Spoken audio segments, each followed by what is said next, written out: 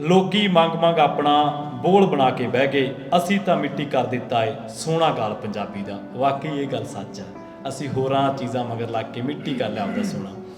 तो 30 ਮਿਲੀਅਨ ਲੋਕ ਪੰਜਾਬੀ ਮਾਂ ਬੋਲੀ ਇਸ ਟਾਈਮ ਬੋਲਦੇ ਆ, ਜਿਹਦੇ ਵਿੱਚੋਂ ਤਕਰੀਬਨ 80 ਮਿਲੀਅਨ ਦੇ ਲੋਕ ਇਕੱਲੇ ਪਾਕਿਸਤਾਨ ਦੇ ਵਿੱਚ ਪੰਜਾਬੀ ਮਾਂ ਬੋਲੀ ਦੇ ਨਾਲ ਜੁੜੇ ਹੋਏ ਆ, ਤੇ ਤਕਰੀਬਨ 31 ਮਿਲੀਅਨ ਦੇ ਲੋਕ ਜਿਹੜੇ ਪੰਜਾਬੀ ਲੋਕ ਆ ਉਹ ਪੰਜਾਬ ਸਾਡੇ ਭਾਰਤ ਦੇ ਵਿੱਚ ਰਹਿੰਦੇ ਆ। ਇਸੇ ਤਰੀਕੇ ਦੇ ਨਾਲ ਆਸਟ੍ਰੇਲੀਆ, ਇੰਗਲੈਂਡ, ਕੈਨੇਡਾ, ਅਮਰੀਕਾ, ਇਸ ਤੋਂ ਬਿਨਾਂ ਗਲਫ ਜਿਹੜਾ ਸਟੇਟ ਹੈਗੀਆਂ, ਅਰਬ ਮੁਲਕ, ਉਹਨਾਂ ਦੇ ਵਿੱਚ ਬਹੁਤ ਸਾਰੇ ਥਾਵਾਂ ਦੇ ਉੱਤੇ ਪੰਜਾਬੀ ਵਸੇ ਹੋਏ ਆ। ਤੇ ਹੁਣ ਤਾਂ ਪੰਜਾਬ ਦੇ ਵਿੱਚ ਰਿਵਾਜ ਹੀ ਬਣ ਗਿਆ ਕਿ ਬੱਚਾ ਜਾਂ ਤਾਂ ਅੰਗਰੇਜ਼ੀ ਬੋਲਦਾ ਤੇ ਜਾਂ ਹਿੰਦੀ ਬੋਲਦਾ, ਤੇ ਇਹਨਾਂ ਨੂੰ ਆਪਾਂ ਸਟੇਟਸ ਸਿੰਬਲ ਕਹਿੰਦੇ ਆ। ਤੇ ਪਰ ਇਹ ਸਟੇਟਸ ਸਿੰਬਲ ਨਹੀਂ ਹੈ। ਮਾਂ ਬੋਲੀ ਹੋਈ ਹੈ। ਮਾਂ ਬੋਲੀ ਸਾਡੀ ਜਿੱਥੇ ਪਛਾਣ ਆ, ਉੱਥੇ ਮਾਂ ਬੋਲੀ ਸਾਡੀ ਹੋਂਦ ਆ। ਰਾਘਵ ਚੱਡਾ ਦੇ ਕਹਿੰਦਾ ਸਗਾਈ ਤੇ ਗਏ, ਜੋ ਨਿੱਕੇ ਹੁੰਦੇ ਸੀ ਆਪਣੇ ਕਹਿੰਦੇ ਸੀ ਮਾਲਵੇ ਤਾਂ ਕਹਿੰਦੇ ਰੋਪ ਨਾ ਪਾਉਣੀ ਫਲਾਣੇ ਦੀ, ਫਲਾਣੇ ਦਾ ਮੰਗਣਾ ਹੋਣਾ, ਆਪਣੇ ਸਾਰੇ ਪੰਜਾਬ 'ਚ ਕਹਿੰਦੇ ਸੀਗੇ ਸਗਾਈ ਦੇਖੋ। ਅੱਛਾ, ਫਿਰ ਆ ਜਿਹੜਾ ਦੀਦੀ ਸ਼ਬਦ ਆ ਇੱਥੇ ਆਮ ਹੀ ਘਰਾਂ 'ਚ ਭੈਣ ਨੂੰ ਦੀਦੀ ਸ਼ਬਦ ਬੰਗਾਲੀ ਭਾਸ਼ਾ ਦਾ, ਉਹਨੂੰ ਕੁੜੀ ਨੂੰ ਉਹ 10 ਸਾਲ ਦੀ ਉਹ ਹੋ ਗਈ ਕੁੜੀ, ਉਹਨੂੰ ਨਾਨਾ ਨਾਨੀ ਤੇ ਦਾਦਾ ਦਾਦੀ ਨਹੀਂ ਪਤਾ ਕੌਣ ਹੁੰਦੇ ਆ ਪੰਜਾਬੀ 'ਚ। ਕਾਰਨ ਤੇ ਮੇਰਾ ਮੁੰਡਾ ਮੇਰੀ ਆਪਣੀ ਬੋਲੀ ਭੁੱਲ ਗਿਆ, ਇਸ ਕਰਕੇ ਉਹ ਮੇਰੇ ਲਈ ਮਰ ਗਿਆ। ਚੰਡੀਗੜ੍ਹ ਵਿੱਚ ਬੋਲੀ ਦਾ ਰਲਗੱਡ ਕਰ ਦੇਣਾ ਇੱਕ ਸੋਚੀ ਸਮਝੀ ਚਾਲ ਹੈ। ਇਸੇ ਕਰਕੇ ਚੰਡੀਗੜ੍ਹ ਹੁਣ ਪੰਜਾਬੀਆਂ ਦਾ ਨਹੀਂ ਲੱਗਦਾ। ਕਈ ਭਾਸ਼ਾਵਾਂ ਦੀ ਆਪਣੀ ਲਿਪੀ ਨਹੀਂ ਹੁੰਦੀ, ਉਹ ਭਾਸ਼ਾਵਾਂ ਵੀ ਕਾਮਯਾਬ ਹੋਈਆਂ ਹਨ। ਜਿਵੇਂ ਅੰਗਰੇਜ਼ੀ ਨੇ ਰੋਮਨ ਲਿਪੀ ਦੀ ਵਰਤੋਂ ਕੀਤੀ ਤੇ ਹਿੰਦੀ ਨੇ ਦੇਵਨਾਗਰੀ ਲਿਪੀ ਦੀ ਵਰਤੋਂ ਕੀਤੀ। ਇਹ ਦੋਵੇਂ ਭਾਸ਼ਾਵਾਂ ਕਾਮਯਾਬ ਭਾਸ਼ਾਵਾਂ, ਪਰ ਦੋਹਾਂ ਦੀ ਆਪਣੀ ਲਿਪੀ ਨਹੀਂ ਹੈ। ਪੰਜਾਬੀ ਦੀ ਆਪਣੀ ਲਿਪੀ ਹੋਣ ਕਰਕੇ ਇਸ ਨੂੰ ਹੋਰ ਵੀ ਮਾਣ ਪ੍ਰਾਪਤ ਹੈ। ਹੁਣ ਵਾਲੇ ਗੀਤ ਸੰਗੀਤ ਵਿੱਚ ਸਾਜ਼ਾਂ ਦੀ ਬਹੁਤ ਭਰਮਾਰ ਹੁੰਦੀ ਹੈ। ਲਫ਼ਜ਼ ਤਾਂ ਮਸਾਂ ਹੀ ਕੰਨਾਂ ਵਿੱਚ ਪੈਂਦੇ ਹਨ ਜਾਂ ਸਮਝਦੇ ਹਨ। ਪਹਿਲਾਂ ਗੀਤ ਦੇ ਬੋਲਾਂ ਦੀ ਜ਼ਿਆਦਾ ਅਹਿਮੀਅਤ ਹੁੰਦੀ ਸੀ। ਗੀਤ ਦੇ ਇਕੱਲੇ ਬੋਲ ਦੀ ਸਮਝ ਆਉਂਦੀ ਸੀ ਅਤੇ ਲੋਕਾਂ ਨੂੰ ਯਾਦ ਵੀ ਹੋ ਜਾਂਦੇ ਸਨ। ਬੋਲਾਂ ਦੀ ਸਮਝ ਨਾ ਆਉਣ ਕਰਕੇ ਬੱਚੇ ਸਿਰਫ ਡਰਮ ਬੀਟ ਤੇ ਹੀ ਨੱਚਦੇ ਹਨ। ਬੋਲੀ ਨਾਲ ਵਾਹ ਵਾਸਤਾ ਕਮਜ਼ੋਰ ਹੋ ਜਾਂਦਾ ਹੈ। ਕੁੜੀਏ ਦੇਖ ਬੁੜੇ ਦਾ ਹਾਲ, ਪਕਾਵਾਂ ਰੋਟੀ ਰਿੰਨਾ ਦਾਲ, ਭਾਵੇਂ ਗਰਮੀ ਭਾਵੇਂ ਸਿਆਲ, ਮੰਜਾ ਰਹਿੰਦਾ ਗਰਾਜ ਦੇ ਨਾਲ। ਇਹਨਾਂ ਦੇ ਨਿਆਣੇ ਤੋਂ ਦਿੱਤੇ ਮੈਂ ਹੁਣ ਪਾਲ, ਹੁਣ ਮੈਂ ਕਿਸ ਖੂਬ ਮਾਰਾਂ ਛਾਲ। ਆ ਲੋਕ ਮਜ਼ਾਕ ਉਡਾਉਂਦੇ ਆ, ਜੇ ਮੈਂ ਪਿੰਡ ਨੂੰ ਕਹਿੰਦਾ ਜਾਣਾ ਤਾਂ ਕਹਿੰਦੇ ਨਹੀਂ ਮੋਰੇ ਪੁੱਠਾ ਹੀ ਪੈਂਦੇ ਆ। ਤੇ ਕੈਲੀਫੋਰਨੀਆ ਦੇ ਵਿੱਚ ਪਹਿਲੀਆਂ ਜਿਹੜੀਆਂ 10 ਬੋਲੀਆਂ ਜਾਣ ਵਾਲੀਆਂ ਭਾਸ਼ਾਵਾਂ ਨੇ, ਉਹਦੇ ਵਿੱਚ ਪੰਜਾਬੀ ਸ਼ਾਮਲ ਹੈ। ਇੱਥੇ ਗੱਜਦਾ ਏ ਕੋਈ, ਇੱਥੇ ਵਰਦਾ ਏ ਕੋਈ, ਇੱਥੇ ਕਰਦਾ ਏ ਕੋਈ, ਇੱਥੇ ਵਰਦਾ ਏ ਕੋਈ, ਇੱਥੇ ਗੱਜਦਾ ਏ ਕੋਈ, ਇੱਥੇ ਵਰਦਾ ਏ ਕੋਈ, ਇੱਥੇ ਕਰਦਾ ਏ ਕੋਈ, ਇੱਥੇ ਭਰਦਾ ਏ ਕੋਈ। ਗੱਲ ਮੌਕੇ ਦੀ ਆ ਸਾਰੀ, ਵਿੱਚੋਂ ਜਿਹੜੀ ਆ ਬਿਮਾਰੀ, ਗੱਲ ਮੌਕੇ ਦੀ ਆ ਸਾਰੀ, ਵਿੱਚੋਂ ਜਿਹੜੀ ਆ ਬਿਮਾਰੀ। ਕਿਤੇ ਪੈਸਾ ਚੱਲ ਜਾਂਦਾ, ਕਿਤੇ ਜ਼ੋਰ ਜਿਹੜਾ ਫੜਿਆ ਗਿਆ ਜੀ ਉਹੀ ਚੋਰ, ਜਿਹੜਾ ਫੜਿਆ ਗਿਆ ਜੀ ਉਹੀ ਚੋਰ, ਜਿਹੜਾ ਫੜਿਆ ਗਿਆ ਜੀ ਉਹੀ ਚੋਰ।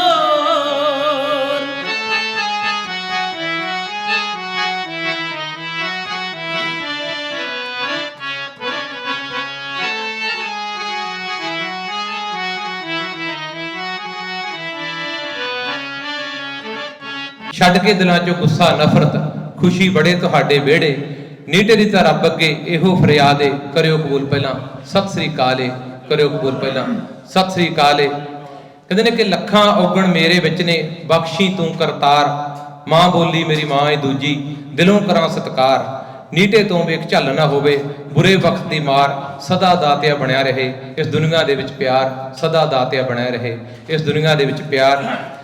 ਅੱਜ ਜਿੰਨੇ ਵੀ ਤੁਸੀਂ ਸਹਿਰਦ ਸੱਜਣ ਬਾਬੇ ਬੁੱਲੇ ਸ਼ਾਹ, ਵਾਰਿਸ ਸ਼ਾਹ, ਬਾਬੇ ਫਰੀਦ, ਬਾਬੇ ਨਾਨਕ ਦੀ ਬੋਲੀ ਪੰਜਾਬੀ ਮਾਂ ਬੋਲੀ ਦੇ ਵਾਰਸ ਬਣ ਕੇ ਇੱਥੇ ਪਹੁੰਚੇ ਹੋ, ਮੈਂ ਸਾਰਿਆਂ ਦਾ ਤਹਿ ਦਿਲ ਤੋਂ ਸ਼ੁਕਰਗੁਜ਼ਾਰ ਕਰਦਾ।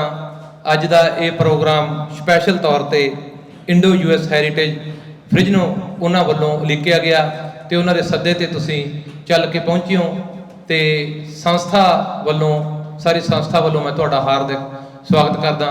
ਨਿੱਘੀ ਜੀ ਆਇਆਂ ਨੂੰ। ਤੁਹਾਡਾ ਚੱਲਿਆ ਹੋਇਆ ਕਿ ਕਦਮ ਸਾਡੇ ਸਿਰ ਮੱਥੇ ਤੇ, ਕਿਉਂਕਿ ਵੀਕਐਂਡ ਸਾਰਿਆਂ ਦਾ ਬਿਜੀ ਹੁੰਦਾ ਤੇ ਵੀਕਐਂਡ ਦੇ ਉੱਤੇ ਆਪਣੇ ਪਰਿਵਾਰਾਂ ਦਾ ਟਾਈਮ ਛੱਡ ਕੇ, ਆਪਣੇ ਕੰਮਾਂ-ਕਾਰਾਂ ਦੇ ਵਿੱਚੋਂ ਵੇਲ ਕੱਢ ਕੇ ਇਦਾਂ ਦੇ ਪ੍ਰੋਗਰਾਮਾਂ ਦੇ ਉੱਤੇ ਹਾਜ਼ਰੀ ਲਵਾਉਣੀ ਇਹ ਵੀ ਵੱਡੀ ਗੱਲ ਹੈ।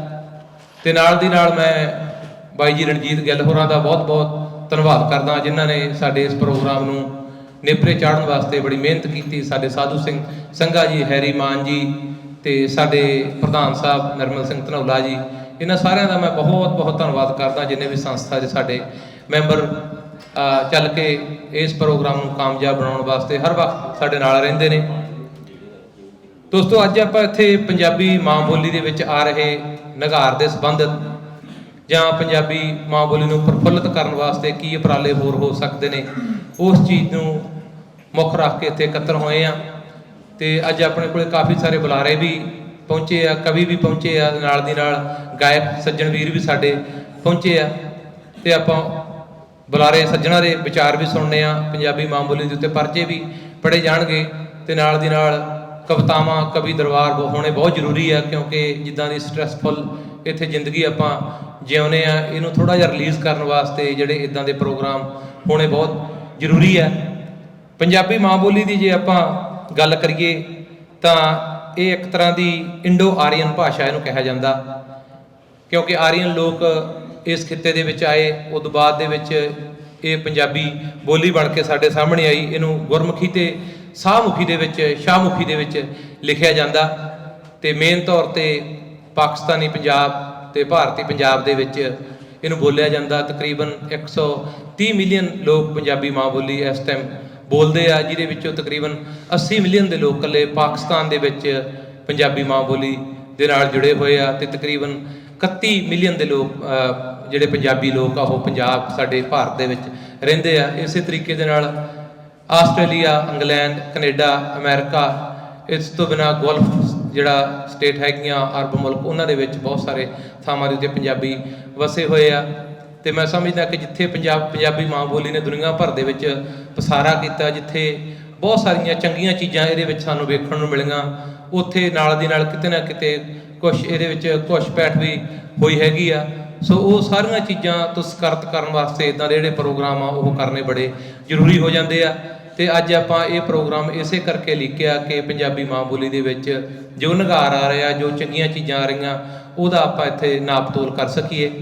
ਤੇ ਅੱਜ ਦੇ ਇਸ ਪ੍ਰੋਗਰਾਮ ਦੀ ਜਿਹੜੀ ਸ਼ੁਰੂਆਤ ਆ ਉਹ ਸਾਡੇ ਬਹੁਤ ਹੀ ਪਿਆਰੇ ਸੱਜਣ ਰਾਜ ਬਰਾੜ ਜੀ, ਜਿਹੜੇ ਕਿ ਪਿਛਲੇ ਲੰਮੇ ਸਮੇਂ ਤੋਂ ਯਮਲੇ ਜੱਟ ਦੀ ਯਾਦ ਦੇ ਵਿੱਚ ਫ੍ਰਿਜਨੋ ਦੇ ਵਿੱਚ ਮੇਲੇ ਲਾਉਂਦੇ ਆ ਰਹੇ ਆ। ਤੇ ਅਕਸਰ ਜਦੋਂ ਵੀ ਪ੍ਰੋਗਰਾਮ ਦੀ ਸ਼ੁਰੂਆਤ ਫ੍ਰਿਜਨੋ ਦੇ ਵਿੱਚ ਹੁੰਦੀ ਆ ਤਾਂ ਉਹ ਰਾਜ ਬਰਾੜ ਹੋਰੀ ਆਪਣੇ ਕਿਸੇ ਗੀਤ ਦੇ ਨਾਲ ਕਰਦੇ ਹੁੰਦੇ ਆ ਤੇ ਮੈਂ ਉਹਨਾਂ ਨੂੰ ਬੇਨਤੀ ਕਰੂੰਗਾ ਕਿ ਉਹ ਸਟੇਜ ਤੇ ਆਉਣ ਤੇ ਅੱਜ ਦੇ ਇਸ ਪ੍ਰੋਗਰਾਮ ਦੀ ਸ਼ੁਰੂਆਤ ਆਪਣੇ ਕਿਸੇ ਨਾ ਕਿਸੇ ਕੋਈ ਗੀਤ ਦੇ ਨਾਲ ਕਰਨ। ਤੇ ਜਦੋਂ ਕੋਈ ਬੁਲਾਰਾ ਆਵੇ ਤਾਂ ਕਿਰਪਾ ਕਰਕੇ ਤਾੜੀ ਜ਼ਰੂਰ ਮਾਰ ਦਿਆ ਕਰੋ ਤਾਂ ਕਿ ਇਹਦੇ ਨਾਲ ਫਿਰ ਥੋੜੀ એનર્ਜੀ ਬਣੀ ਰਹਿੰਦੀ ਹੈ ਪ੍ਰੋਗਰਾਮ ਦੇ ਵਿੱਚ। Thank you very much.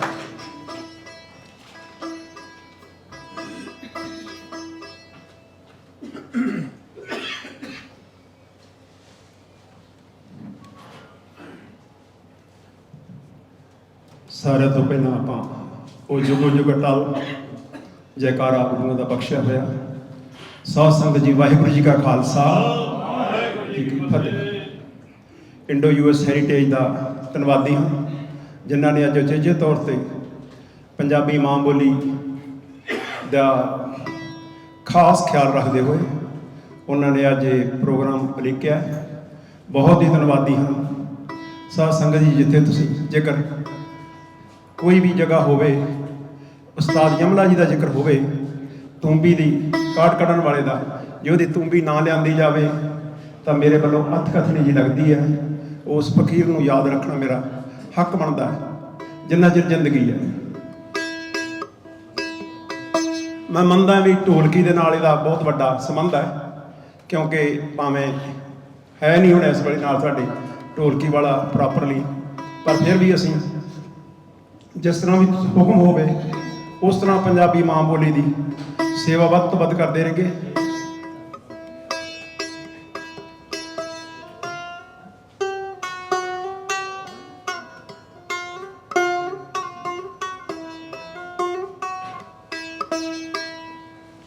ਕਿਵੇਂ ਯਾਦ ਕਰਦਾ ਉਹ ਫਕੀਰ ਪਰਮਾਤਮਾ ਨੂੰ, ਜਿੱਥੇ ਲਹਿੰਦੇ ਪੰਜਾਬ ਦੀ ਬੋਲੀ, ਚੜ੍ਹਦੇ ਪੰਜਾਬ ਦੀ ਬੋਲੀ ਨੂੰ ਇਕੱਠੀ ਕਰਕੇ ਗਾਉਂਦਾ, ਕਿਉਂਕਿ ਜਨਮ ਉੱਥੋਂ ਦਾ ਸੀ।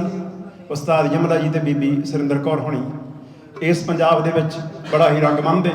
ਜਦੋਂ ਉਹ ਉਸ ਪੰਜਾਬ ਦੀ ਲਹਿੰਦੇ ਪੰਜਾਬ ਦੀ ਬੋਲੀ ਦੇ ਵਿੱਚ ਗੱਲਾਂ ਕਰਦੇ, ਇੱਕ ਸ਼ੇਅਰ ਛੋਟਾ ਜਿਹਾ ਬੋਲ ਕੇ ਉਸ ਤੋਂ ਬਾਅਦ ਇੱਕ ਕਵਿਤਾ ਬੋਲਣ ਦੀ ਕੋਸ਼ਿਸ਼ ਕਰੂੰਗਾ। ਮੈਂ ਉਸ ਤੋਂ ਬਲਹਾਰੀ ਜਾਵਾਂ ਬਈ, ਮੈਂ ਉਸ ਤੋਂ ਬਲਹਾਰੀ ਜਾਵਾਂ, ਤੇਰਾ ਜਿਸ ਕਲਬੂਤ ਬਣਾਇਆ। 5 ਤੱਤ ਇਕੱਠੇ ਕਰਕੇ ਉਸਨੇ ਸੀ ਰੂਹ ਵਿੱਚ ਆਪ ਟਿਕਾਇਆ।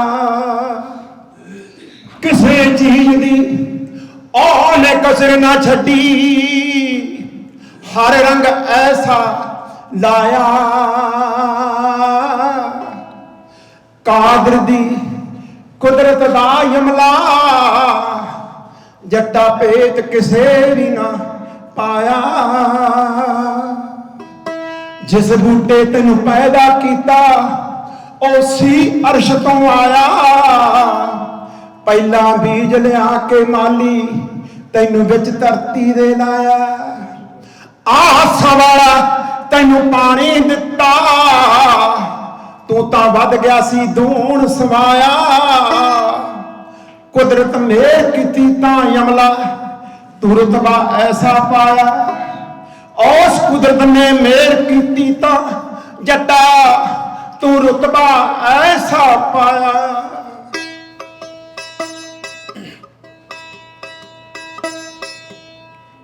ਇੱਕ ਸ਼ੁਰੂਆਤ ਕਰਨ ਵਾਸਤੇ ਕੀ ਗਾਉਂਦਾ, ਪਾਕਿਸਤਾਨੀ ਉਸ ਨੂੰ ਬੜਾ ਪਿਆਰ ਦਿੰਦੇ। ਉਹਨਾਂ ਲਫ਼ਜ਼ਾਂ ਨੂੰ ਕੀ ਸੀ, ਜੰਗਲ ਦੇ ਵਿੱਚ ਖੂਹਾ ਲਵਾ ਕੇ ਉੱਤੇ ਰਖਾ ਲਾ ਦੋ, ਸਖੀਆ ਨਾਮ ਸਾਈਂ ਦਾ ਬੋ।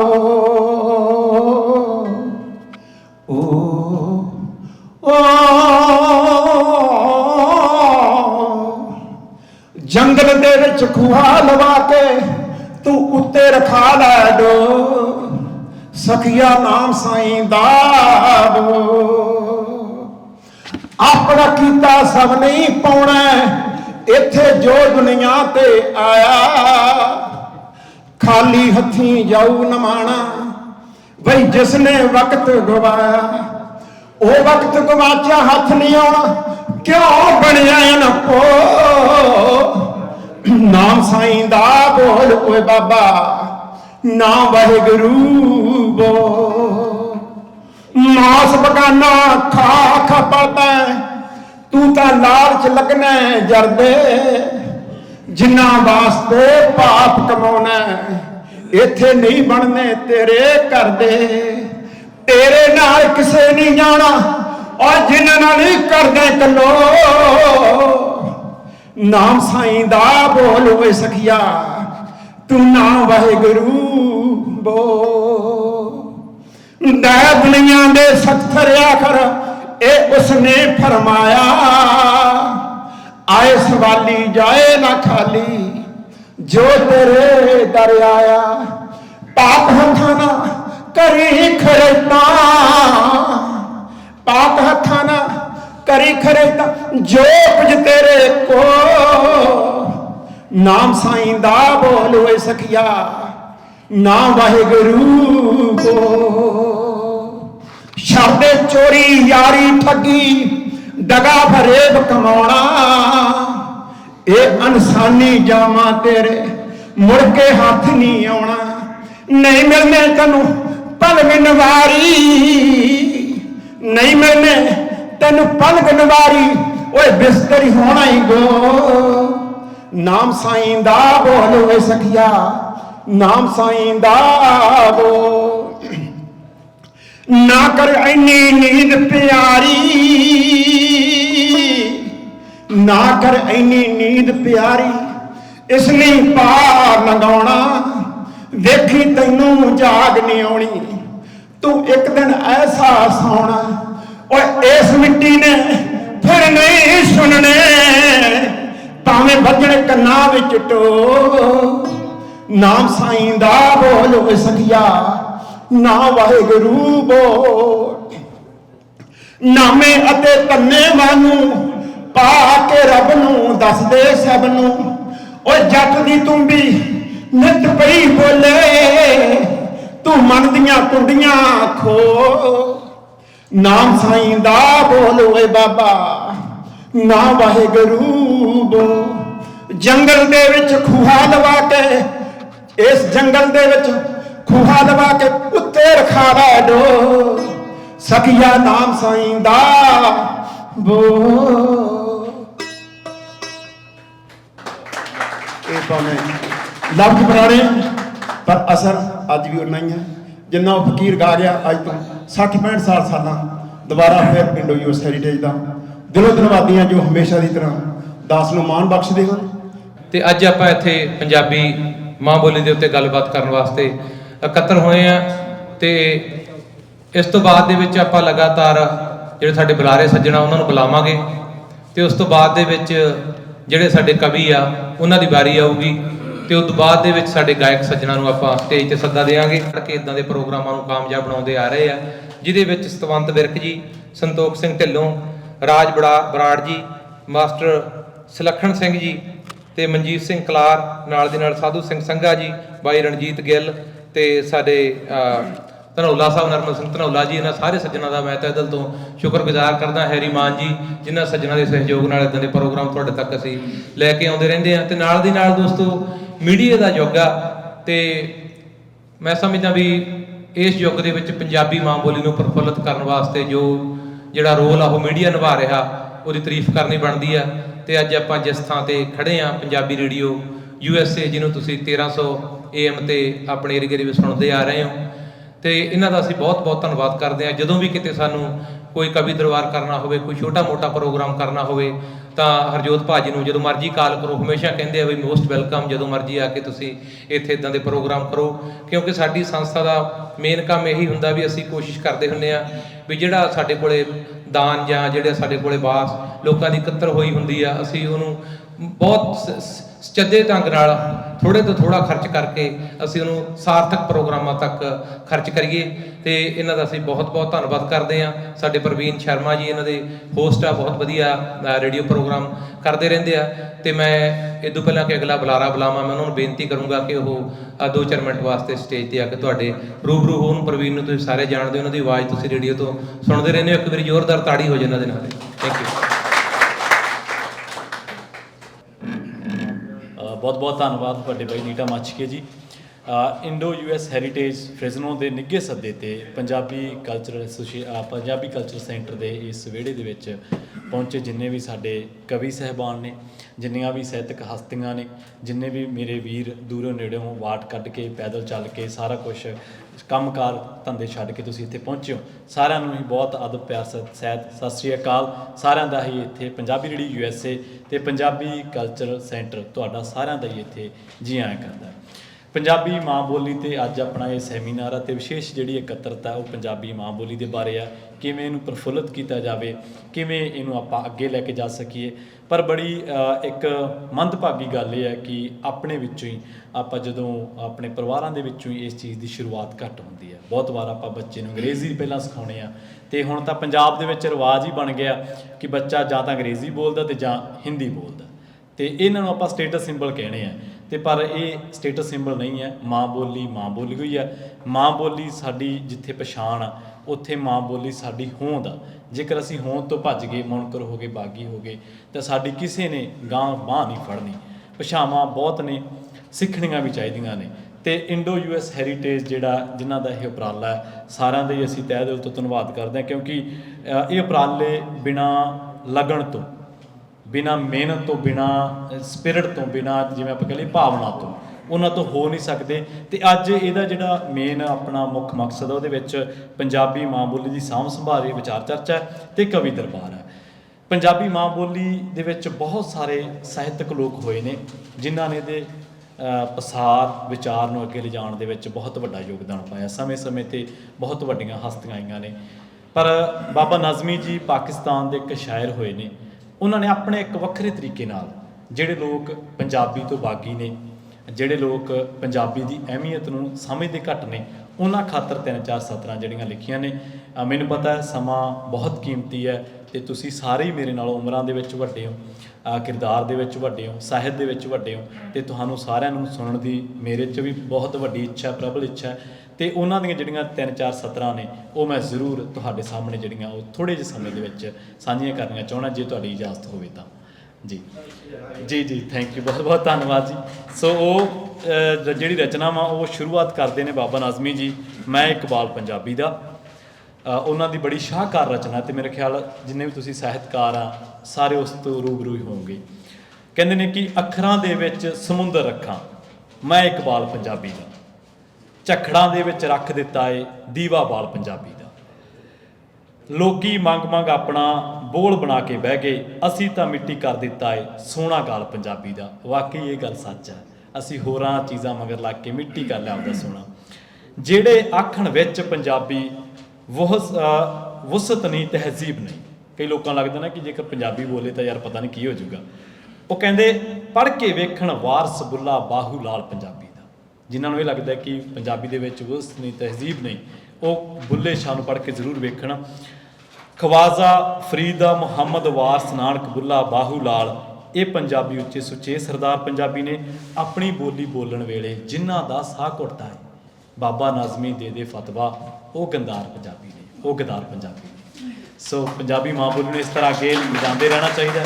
ਆਪਣੇ ਸਾਰਿਆਂ ਦੇ ਮੋਢਿਆਂ ਉੱਤੇ ਭਾਰ ਆ। ਆਪਣੀ ਗੱਲਬਾਤ ਦੇ ਵਿੱਚ ਅੰਗਰੇਜ਼ੀ ਬੋਲੀ ਜਿਹੜੀ ਆ ਗਈ ਹੈ, ਇੱਥੋਂ ਦੇ ਸੱਭਿਆਚਾਰ ਦੇ ਮੁਤਾਬਕ ਸਾਡੀ ਲੋੜ ਵੀ ਹੈ, ਪਰ ਆਪਾਂ ਕੋਸ਼ਿਸ਼ ਕਰੀਏ ਕਿ ਜਿੰਨੇ ਸ਼ਬਦ ਪੰਜਾਬੀ ਦੇ, ਜਿੰਨੇ ਮਾਂ ਬੋਲੀ ਨਾਲ ਜੁੜਿਆ ਜਾਵੇ ਉਨਾ ਹੀ ਬਹੁਤ ਚੰਗਾ। ਸੋ ਸਾਡੀ ਇੱਛਾ ਤੁਹਾਨੂੰ ਸਾਰਿਆਂ ਨੂੰ ਸੁਣਿਆ ਜਾਵੇ। ਤੁਸੀਂ ਬੜੇ ਦੂਰੋਂ ਦੂਰੋਂ ਚੱਲ ਕੇ ਆਏ ਹੋ ਅਤੇ ਤੁਹਾਡੇ ਵਿਚਾਰ ਵੀ ਸਾਡੇ ਲਈ ਬੜੇ ਕੀਮਤੀ ਨੇ। ਇੱਕ ਵਾਰ ਮੁੜ ਤੋਂ ਮੈਂ ਪੰਜਾਬੀ ਕਲਚਰ ਸੈਂਟਰ ਅਤੇ ਨਾਲ ਨਾਲ ਪੰਜਾਬੀ ਰੇਡੀਓ USA ਨੂੰ ਵੱਲੋਂ ਤੁਹਾਨੂੰ ਸਾਰਿਆਂ ਨੂੰ ਜੀ ਆਖਦਾ ਅਤੇ ਵਧਾਈ ਦਿੰਦਾ। ਪੰਜਾਬੀ ਇੰਡੋ ਹੈਰੀਟੇਜ US ਜਿਹੜਾ ਫ੍ਰਿਜ਼ਨੋ ਹੈ, ਇਹਨਾਂ ਦੇ ਸਾਰੇ ਹੀ ਜਿੰਨੇ ਸੰਚਾਲਕ ਨੇ, ਜਿੰਨੇ ਵੀਰੇ ਦੇ ਨਾਲ ਜੁੜੇ ਹੋਏ ਨੇ, ਉਹ ਵਧਾਈ ਦੇ ਪਾਤਰ ਨੇ। ਅਤੇ ਇੰਸ਼ਾਅੱਲਾ ਇਸੇ ਤਰ੍ਹਾਂ ਹੀ ਇਹ ਇਸ ਤਰ੍ਹਾਂ ਦੇ ਹੰਭਲੇ ਮਾਰਦੇ ਰਹਿਣ ਅਤੇ ਆਪਾਂ ਇਕੱਠੇ ਹੁੰਦੇ ਰਹੀਏ। ਬਹੁਤ ਬਹੁਤ ਧੰਨਵਾਦ। ਸਤਿ ਸ਼੍ਰੀ ਅਕਾਲ।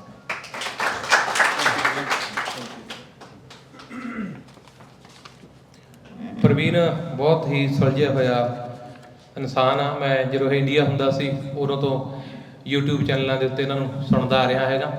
ਸੋ ਬਹੁਤ ਬਹੁਤ ਧੰਨਵਾਦ। ਨਾਲ ਦੀ ਨਾਲ ਮੈਂ ਧੰਨਵਾਦ ਕਰਨਾ ਚਾਹੂੰਗਾ ਪੰਜਾਬੀ ਸੈਂਟਰ ਦਾ ਅਤੇ ਪੰਜਾਬੀ ਰੇਡੀਓ USA ਦੀ ਪੂਰੀ ਟੀਮ ਦਾ। ਸੋ ਮੇਰਾ ਖਿਆਲ ਹੈ ਵੀ ਬਾਈ ਜੀ ਪਰਮਪਾਲ ਹੋਰੀ ਪਿੱਛੇ ਪਹੁੰਚ ਚੁੱਕੇ ਨੇ, ਅਤੇ ਮੇਰੀ ਬੇਨਤੀ ਹੈ ਕਿ 5 ਮਿੰਟ ਵਾਸਤੇ ਆ ਕੇ ਤੁਹਾਡੇ ਨਾਲ ਪੰਜਾਬੀ ਮਾਂ ਬੋਲੀ ਦੇ ਉੱਤੇ ਵਿਚਾਰ ਸਾਂਝੇ ਕਰਨ। ਆਪਾਂ ਵਿਸ਼ੇ ਦੇ ਉੱਤੇ ਜੁੜ ਕੇ ਰਹਿਣਾ ਹੈਗਾ, ਅਤੇ ਨਾਲ ਦੀ ਨਾਲ ਸਾਰੇ ਹੀ ਮੇਰੀ ਬੁਲਾਰਿਆਂ ਨੂੰ ਬੇਨਤੀ ਹੈ ਕਿ 5-5 ਮਿੰਟ ਲੈਣ ਦੀ ਕੋਸ਼ਿਸ਼ ਕਰਿਓ। Thank you very much. Waheguru ji ਕਾ ਖਾਲਸਾ, ਵਾਹਿਗੁਰੂ ਜੀ ਕੀ ਫਤਿਹ। ਬਹੁਤ ਧੰਨਵਾਦ ਇਹ ਪ੍ਰੋਗਰਾਮ ਦੇ ਆਯੋਜਕਾਂ ਦਾ ਅਤੇ ਆਪ ਸਾਰਿਆਂ ਦਾ ਜਿਹੜੇ ਇਸ ਪ੍ਰੋਗਰਾਮ ਵਿੱਚ ਸ਼ਮੂਲੀਅਤ ਕਰ ਰਹੇ ਹੋ। ਤੋ ਪੰਜਾਬੀ ਮਾਂ ਬੋਲੀ ਦੀ ਗੱਲ ਹੋ ਰਹੀ ਹੈ, ਔਰ ਸਭ ਤੋਂ ਵੱਡਾ ਦੁਨੀਆ ਦਾ ਇਤਿਹਾਸ, ਪੂਰੀ ਹਿਊਮੈਨਿਟੀ ਦੀ ਗੱਲ ਕਰਨ ਵਾਲਾ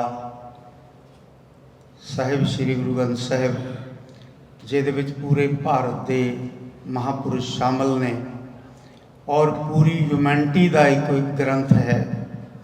ਔਰ ਦੁਨੀਆ ਦਾ ਹਰ ਵਿਦਵਾਨ, ਭਾਵੇਂ ਉਹ ਕਿਸੇ ਧਰਮ ਨਾਲ ਸੰਬੰਧ ਰੱਖਦਾ ਹੈ, ਜਿਹੜਾ ਮਨੁੱਖਤਾ ਬਾਰੇ ਸੋਚਦਾ ਹੈ, ਉਸ ਨੂੰ ਇਹ ਮਹਿਸੂਸ ਹੁੰਦਾ ਹੈ ਕਿ ਇਹ ਗੁਰੂ ਗ੍ਰੰਥ ਸਾਹਿਬ ਜੀ, ਸਾਹਿਬ ਸ੍ਰੀ ਗੁਰੂ ਗ੍ਰੰਥ ਸਾਹਿਬ ਜੀ ਇੱਕ ਜਗਤ ਦੇ ਸਾਂਝੇ ਰਹਿਬਰ ਨੇ।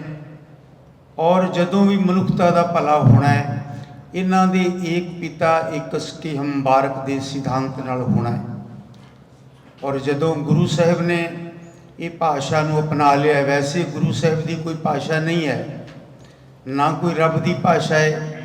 ਅਗਰ ਰੱਬ ਦੀ ਕੋਈ ਭਾਸ਼ਾ ਸਮਝੀ ਜਾਏ ਤਾਂ, ਕਿਉਂਕਿ ਆਪਾਂ ਕਵਾਂਗੇ ਸਾਡੀ ਬੋਲੀ ਪੰਜਾਬੀ ਹੈ, ਗੋਰੇ ਕਹਿਣਗੇ ਸਾਡੀ ਇੰਗਲਿਸ਼ ਹੈ, ਅਰੇਬੀਅਨ ਕਹਿਣਗੇ ਸਾਡੀ ਅਰਬੀ ਹੈ, ਕੋਈ ਕਹੇਗਾ ਫਾਰਸੀ ਹੈ। ਪਰ ਜੇ ਆਪਾਂ ਰੱਬ ਦੀ ਬੋਲੀ ਦੇਖੀਏ ਤਾਂ ਰੱਬ ਦੀ ਪੂਰੀ ਦੁਨੀਆ ਵਾਸਤੇ ਕੀ ਬੋਲੀ ਹੈ, ਹੋਰ ਕੋਈ ਬੋਲੀ ਨਹੀਂ। ਉਹ ਹੈ, ਉਹ ਗੁਰੂ ਗ੍ਰੰਥ ਸਾਹਿਬ ਵਿੱਚ ਦਰਜ ਹੈ, ਉਹ ਹੈ ਪ੍ਰੇਮ। ਕਿ ਰੱਬ ਦੀ ਇੱਕ ਹੀ ਬੋਲੀ ਹੈ, ਉਹ ਹੈ ਪ੍ਰੇਮ। ਔਰ ਉਸੇ ਦੀ ਹੀ ਗੱਲ ਪੰਜਾਬੀ ਬੋਲੀ ਵਿੱਚ ਕੀਤੀ ਗਈ ਹੈ, ਜਿਨ ਪ੍ਰੇਮ ਕੀਓ ਤਿਨ ਹੀ ਪ੍ਰਭ ਪਾਇਓ। ਪਰਮੇਸ਼ਰ ਦੀ ਪ੍ਰੇਰਣਾ ਤੁਹਾਡੇ ਅੰਦਰ ਕੰਮ ਕਰਦੀ ਹੁੰਦੀ ਏ ਤਾਂ ਉਹ ਪ੍ਰੇਰਣਾ ਲੈ ਕੇ ਜਦੋਂ ਬੰਦਾ ਚੱਲਦਾ ਹੈ ਤੇ ਛੋਟੇ ਤੋਂ ਛੋਟਾ ਮਨੁੱਖ ਵੀ, ਕਿਉਂਕਿ ਗੁਰੂ ਸਾਹਿਬ ਕਿਸੇ ਨੂੰ ਛੋਟਾ ਜਾਂ ਵੱਡਾ ਨਹੀਂ ਮੰਨਦੇ, ਜਿਹੜਾ ਪਰਮੇਸ਼ਰ ਦੀ ਪ੍ਰੇਰਣਾ ਨੂੰ ਕਿਸ ਹਿਸਾਬ ਦੇ ਨਾਲ ਉਹਦੇ ਤੇ ਅੰਦਰ ਸਮੋਹ ਲੈਂਦਾ ਹੈ, ਬਸ ਉਸੇ ਨੂੰ ਹੀ ਗੁਰੂ ਸਾਹਿਬ ਕਹਿੰਦੇ ਨੇ ਕਿ ਜਿਹੜਾ ਸਮਾਜ ਦਾ ਇੱਕ ਇਹ ਚਾਹੁੰਦਾ ਹੈ ਕਿ ਪੂਰਾ ਸਮਾਜ ਸੁਖੀ ਵਸੇ, ਕਿਉਂਕਿ ਏਕ ਪਿਤਾ ਇੱਕ ਸਕੀਮ ਬਾਰਕ ਦੇ ਸਿਧਾਂਤ ਨਾਲ ਤੋ ਜਿਹੜਾ ਹੈ ਪੂਰਾ ਸਮਾਜ ਅਸੀਂ ਇੱਕ ਭੈਣ ਭਰਾ ਹਾਂ ਔਰ ਇੱਕ ਅਕਾਲ ਪੁਰਖ ਵਾਹਿਗੁਰੂ ਦੀ ਔਲਾਦ ਹਾਂ। ਤਾਂ ਉੱਥੇ ਜਾ ਕੇ ਜਿਹੜਾ ਹੈ ਉਹ ਪ੍ਰੇਰਣਾ ਜਿਹੜੀ ਪਰਮੇਸ਼ਰ ਬਖਸ਼ਦਾ ਹੈ ਉਹ ਫਿਰ ਪਰਮੇਸ਼ਰ ਵੱਲੋਂ ਹੀ ਹੁੰਦੀ ਏ, ਨਹੀਂ ਤੇ ਛੋਟੇ ਮੋਟੇ ਬੰਦੇ ਦੀ ਕੀ ਔਕਾਤ ਹੁੰਦੀ ਏ ਕਿ ਤੁਹਾਡੇ ਜੈਸੇ ਉਹਨਾਂ ਵੀਰਾਂ ਦੇ ਸਾਹਮਣੇ ਜਿਨ੍ਹਾਂ ਨੂੰ ਕਿੰਨੇ ਕਿੰਨੇ ਸਾਲ ਹੋ ਗਏ ਨੇ ਮਿਹਨਤਾਂ ਕਰਦਿਆਂ ਔਰ ਇਸ ਧਰਤੀ ਤੇ ਸੈੱਟ ਹੋਏ ਨੇ, ਤਾਂ ਉਹ ਭਾਵਨਾ ਲੈ ਕੇ ਗੁਰੂ ਪਾਤਸ਼ਾਹ ਨੇ ਕੋਈ ਐਸੀ ਪੈਦਾ ਕੀਤੀ ਹੈ ਕਿ ਆਪਾਂ ਸਾਰੇ ਇੱਕ ਨਿਸ਼ਾਨ ਵਿੱਚ ਇਕੱਤਰ ਹੋਈਏ, ਭਾਵ ਇੱਕ ਖਾਸ ਮੋਟੋ ਦੇ ਅਧੀਨ, ਭਾਵੇਂ ਉਹਨੂੰ ਪੰਜਾਬੀ ਮਾਂ ਬੋਲੀ ਕਹਿ ਲਓ, ਭਾਵੇਂ ਏਕ ਪਿਤਾ ਇੱਕ ਸਕੀਮ ਬਾਰਕ ਕਹਿ ਲਓ, ਭਾਵੇਂ ਮਾਨਸ ਕੀ ਜਾਤ ਸਭ ਏਕ ਕੇ ਪਹਿਚਾਨਵੋ, ਜੋ ਮਰਜ਼ੀ ਇਹਨੂੰ ਕਹਿ ਲਓ, ਕਿਉਂਕਿ ਇਸੇ ਸਿਧਾਂਤ ਦੇ ਪਿੱਛੇ ਗੁਰੂ ਸਾਹਿਬ ਨੇ ਕੁਰਬਾਨੀਆਂ ਕੀਤੀਆਂ ਔਰ ਇਸੇ ਸਿਧਾਂਤ ਦੇ ਪਿੱਛੇ ਸਾਡੇ ਸ਼ਹੀਦਾਂ ਨੇ, ਜਿੰਨੇ ਵੀ ਸ਼ਹੀਦ ਹੋਏ ਨੇ ਮਨੁੱਖਤਾ ਦੇ, ਕਦੇ ਵੀ ਸ਼ਹੀਦ ਕਿਸੇ ਇੱਕ ਦੇਸ਼ ਕੌਮ ਦਾ ਨਹੀਂ ਹੁੰਦਾ, ਸ਼ਹੀਦ ਹਮੇਸ਼ਾ ਮਨੁੱਖਤਾ ਦਾ ਹੁੰਦਾ ਹੈ। ਤੋ ਇਸ ਕਰਕੇ ਜਿਨ੍ਹਾਂ ਨੇ ਮਨੁੱਖਤਾ ਵਾਸਤੇ ਸ਼ਹੀਦੀਆਂ ਦਿੱਤੀਆਂ, ਕੁਰਬਾਨੀਆਂ ਦਿੱਤੀਆਂ, ਉਹਨਾਂ ਦਾ ਸੁਨੇਹਾ ਅਸੀਂ ਮਿਲ ਕੇ ਦੇ ਸਕੀਏ ਤੇ ਆਪਾਂ ਤਾਂ ਕਿ ਉਸ ਗੁਰੂ ਦੇ ਮੈਸੇਜ ਨਾਲ, ਪੰਜਾਬੀ ਬੋਲੀ ਮਾਂ ਦੇ ਮੈਸੇਜ ਦੇ ਨਾਲ ਸਾਰੇ ਸੰਸਾਰ ਦਾ ਭਲਾ ਹੋਵੇ। ਤੋ ਇਸੇ ਗੱਲ ਨੂੰ ਮੁੱਖ ਰੱਖਦਿਆਂ ਹੋਇਆਂ ਆਪਾਂ 24 ਜੂਨ ਦਿਨ ਸ਼ਨੀਵਾਰ ਨੂੰ ਸ਼ਾਮ 5 ਤੋਂ 9 ਵਜੇ ਤੱਕ ਇੱਕ ਸਾਰੇ ਗੁਰੂ ਘਰਾਂ ਦਾ ਇੱਕ ਸਾਂਝਾ ਪ੍ਰੋਗਰਾਮ ਰੱਖਿਆ ਹੈ ਕਿ ਚਲੋ ਆਪਾਂ ਸ਼ੁਰੂਆਤ ਕਰੀਏ ਇੱਕ ਅੱਛੀ ਪ੍ਰੋਗਰਾਮ, ਕਿਉਂਕਿ ਕੀਰਤਨ ਆਮ ਸੰਗਤ ਸੁਣਦੀ ਹੈ तो हर विचार आम कीर्तन एक कॉमन चीज़ है, हर बंदा लाइक कर जाता है। तो आप कीर्तन का प्रोग्राम रखा ताकि कंट्रोवर्सीज अननैसेसरी कंट्रोवर्सी साढ़े अंदर पाइया जांदियां ने कि किधरे ये एक पिता एक हम बारक यूनाइट ना हो जान। तो इस करके आप कीर्तन का प्रोग्राम रखा है। तो उत्थे सारे ही आप जेड़े तुहाडे जैसे वीर ने उन्होंने इनवाइट किया है। कोशिश करांगे आप सारे कमेटी मैंबरों सन्मान करन दी और सारे NGOs के मुखिया और सारे रागी जत्थियां किसी न किसी ढंग नाल और फिर अरदास बेनती करांगे कि नानक नाम चढ़दी कला तेरे पाने सरबत दा भला। वाहिगुरू जी का खालसा वाहिगुरू जी की फतेह। बहुत बहुत धन्यवाद भाई साहब का। इस तरीके दे नाल इंडो अमेरिकन हैरीटेज फोरम फ्रिजनो इन्हों के भी सारे सज्जन चल के पहुँचे, इन्हों का भी मैं दिल तो शुक्रगुजार करदा। इन्हों के वलों भाषण मुकाबले करवाए जा रहे हैं। 30 जुलाई टाइमिंग हैगी 1 ਤੋਂ 5 ਵਜੇ दरमियान संडे इंडिया ओवन रेस्टोरेंट उत्थे भी सारे सज्जनों ने पहुँचना। इस तरीके दे नाल GHG संगीत अकैडमी के सज्जन भी पहुँचे हुए, उन्होंने भी तुसीं तहे दिल तो शुक्रगुजार करते हैं। इन्हों वालों जिहड़ा सालाना कैंप लाया जाता गिद्धे भंगड़े का वो जुलाई 5 तो लैके जुलाई 29 तक हालैंड पार्क वेस्ट के विच लगाया जा रहा। तो उत्थे भी तुसीं आपो अपने बच्चों को जरूर रजिस्टर करवाओ। तो ये नाल दी नाल मैं बेनती करूँगा मलकीत सिंह जी किंगरा होरां नूं कि वह 5 मिनट वास्ते आके अपनी हाज़री लवाउण। टाइम का जरूर प्लीज़ ख्याल रखियो क्योंकि बुलारे अपने कोले बहुत ज़्यादा है। तो एक आपां जिहड़ी गलबात हैगी वो अपना जिहड़ा अज दा मेन आपां रखिया होया विशा इहदे ते ही करन दी कोशिश करियो। Thank you. Indo US heritage संस्था वालों अज दे कीते उपराले विच शिरकत कर रहे सारे साथियों आओ फतेह दी सांझ पके गज के आखो वाहिगुरू जी का खालसा वाहिगुरू जी की फतेह। फिरोजदीन शरफ लिखदा है, शरफ पुछी ना जिन्हों ने बात मेरी मैं बोली उन्होंने पंजाबियों की। एक जिहड़ा उद्यम अज किया इत्थे मैं धन्नवाद करदा पंजाबी रेडियो USA दे समुची टीम की, इन्हों की मैनेजमेंट की, जिन्हों ने हमेशा ही पंजाब पंजाबी ते पंजाबीयत के मदई बन के उभरे आ। तो जिहड़ियां साडीआं समस्यावां ने साडे मसले ने तो जां बोली ते हमले की गल आउंदी है तो मैं ये पंजाबी रेडियो USA की सारी टीम खालसा जी मूहरे होके खड़ते ने मैं मुबारकबाद दिना इन्होंने अज इत्थे प्रोग्राम रखाया है। माँ बोली पंजाबी जिहड़ी हैगी है कहते बंदे दे 3 मावां हुंदियां, एक धरती माँ जिवें पंजाब अपनी जन्म भूमि है अपनी कर्म भूमि है, ਇੱਕ ਮਾਂ ਜੀ ਦੀ ਕੁੱਖ ਤੋਂ ਆਪਾਂ ਜਨਮ ਲਿਆ ਤੇ ਇੱਕ ਮਾਂ ਬੋਲੀ ਆ। ਦੁੱਖ ਦੀ ਗੱਲ ਇਹ ਹੈ ਕਿ ਲਹਿੰਦੇ ਪੰਜਾਬ ਤਕਸੀਮ ਹੋ ਗਿਆ, ਚਲੋ 47 'ਚ ਵੱਖਰੀ ਗੱਲ ਹੈ। ਮੈਂ ਉਹਨਾਂ ਲੋਕਾਂ ਨੂੰ ਹਰ ਫੋਰਮ ਤੇ ਸੱਦਾ ਦਿੰਦਾ, ਅੱਜ ਉਹ ਇਹ ਜਿਹੜੇ ਪੰਜਾਬੀ ਰੇਡੀਓ USA ਦੇ ਜ਼ਰੀਏ ਸੁਣ ਰਹੇ ਹੋਣਗੇ ਜਾਂ ਸੁਣਨਗੇ, ਵੀ ਉਹ ਵੀ ਸ਼ਾਮਲ ਹੋਣ। ਪੰਜਾਬੀ ਤਾਂ ਆਪਣੀ ਮਾਂ ਬੋਲੀ ਜ਼ਬਾਨ, ਜਿਹੜੀ ਜ਼ਬਾਨ ਆਪਣੀ ਇੱਕ ਹੈ। ਸਾਰਿਆਂ ਨੂੰ, ਸਾਥੀਆਂ ਨੂੰ ਵੀ ਇਹੀ ਬੇਨਤੀ ਹੈ ਕਿ ਜਿਹੜੇ ਲਹਿੰਦੇ ਪੰਜਾਬ ਵਾਲੇ ਬਹੁਤ ਵੱਡੀ ਗਿਣਤੀ 'ਚ ਪੰਜਾਬੀ ਇੱਥੇ ਬੈਠੇ ਨੇ, ਤੇ ਪਿੱਛੇ ਜੋ ਉਹਨਾਂ ਡਾਕਟਰ ਸਾਹਿਬਾਨ ਨੇ ਜੋ ਲਹਿੰਦੇ ਪੰਜਾਬ 'ਚ ਹੜ੍ਹ ਆਏ ਸੀ, ਉੱਥੇ ਗਏ ਸੀ ਸਾਥੀ ਇੰਡੋ ਅਮਰੀਕਨ ਹੈਰੀਟੇਜ ਫੋਰਮ ਵਾਲੇ, ਤੇ ਅਸੀਂ ਉਹਨਾਂ ਨੂੰ ਚੇਚਾ ਸੱਦਾ ਵੀ ਦਿੱਤਾ ਸੀ। ਪਤਾ ਨਹੀਂ ਕਿਉਂ ਸੰਕੋਚ ਕਰਦੇ ਆ। ਜਿਹੜੀ ਜ਼ਬਾਨ ਹੈ, ਮੈਂ ਸਮਝਦਾ ਜਿਹੜੇ ਇੱਥੇ ਦਾਦੇ ਆ, ਨਾਨੇ ਆ, ਜਿਹੜੇ ਪੁਰਾਤਨ ਪਿੰਡਾਂ 'ਚ ਉੱਠ ਕੇ ਆਏ ਆ, ਉਹਨਾਂ ਦੀ ਜ਼ਬਾਨ ਹੈ ਜਿਹੜੀ ਠੇਠ ਪੰਜਾਬੀ ਹੈ, ਉਹ ਸ਼ਬਦ ਭੰਡਾਰ ਸਾਥੋਂ ਖਤਮ ਹੋ ਰਿਹਾ। ਅੱਜ ਖਾਸ ਕਰਕੇ ਜਿਹੜੇ ਨਵੇਂ ਉੱਗੇ ਜਿਹੜੇ ਅਸੀਂ ਪੰਜਾਬੀ ਦੇ ਪੱਤਰਕਾਰ ਦੇਖਦੇ ਹਾਂ, ਤੇ ਜਾਂ ਆ ਜਿਹੜੇ ਸੋਸ਼ਲ ਮੀਡੀਆ ਇਹਦੇ ਤੇ ਹਰ ਬੰਦਾ ਬਣਾ ਰਿਹਾ ਆਪਣੀਆਂ ਮੂਵੀਆਂ, ਤੇ ਹਰ ਬੰਦਾ ਪੱਤਰਕਾਰ ਬਣਿਆ ਵਾ, ਉਹ ਮੈਨੂੰ ਲੱਗਦਾ ਅੱਧੇ ਤੋਂ ਜ਼ਿਆਦਾ ਲਫ਼ਜ਼ ਹਿੰਦੀ ਦੇ ਬੋਲੀ ਜਾਂਦੇ ਹੈਗੇ। ਅੱਜ ਹੀ ਮੈਂ ਕਿਸੇ ਚੰਗੇ ਚੈਨਲ ਦਾ ਹੀ ਸੁਣ ਰਿਹਾ ਸੀ, ਪਰ ਉਹਨਾਂ ਦਾ ਪੱਤਰਕਾਰ ਅਕਾਲ ਤਖ਼ਤ ਜਥੇਦਾਰ ਦੇ ਮਸਲੇ ਦੇ ਸਵਾਲ ਜਵਾਬ ਕੀ ਕਰਦਾ ਸੀ, ਬਸ 1700 ਦੀ ਦੋਤੀ ਬੀਬੀ ਕਰਨਜੀਤ ਕੌਰ ਨੂੰ ਮੈਂ ਦੁਪਹਿਰੀ ਸੁਣੀ ਜਾਂਦਾ ਸੀ, ਤੇ ਉਹ ਗੱਲ ਉਹ ਚੱਲੀ ਵੀ ਰਾਘਵ ਚੱਡਾ ਦੇ ਕਹਿੰਦਾ ਸਗਾਈ ਤੇ ਗਏ। ਜਦੋਂ ਨਿੱਕੇ ਹੁੰਦੇ ਸੀ ਆਪਣੇ ਕਹਿੰਦੇ ਸੀ ਮਾਲਵੀ ਤਾਂ ਕਹਿੰਦੇ ਰੋਪ ਨਾ ਪਾਉਣੀ ਹੈ ਫਲਾਣੇ ਦੀ, ਫਲਾਣੇ ਦਾ ਮੰਗਣਾ ਹੋਣਾ, ਆਪਣੇ ਸਾਰੇ ਪੰਜਾਬ 'ਚ ਕਹਿੰਦੇ ਸੀਗੇ ਸਗਾਈ ਦੇਖੋ। ਤੇ ਜਦੋਂ ਇੱਕ ਦਿਨ ਸਾਡੇ ਬਾਘੇ ਪੁਰਾਣੇ ਦਾ ਹੀ ਉੱਥੇ ਚੈਨਲ ਹੈ ਬੜਾ ਵਧੀਆ, ਤੇ ਉਹ ਜਿਹੜਾ ਹੈਗਾ ਔਰਤ ਨੂੰ ਪੁਰਾਣੇ ਜ਼ਮਾਨੇ ਦੇ ਬੁੜੇ ਤਾਂ ਤੀਵੀਆਂ ਕਹਿੰਦੇ ਹੁੰਦੇ ਸੀ, ਔਰਤ ਉਹਨੂੰ ਹੋਰ ਹੀ ਲਫ਼ਜ਼ ਬੋਲੀ ਜਾਂਦੇ ਨੇ, ਮਹਿਲਾ। ਦੱਸੋ ਜੀ। ਅੱਛਾ, ਫਿਰ ਆ ਜਿਹੜਾ ਦੀਦੀ ਸ਼ਬਦ ਹੈ, ਇੱਥੇ ਆਮ ਹੀ ਘਰਾਂ 'ਚ ਭੈਣ ਨੂੰ ਦੀਦੀ, ਦੀਦੀ ਸ਼ਬਦ ਬੰਗਾਲੀ ਭਾਸ਼ਾ ਦਾ। ਭਾਸ਼ਾ ਸਿੱਖਣੀ ਕੋਈ ਮਾੜੀ ਗੱਲ ਨਹੀਂ। ਗੁਰੂ ਗੋਬਿੰਦ ਸਿੰਘ ਸਾਹਿਬੇ ਕਮਾਲ ਸਤਿਗੁਰੂ ਸੱਚੇ ਪਾਤਸ਼ਾਹ ਜੀ ਮਹਾਰਾਜ ਨੇ ਕਿੰਨੀਆਂ ਭਾਸ਼ਾਵਾਂ ਜਾਣਦੇ ਸਨ। ਭਾਸ਼ਾ ਕੋਈ ਦੇਖੋ, ਇੱਥੇ ਆਪਾਂ ਇੰਗਲਿਸ਼ ਦੀ ਲੋੜ, ਆਪਾਂ ਇੰਗਲਿਸ਼ ਸਾਰੇ ਬੋਲਦੇ ਹਾਂ, ਬੋਲਣੀ ਵੀ ਚਾਹੀਦੀ ਹੈ, ਪਰ ਮਾਂ ਬੋਲੀ ਨੂੰ ਤਰਜੀਹ ਜਦੋਂ ਬੋਲਦੇ ਆ। ਆਪਣੇ ਬੱਚਿਆਂ ਨੂੰ ਸਤਿਗੁਰੂ ਕਹਿੰਦੇ ਨੇ ਬਾਣੀਆਂ ਕਹਾਣੀਆਂ ਪੁੱਤ ਸਪੁੱਤ ਕਰਨ। ਬਜ਼ੁਰਗਾਂ ਦੇ ਵਿਰਸੇ ਨੂੰ, ਉਹਦੀ ਵਿਰਾਸਤ ਨੂੰ, ਉਹਦੇ ਸੱਭਿਆਚਾਰ ਨੂੰ ਅਗਲੀ ਪੀੜ੍ਹੀ ਤੱਕ ਲੈ ਕੇ ਜਾਣਾ ਕਿਸੇ ਵਿਰਲੇ ਦੇ ਹਿੱਸੇ ਆਉਂਦਾ। ਮੈਂ ਮੁਬਾਰਕਬਾਦ ਦਿੰਦਾ ਇਸ ਸੰਸਥਾ ਦੇ ਸਾਥੀਆਂ ਨੂੰ, ਸਾਰਿਆਂ ਨੂੰ, ਇੰਤਜ਼ਾਮੀ ਸੱਜਣਾ ਨੂੰ ਜਿਨ੍ਹਾਂ ਨੇ ਅੱਜ ਦਾ ਉਪਰਾਲਾ ਕੀਤਾ ਮੇਰੇ ਵੀਰੋ। ਤੇ ਮੈਂ ਤੁਹਾਨੂੰ ਪਰਸੋਂ ਦੀ ਇੱਕ ਗੱਲ ਦੱਸਦਾ। ਮੇਰੀ ਪੋਤੀ 10 ਸਾਲ ਦੀ, ਉਹਦੇ ਨਾਲ ਇੱਕ ਕੁੜੀ ਸਾਡੇ ਗੁਆਂਢੀਆਂ ਦੀ ਖੇਡਦੀ ਸੀ। ਉਹ ਮੈਨੂੰ ਕਹਿੰਦੀਆਂ ਦਾਦਾ ਜੀ ਕੋਈ ਖਵਾ ਕੇ ਲਿਆਓ। ਮੇਰੀ ਪੋਤੀ ਕਹਿੰਦੀ ਮੈਂ ਉਹਨੂੰ ਵੀ ਗੱਡੀ 'ਚ ਭਾ ਲਿਆ। ਪਰ ਸਾਨੂੰ ਗੱਲ ਦੱਸੋ, ਉਹਦੀ ਮਾਂ ਕੁੜੀ ਦੀ ਕਹਿੰਦੀ ਵੀ ਬਾਅਦ 'ਚ ਕੁੜੀ ਨੂੰ ਦੱਸਿਆ ਉਹਨੂੰ ਪੰਜਾਬੀ ਸਮਝ ਨਾ ਆਵੇ ਤੇ ਇੰਗਲਿਸ਼ 'ਚ ਗੱਲ ਕਰੇ ਮੇਰੀ ਪੋਤੀ ਨੂੰ। ਮੈਂ ਕਿਹਾ ਮੈਂ ਤੁਹਾਨੂੰ ਕਾਰ 'ਚ ਨਹੀਂ ਪਾਉਣਾਗਾ, ਠੇਠ ਪੰਜਾਬੀ ਬੋਲਿਆ ਕਰੋ ਘਰੇ, ਜੇ ਤੁਹਾਨੂੰ ਸਿਖਾਈ ਪੰਜਾਬੀ ਹੈਗੀ ਆ। ਉਹ ਕਹਿੰਦੀ ਇਹਨੂੰ ਨਹੀਂ ਆਉਂਦੀ ਗੀ, ਉਹਨੂੰ ਲਾ ਕੁੜੀ ਨੂੰ, ਉਹ 10 ਸਾਲ ਦੀ ਉਹ ਹੋ ਗਈ ਕੁੜੀ, ਉਹਨੂੰ ਨਾਨਾ ਨਾਨੀ ਤੇ ਦਾਦਾ ਦਾਦੀ ਨਹੀਂ ਪਤਾ ਕੌਣ ਹੁੰਦੇ ਆ ਪੰਜਾਬੀ 'ਚ। ਦੱਸੋ ਇੰਨਾ ਟੁੱਟ ਰਹੇ ਆ। ਸੋ ਸਾਨੂੰ ਸਾਰਿਆਂ ਨੂੰ ਇਸ ਗੱਲ 'ਤੇ ਤਵੱਜੋ ਦੇਣ ਦੀ ਲੋੜ ਆ ਵੀ ਆਪਣੇ ਬੱਚਿਆਂ ਨੂੰ ਪੰਜਾਬੀ ਬੋਲੀ ਸਿਖਾਈਏ। ਤੇ ਛੋਟੀ ਜੀ ਗੱਲ ਆ, ਇੱਥੇ ਢੇਸੀ ਸਾਹਿਬ ਤਾਂ ਆਏ ਨੇ, ਪਿਤਾ ਜੀ ਅਣਖੀ ਸਾਹਿਬ ਸਾਡੇ ਘਰੇ ਆ ਗਏ, ਤੇ ਮੇਰੇ ਇੱਕ ਵਾਰਾਂ ਦੀ ਗੱਲ, ਥੋੜੀ ਜਿਹੀ ਚਿਰ ਦੀ ਗੱਲ ਆ, ਮੈਂ ਗੱਲ ਮੁਕਾਉਣਾ ਵੀ ਜਵਾਕ ਕਿਵੇਂ ਸਿੱਖਦੇ ਆ, ਇੱਥੋਂ ਦੇ ਜਵਾਕ ਆ ਜਿਹੜੇ ਨਿਆਣੇ ਆ ਉਹ ਕਿਵੇਂ ਸਿੱਖਦੇ ਆ। ਮੈਨੂੰ ਪਿੰਡੋਂ ਫੋਨ ਆ ਗਿਆ, ਉਹ ਸਪੀਕਰ ਤੇ ਫੋਨ ਸੀ, ਮੇਰਾ ਭਤੀਜਾ ਕਹਿੰਦਾ ਫਲਾਣੇ ਦਾ ਕੱਸੀ ਦੀ ਵਾਰੀ ਸੀ ਪਾਣੀ ਦੀ ਤੇ ਜੁੰਡੋ ਜੁੰਡੀ ਹੋ ਗਏ। ਉਹ ਜਵਾਕੜੀ ਸਾਡੀ ਕੁੜੀ ਕਹਿੰਦੀ ਮੇਰੀ ਪੋਤੀ ਕਹਿੰਦੀ ਦਾਦਾ ਜੀ ਜੁੰਡੋ ਜੁੰਡੀ ਕੀ ਹੁੰਦੇ? ਮੈਂ ਕਿਹਾ ਵਾਲਾਂ ਨੂੰ ਕਹਿੰਦੇ ਆ। ਤੇ ਇੱਕ ਦਿਨ ਉਹਦੀ ਦਾਦੀ ਕਿਦੋਂ ਸਿਰ ਵਾਈ ਜਾਵੇ, ਅਣਖੀ ਸਾਹਿਬ ਆ ਗਏ ਕੁਦਰਤੀ ਸਾਡੇ ਘਰੇ। ਮੈਂ ਬਾਹਰ ਘਾਹ ਨੂੰ ਪਾਣੀ ਜਲਾਂ ਦੇ ਅੰਦਰ ਆ ਗਏ, ਉਹ ਰੋਈ ਜਾਵੇ, ਕਦੇ ਗੁੰਝੜੀ ਆ ਗਈ, ਉਹਨੇ ਕੰਗਾ ਮਾਰਿਆ ਦਾਦੀ ਨੇ, ਤੇ ਉਹਦੇ ਵਾਲ ਖਿੱਚੇ ਗਏ।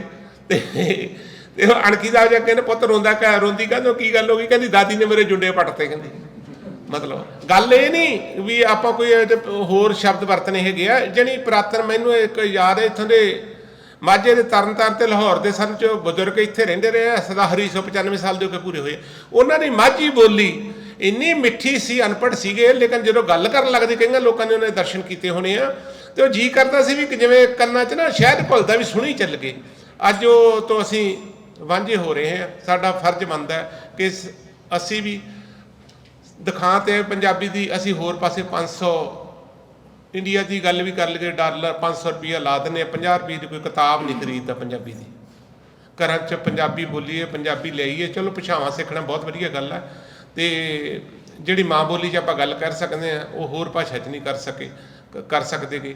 ਇਹਨਾਂ ਲਫ਼ਜ਼ਾਂ ਦੇ ਨਾਲ ਹੀ ਤੁਹਾਡਾ ਸਾਰਿਆਂ ਦਾ ਧੰਨਵਾਦ ਕਰਦਾ ਹੋਇਆ, ਖਾਸ ਕਰਕੇ ਇੰਡੋ ਅਮਰੀਕਨ ਜਿਹੜੇ ਸੰਸਥਾ ਹੈਗੀ ਸਾਡੇ ਹੈਰੀਟੇਜ ਸੰਸਥਾ ਦੇ ਬਾਈ ਜੀ ਸਾਰੇ ਬੈਠੇ ਨੇ, ਗਿੱਲ ਸਾਹਿਬ ਬੈਠੇ ਨੇ, ਧਰੋਲੇ ਵਾਲੇ, ਅੱਛਾ ਜੀ, ਜੱਗਾ ਸੁਧਾਰ ਵਾਲਾ, ਹੋਰ ਸਾਰੇ ਢਿੱਲੋਂ ਸਾਹਿਬ, ਸਾਰੇ ਇਕੱਲੇ ਇਕੱਲੇ ਦਾ ਕੀ ਨਾਂ ਲੈਣਾ।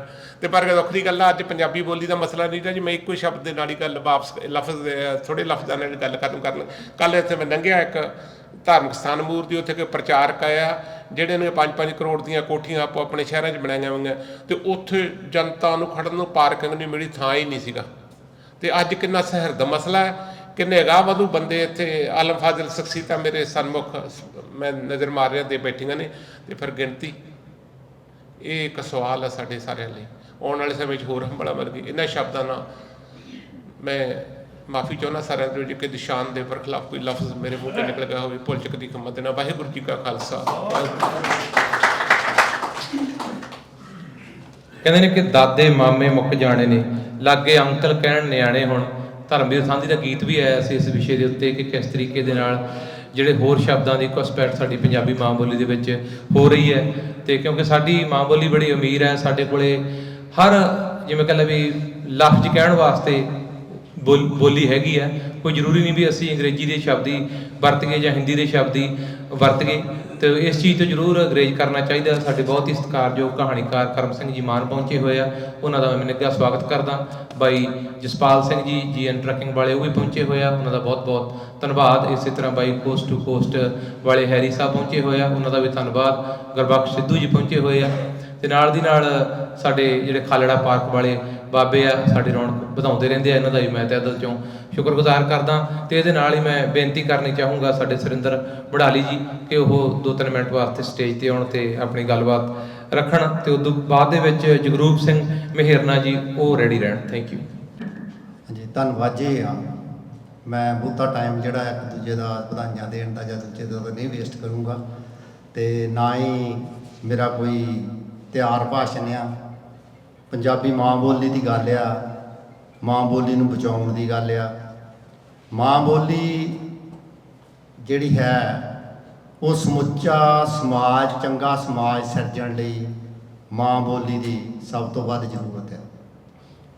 ਚੰਗਾ ਸਮਾਜ ਸਿਰਜਣ ਲਈ ਚੰਗੇ ਸਾਹਿਤ ਦੀ ਲੋੜ ਆ, ਚੰਗਾ ਸਾਹਿਤ ਲਿਖਣ ਲਈ ਇੱਕ ਭਾਸ਼ਾ ਦੀ ਲੋੜ ਆ, ਜਿਹੜੀ ਭਾਸ਼ਾ ਸਾਡੇ ਪੰਜਾਬ ਦੀ ਪੰਜਾਬੀ ਆ।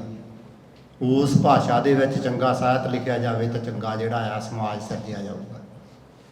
ਸਮਾਜ ਦੀ ਸਿਰਜਣਾ ਜਿਹੜੀ ਆ ਉਹ ਭਾਸ਼ਾ, ਨਾ ਹੀ ਜਿਹੜੀ ਭਾਸ਼ਾ ਆ ਕੋਈ ਵੀ ਬੋਲੀ ਆ ਉਹ ਕਿਸੇ ਵੀ ਧਰਮ ਜਾਂ ਜਾਤ ਜਾਂ ਖਿੱਤੇ ਨਾਲ, ਧਰਮ ਜਾਤ ਨਾਲ ਸੰਬੰਧਿਤ ਨਹੀਂ ਹੁੰਦੀ।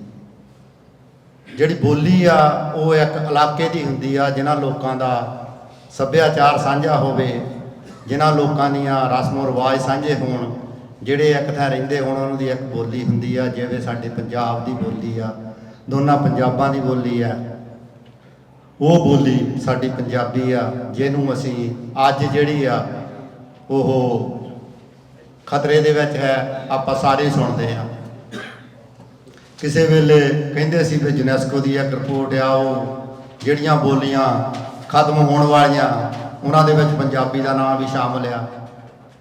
ਸਾਡੇ ਬਹੁਤ ਸਾਰੇ ਭਾਈ ਭਰਾ ਬੈਠੇ ਇਸ ਗੱਲ ਦੇ ਉੱਤੇ ਕਹਿੰਦੇ ਆ ਵੀ ਨਹੀਂ ਇਹ ਇਦਾਂ ਨਹੀਂ ਹੋ ਸਕਦਾ। ਦੇਖੋ ਪੰਜਾਬੀ ਸਾਰੇ ਦੁਨੀਆ 'ਚ ਫੈਲ ਗਿਆ ਬਈ। ਮੈਂ ਜੋ ਦੇਖਿਆ ਇੰਗਲੈਂਡ ਦੇ ਵਿੱਚ ਜਾਂ ਦੂਜੇ ਮੁਲਕਾਂ ਦੇ ਵਿੱਚ ਸਾਡੀਆਂ 3-3 ਪੀੜ੍ਹੀਆਂ ਹੋ ਗਈਆਂ, ਜਿਹੜੀ ਤੀਜੀ ਪੀੜ੍ਹੀ ਆ ਉਹਨੂੰ ਮਾਮੇ ਨਾਨੇ ਦਾ ਨਹੀਂ ਪਤਾ। ਅਸੀਂ ਇਹ ਸ਼ਰਤਾਂ ਲਾਉਨੇ ਆ ਵੀ ਨਹੀਂ ਇਹ ਮੁੱਕ ਨਹੀਂ ਸਕਦੀ। ਜੇ ਚੰਗਾ ਪ੍ਰਬੰਧ ਨਹੀਂ, ਉਹਨੂੰ ਬਚਾਉਣ ਲਈ ਸਾਡੇ ਕੋਈ ਉਪਰਾਲੇ ਨਹੀਂ, ਤਾਂ ਭਾਸ਼ਾ ਜਿਹੜੀ ਖਤਰੇ 'ਚ ਆ। ਜਦੋਂ ਭਾਸ਼ਾ ਖਤਮ ਹੋ ਗਈ, ਸਾਡਾ ਸੱਭਿਆਚਾਰ ਵੀ ਖਤਮ ਹੋ ਜਾਊ, ਸਾਡਾ ਧਰਮ ਵੀ ਖਤਮ ਹੋ ਜਾਊ, ਸਾਡਾ ਸਾਰਾ ਕੁਛ ਹੀ ਖਤਮ ਹੋ ਜਾਊ। ਸ਼ਾਇਦ ਕੁਛ ਤਾਂ ਹੀ ਇਸ ਕਰਕੇ ਜਿਹੜਾ ਆ ਇੱਕ ਵਿਧੀਵਤ ਤਰੀਕੇ ਨਾਲ ਪੰਜਾਬੀ ਜਾਂ ਕਿਸੇ ਭਾਸ਼ਾ ਦੇ ਉੱਤੇ ਅਟੈਕ ਹੋ ਰਿਹਾ। ਸੋ ਪੰਜਾਬੀ ਲਈ ਪਿਆਰ ਇੱਕ ਸਾਡਾ ਜਿਹੜਾ ਹੈਗਾ ਪੰਜਾਬੀਆਂ ਦਾ, ਪੰਜਾਬੀ ਲਈ ਖੁਦ ਪਿਆਰ ਹੈ ਨਹੀਂ। ਮੈਂ 2 ਜਿਹੜੀਆਂ ਉਦਾਹਰਨਾਂ ਤੁਹਾਨੂੰ ਦਊਂਗਾ। ਮੈਂ ਬਹੁਤ ਜਿੱਦਾਂ ਵੱਡਾ ਹਿਸਟੋਰੀਅਨ ਵੀ ਨਹੀਂ, ਪਰ ਜਿਹੜਾ ਆ ਰਸ਼ੀਆ ਦਾ ਜਿਹੜਾ ਹੈਗਾ ਇੱਕ ਬਹੁਤ ਨਾਮਵਰ ਰਾਈਟਰ ਰਸੂਲ ਹਮਜ਼ਾ ਉਹ ਇੱਕ ਬੋਲੀ ਦੇ ਸਵਾਲ ਤੇ ਮੈਂ ਉਹਦੀ ਇੱਕੋ ਹੀ ਗੱਲ ਆ ਵੀ ਉਹ ਕਿਸੇ ਆਪਣੇ ਪਿੰਡ ਦੇ ਵਿੱਚ ਬਾਹਰੋਂ ਘੁੰਮ ਕੇ ਜਾ ਕੇ ਗੱਲ ਕਰਦਾ, ਕਿਸੇ ਕੋਈ ਉਸ ਪਿੰਡ ਦਾ ਬੰਦਾ ਜਿਹੜਾ ਆ ਉਹਦੇ ਪਿੰਡ ਦਾ ਉਹਦਾ ਹਾਣੀ ਤਾਣੀ ਕੋਈ ਬਾਹਰ ਚਲਿਆ ਗਿਆ ਸੀ ਤੇ ਉਹਦੀ ਮਾਂ ਨਾਲ ਗੱਲ ਕਰਦਾ ਵੀ ਤੇਰਾ ਮੁੰਡਾ ਮੈਨੂੰ ਫਲਾਣੇ ਮੁਲਕ ਵਿੱਚ ਮਿਲਿਆ ਸੀ। ਉਹਨੇ ਕਿਹਾ ਅੱਛਾ, ਬੜੀ ਖੁਸ਼ ਹੋਈ। ਖੁਸ਼ ਹੋਣ ਤੋਂ ਬਾਅਦ 'ਚ ਉਹਨੇ ਮਾਂ ਨੇ ਅਖੀਰ ਤੇ ਉਹਨੂੰ ਪੁੱਛਿਆ ਵੀ ਉਹ ਆਪਣੀ ਬੋਲੀ ਬੋਲਦਾ? ਉਹ ਕਹਿੰਦਾ ਨਹੀਂ। ਉਹ ਕਹਿੰਦੀ ਤੈਂ ਉਹਦੇ ਨਾਲ ਕਿੱਦਾਂ ਗੱਲ ਕੀਤੀ ਸੀ? ਉਹ ਕਹਿੰਦਾ ਦੋ ਭਾਸ਼ੀਏ ਦੇ ਰਾਹੀਂ। ਉਹ ਫ੍ਰੈਂਚ ਬੋਲਦਾ ਸੀ, ਮੈਂ ਆਪਣੀ ਬੋਲਦਾ ਸੀ। ਤੇ ਉਹਨਾਂ ਲੋਕਾਂ ਦਾ ਬੋਲੀ ਦੇ ਪਿਆਰ ਦੀ ਗੱਲ ਆ। ਉਹਦੀ ਮਾਂ ਨੇ ਦੂਜਾ ਸਵਾਲ ਉਹਨੂੰ ਪੁੱਛਿਆ ਵੀ ਉਹ ਕਿੱਡਾ ਕੁ ਵੱਡਾ ਸੀ? ਉਹਨੇ ਉਹਦਾ ਕੱਦ ਦੱਸਿਆ। ਉਹ ਕਹਿੰਦੀ ਨਹੀਂ, ਤੈਨੂੰ ਭੁਲੇਖਾ ਲੱਗਾ, ਮੇਰਾ ਮੁੰਡਾ ਤਾਂ ਬਹੁਤ ਦੇਰ ਹੋ ਗਏ ਮਰ ਗਿਆ। ਕਾਰਨ ਵੀ ਮੇਰਾ ਮੁੰਡਾ ਮੇਰੀ ਆਪਣੀ ਬੋਲੀ ਭੁੱਲ ਗਿਆ, ਇਸ ਕਰਕੇ ਉਹ ਮੇਰੇ ਲਈ ਮਰ ਗਿਆ।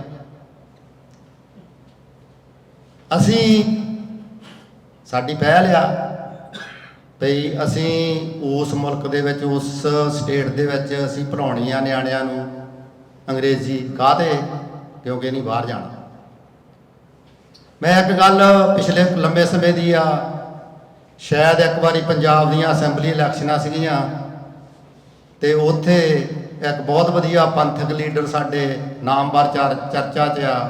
ਉਹਨਾਂ ਨੇ ਜਿਹੜੇ ਕਦੇ ਕਦੇ ਵੱਖ ਮੁਲਕ ਦੀ ਵੀ ਗੱਲ ਕਰਦੇ ਆ, ਉਹਨਾਂ ਨੇ ਆਪਣਾ ਚੋਣ ਮੈਨੀਫੈਸਟੋ ਜਾਰੀ ਕੀਤਾ ਤੇ ਉਹਦੇ ਵਿੱਚ ਉਹਨਾਂ ਨੇ ਕਿਹਾ ਤੇ ਅਸੀਂ ਜੀ ਪਹਿਲੀ ਜਮਾਤ ਤੋਂ ਅੰਗਰੇਜ਼ੀ ਪੜ੍ਹਾਵਾਂਗੇ।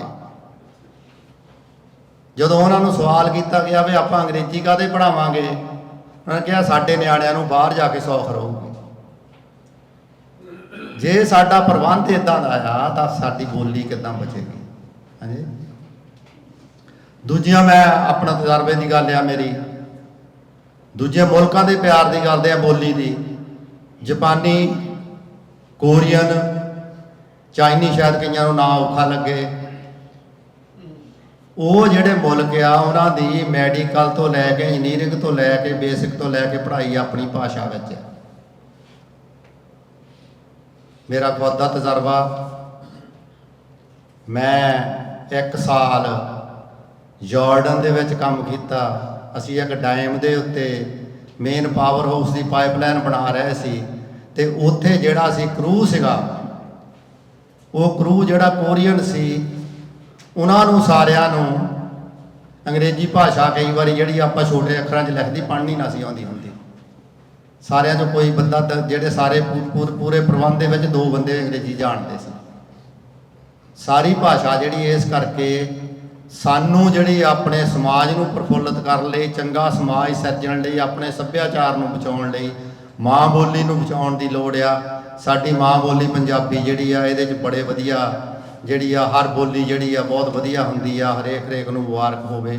ਪਰ ਸਾਨੂੰ ਆਪਣੀ ਮਾਂ ਬੋਲੀ ਲਈ ਜਿਹੜੇ ਸੁਹਿਰਦ ਹੋ ਕੇ ਕੰਮ ਕਰਨਾ ਚਾਹੀਦਾ। ਇਹਦੇ ਉੱਤੇ ਇਹ ਨਹੀਂ ਕਰਨ ਦੀ ਲੋੜ ਵੀ ਆਹ ਬੰਦੇ ਦੀ ਵਿਚਾਰਧਾਰਾ ਆ, ਇਹਦੇ ਨਾਲ ਸਾਡੀ ਬਣਦੀ ਨਹੀਂ, ਫਲਾਨਾ ਵਰਸਸ ਫਲਾਨਾ, ਫਲਾਨਾ ਵਰਸਸ ਫਲਾਨਾ। ਮਸਲਾ ਬੋਲੀ ਦਾ ਆ, ਮਸਲਾ ਪੰਜਾਬ ਦਾ ਆ, ਮਸਲਾ ਪੰਜਾਬੀ ਦਾ ਆ। ਸਾਰਿਆਂ ਨੂੰ ਇਕੱਠੇ ਹੋ ਕੇ ਲੜਨ ਦੀ ਲੋੜ ਆ। ਇਹਨਾਂ ਸ਼ਬਦਾਂ ਦੇ ਨਾਲ ਮੈਂ ਸਾਰਿਆਂ ਦਾ ਧੰਨਵਾਦ ਕਰਦਾ।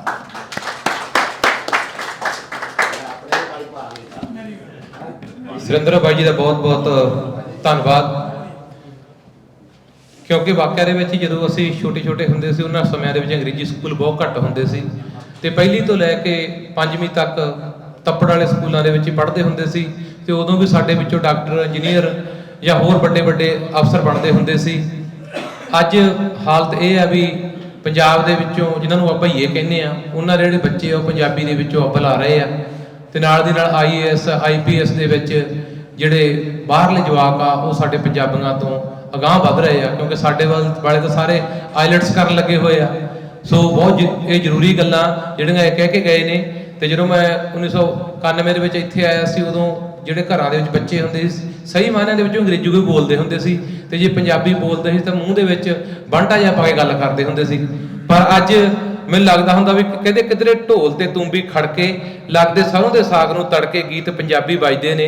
ਹੁਣ ਤਾਂ ਲੱਗੇ ਪੰਜਾਬ ਫ੍ਰਿਜ ਨੂੰ ਥਾਂ ਥਾਂ ਮੇਲੇ ਲੱਗਦੇ ਨੇ। ਸੋ ਇੱਥੇ ਵੀ ਇੱਕ ਤਰ੍ਹਾਂ ਦਾ ਪੰਜਾਬ ਹੀ ਬਣ ਚੁੱਕਿਆ। ਤੇ ਇਹਦੇ ਨਾਲ ਹੀ ਮੈਂ ਬੇਨਤੀ ਕਰੂੰਗਾ ਸਾਡੀ ਸੰਸਥਾ ਇੰਡੋ USA ਹੈਰੀਟੇਜ ਦੇ ਕਨਵੀਨਰ ਸਰਦਾਰ ਸਾਧੂ ਸਿੰਘ ਸੰਘਾ ਹੋਰਾਂ ਨੂੰ, ਇਹਨਾਂ ਦੇ ਦੋ ਨਾਵਲ ਵੀ ਆਏ ਸੀ, ਤਿੜਕ ਦੀ ਹਵੇਲੀ ਤੇ ਸੰਘਰਸ਼ੀ ਰਾਹ, ਕਿ ਉਹ ਆਣ ਕੇ ਅੱਜ ਇਸ ਮੌਕੇ ਉੱਤੇ ਪੰਜਾਬੀ ਮਾਂ ਬੋਲੀ ਦੇ ਪਰਚਾ ਪੜ੍ਹਨ। ਇਹਨਾਂ ਦੇ ਲਈ ਜ਼ੋਰਦਾਰ ਤਾੜੀ ਹੋ ਜਾਵੇ। ਆਜੋ ਸੰਘਾ ਸਾਹਿਬ, ਥੈਂਕ ਯੂ। ਤੇ ਨਾਲ ਦੇ ਨਾਲ ਸਾਡੇ ਵਿਚਕਾਰ ਬੜੇ ਮਸ਼ਹੂਰ ਸ਼ਾਇਰ ਸੁੱਖੀ ਢਾਲੀਵਾਲ ਤੇ ਸ਼ਾਇਰ ਹਰਜਿੰਦਰ ਕੰਗ ਜੀ ਪਹੁੰਚੇ ਹੋਏ ਆ। ਇਹਨਾਂ ਦਾ ਵੀ ਮੈਂ ਨਿੱਘਾ ਸਵਾਗਤ ਕਰਦਾ। ਬਹੁਤ ਹੀ ਸਤਿਕਾਰਯੋਗ ਦੋਸਤੋ, ਸਾਰਿਆਂ ਨੂੰ ਮੈਂ ਆਪਣੇ ਵੱਲੋਂ ਸੰਸਥਾ ਵੱਲੋਂ ਜੀ ਆਇਆਂ ਆਖਦਾ। ਜਿੰਨੇ ਵੀ ਤੁਸੀਂ ਇੱਥੇ ਚੱਲ ਕੇ ਆਏ ਹੋ, ਤੁਹਾਡਾ ਇੱਕ ਇੱਕ ਕਦਮ ਸਾਡੇ ਸੰਸਥਾ ਦੇ ਸਾਰੇ ਮੈਂਬਰਾਂ ਦੇ ਸਿਰ ਮੱਥੇ।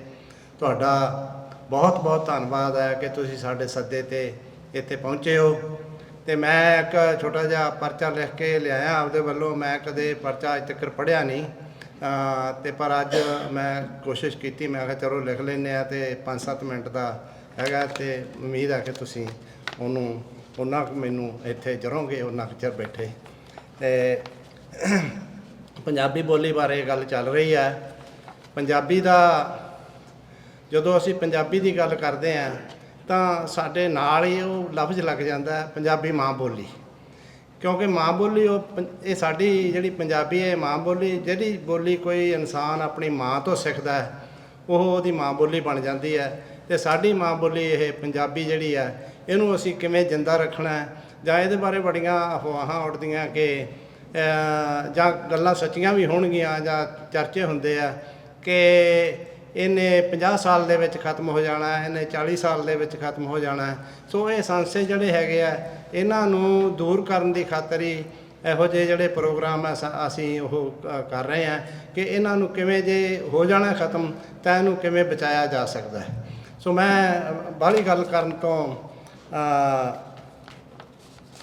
ਨਾਲੋਂ ਮੈਂ ਆਪਣਾ ਜਿਹੜਾ ਪੜ੍ਹਨਾ ਸ਼ੁਰੂ ਕਰਦਾ ਆਪਣਾ ਪਰਚਾ। ਸੋ ਇੱਕ ਵਾਰ ਕੋਈ ਫੰਕਸ਼ਨ ਹੋ ਰਿਹਾ ਸੀ ਪੰਜਾਬੀ ਯੂਨੀਵਰਸਿਟੀ ਪਟਿਆਲਾ ਦੇ ਵਿੱਚ, ਅਤੇ ਉੱਥੇ ਡਾਕਟਰ ਜੋਗਾ ਸਿੰਘ ਪੰਜਾਬੀ ਯੂਨੀਵਰਸਿਟੀ ਪਟਿਆਲਾ ਵਿੱਚ ਪੰਜਾਬੀ ਭਾਸ਼ਾ ਅਤੇ ਸਾਹਿਤ ਅਤੇ ਸੱਭਿਆਚਾਰ ਬਾਰੇ ਬੋਲਦਿਆਂ ਉਹਨਾਂ ਕਿਹਾ ਕਿ ਪੰਜਾਬੀ ਦੀ ਕੋਈ ਵੱਖਰੀ ਪਛਾਣ ਨਹੀਂ ਰਹੀ, ਕਿਉਂਕਿ ਵੈਸਟਰਨ ਕਲਚਰ ਦੇ ਮਗਰ ਲੱਗ ਕੇ ਅਸੀਂ ਆਪਣੀ ਪਛਾਣ ਗਵਾ ਲਈ ਹੈ। ਉਸਨੇ ਕਿਹਾ ਕਿ ਚੰਡੀਗੜ੍ਹ ਵੀ ਇਸੇ ਕਰਕੇ ਹੁਣ ਖੂਬਸੂਰਤ ਸ਼ਹਿਰ ਨਹੀਂ ਰਿਹਾ, ਕਿਉਂਕਿ ਜਿਹੜਾ ਵੀ ਸ਼ਹਿਰ ਆਪਣੀ ਮਾਂ ਬੋਲੀ ਅਤੇ ਸੱਭਿਆਚਾਰ ਨੂੰ ਭੁੱਲ ਜਾਂਦਾ ਹੈ ਉਹ ਬਦਸੂਰਤ ਬਣ ਜਾਂਦਾ ਹੈ। ਕਦੇ ਸਮਾਂ ਹੁੰਦਾ ਸੀ ਜਦ ਪੰਜਾਬ ਦੀ ਵੱਖਰੀ ਚੜ੍ਹਤ ਹੁੰਦੀ ਸੀ, ਪਰ ਪੰਜਾਬੀਆਂ ਦੇ ਮਨਾਂ ਵਿੱਚ ਅੰਗਰੇਜ਼ ਰਾਜ ਦੀਆਂ ਜੜ੍ਹਾਂ ਡੂੰਘੀਆਂ ਧਸੀਆਂ ਹੋਈਆਂ ਹਨ। ਉਹ ਪੰਜਾਬੀ ਦੀ ਥਾਂ ਅੰਗਰੇਜ਼ੀ ਨੂੰ ਸੁਪੀਰੀਅਰ ਸਮਝਦੇ ਹਨ। ਆਪਣਾ ਵੇਖਿਆ ਹੀ ਆ ਕਿ ਆਪਾਂ ਬਹੁਤ ਵਾਰੀ ਜਿਹੜਾ ਬੰਦਾ ਅੰਗਰੇਜ਼ੀ ਬੋਲਦਾ ਹੁੰਦਾ ਸੀ ਉੱਥੇ ਉਹ ਤੋਂ ਜ਼ਿਆਦਾ ਪ੍ਰਭਾਵਿਤ ਹੋ ਜਾਂਦੇ ਸੀ ਕਈ ਵਾਰ। ਪਰ ਮੈਨੂੰ ਇੰਝ ਲੱਗਦਾ ਕਿ ਅੰਗਰੇਜ਼ੀ ਦੇ ਮੁਕਾਬਲੇ ਪੰਜਾਬੀ ਬੋਲੀ ਵਿੱਚ ਨਿੱਜੀ ਸੰਪਰਕ, ਜਿਹਨੂੰ ਅਸੀਂ ਪਰਸਨਲ ਟੱਚ ਕਹਿ ਦਿੰਦੇ ਹਾਂ, ਵੱਧ ਜਜ਼ਬਾਤੀ, ਵੱਧ ਸਤਿਕਾਰ ਦੇਣ ਵਾਲੀ ਭਾਸ਼ਾ ਹੈ। ਇਸ ਕਰਕੇ ਇਸ ਵਿੱਚ ਸਾਰੇ ਰਿਸ਼ਤਿਆਂ ਦਾ ਨਾਂ ਅਤੇ ਸਤਿਕਾਰ ਹੈ। ਜਿੱਥੇ ਅੰਗਰੇਜ਼ੀ ਵਿੱਚ ਸਿਰਫ ਅੰਕਲ ਆਂਟੀ ਹੈ ਜੋ ਰਿਸ਼ਤਿਆਂ ਵਿੱਚ ਅਪਣੱਤ ਪੈਦਾ ਨਹੀਂ ਕਰਦੇ, ਪਰ ਪੰਜਾਬੀ ਵਿੱਚ ਭੂਆ ਫੁੱਫੜ, ਚਾਚਾ ਚਾਚੀ, ਨਾਨਾ ਨਾਨੀ, ਦੇਵਰ ਜੇਠ, ਜੇਠ ਜਠਾਣੀ, ਮਾਸੀਆਂ ਮਾਮੇ ਅਤੇ ਹੋਰ ਅਨੇਕਾਂ ਰਿਸ਼ਤੇ ਨਾਤੇ ਹਨ, ਜਿਨ੍ਹਾਂ ਨੂੰ ਬੋਲਣ ਨਾਲ ਅਪਣੱਤ ਵੀ ਪੈਦਾ ਹੁੰਦੀ ਹੈ ਅਤੇ ਸੁਣਨ ਵਾਲੇ ਨੂੰ ਸਮਝ ਵੀ ਲੱਗਦੀ ਹੈ ਕਿ ਕਿਸ ਰਿਸ਼ਤੇ ਬਾਰੇ ਗੱਲ ਕੀਤੀ ਜਾ ਰਹੀ ਹੈ। ਜੇਕਰ ਕਿਸੇ ਸੂਬੇ ਦੀ ਰਾਜਧਾਨੀ ਵਿੱਚ ਤਰ੍ਹਾਂ ਤਰ੍ਹਾਂ ਦੇ ਕਲਚਰ ਲਿਆ ਕੇ ਵਾੜ ਦਿੱਤੇ ਜਾਣ ਤਾਂ ਅਸਰ ਸਾਰੇ ਸੂਬੇ ਦੀ ਜਨਤਾ 'ਤੇ ਪੈਂਦਾ ਹੈ। ਚੰਡੀਗੜ੍ਹ ਵਿੱਚ ਬੋਲੀ ਦਾ ਰਲਗੱਡ ਕਰ ਦੇਣਾ ਇੱਕ ਸੋਚੀ ਸਮਝੀ ਚਾਲ ਹੈ। ਇਸੇ ਕਰਕੇ ਚੰਡੀਗੜ੍ਹ ਹੁਣ ਪੰਜਾਬੀਆਂ ਦਾ ਨਹੀਂ ਲੱਗਦਾ। ਇੱਕ ਹੋਰ ਸਰਵੇਖਣ ਮੁਤਾਬਕ ਉਹ 10 ਭਾਸ਼ਾਵਾਂ ਜਿਨ੍ਹਾਂ ਵਿੱਚ ਪੰਜਾਬੀ ਦੇ ਅੰਸ਼ ਅਤੇ ਜੜ੍ਹਾਂ ਬਹੁਤ ਡੂੰਘੀਆਂ ਵਸੀਆਂ ਹੋਈਆਂ, ਉਹ ਭਾਸ਼ਾਵਾਂ ਮਰ ਰਹੀਆਂ, ਜਿਨ੍ਹਾਂ ਵਿੱਚ ਬੌਰੀਆ, ਬਾਜੀਗਰੀ, ਢਾਹਾ, ਗੋਜਰੀ, ਲੋਹਾਂਡਾ, ਲਬਾਣਾ, ਉੜੀ, ਰਾਏ ਸਿੱਖ ਅਤੇ ਸਾਂਸੀ ਇਹ ਛੋਟੀਆਂ ਭਾਸ਼ਾਵਾਂ ਜਿਹੜੀਆਂ ਜਿਹਦੇ ਵਿੱਚ ਪੰਜਾਬੀ ਦੇ ਜਿਨ੍ਹਾਂ ਦੇ ਅੰਸ਼ ਪੰਜਾਬੀ ਵਿੱਚ ਬਹੁਤ ਡੂੰਘੇ ਧੱਸੇ ਹੋਏ ਨੇ। ਇਹਨਾਂ ਭਾਸ਼ਾਵਾਂ ਦੇ ਮਰਨ ਨਾਲ ਪੰਜਾਬੀ ਨੂੰ ਵੀ ਬਹੁਤ ਨੁਕਸਾਨ ਹੋਣ ਦੇ ਆਸਾਰ ਹੈ। ਇਹਨਾਂ ਨੂੰ ਵੀ ਸੰਭਾਲਣ ਦੀ ਲੋੜ ਹੈ। ਅੱਜ ਕੱਲ੍ਹ ਦੇ ਜ਼ਮਾਨੇ ਵਿੱਚ ਜੇਕਰ ਕੋਈ ਭਾਸ਼ਾ ਜਿੰਨੀ ਵੱਧ ਇੰਟਰਨੈੱਟ 'ਤੇ ਵਰਤੀ ਜਾਂਦੀ ਹੈ ਤਾਂ ਉਸ ਦੀ ਪ੍ਰਸਿੱਧੀ ਦਾ ਪਤਾ ਲੱਗਦਾ ਹੈ। ਸਕੂਨ ਦੀ ਗੱਲ ਇਹ ਹੈ ਕਿ ਪੰਜਾਬੀ ਦਾ ਇੰਟਰਨੈੱਟ ਉੱਪਰ ਕਾਫੀ ਬੋਲਬਾਲਾ ਹੈ।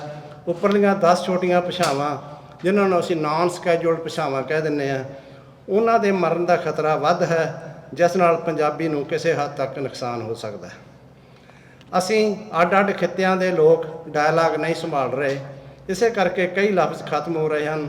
ਸਿਆਣੇ ਕਹਿੰਦੇ ਹੁੰਦੇ ਸੀ ਕਿ 12 ਕੋਹਾਂ ਬਾਅਦ ਜਾ ਕੇ ਬੋਲੀ ਬਦਲ ਜਾਂਦੀ ਹੈ।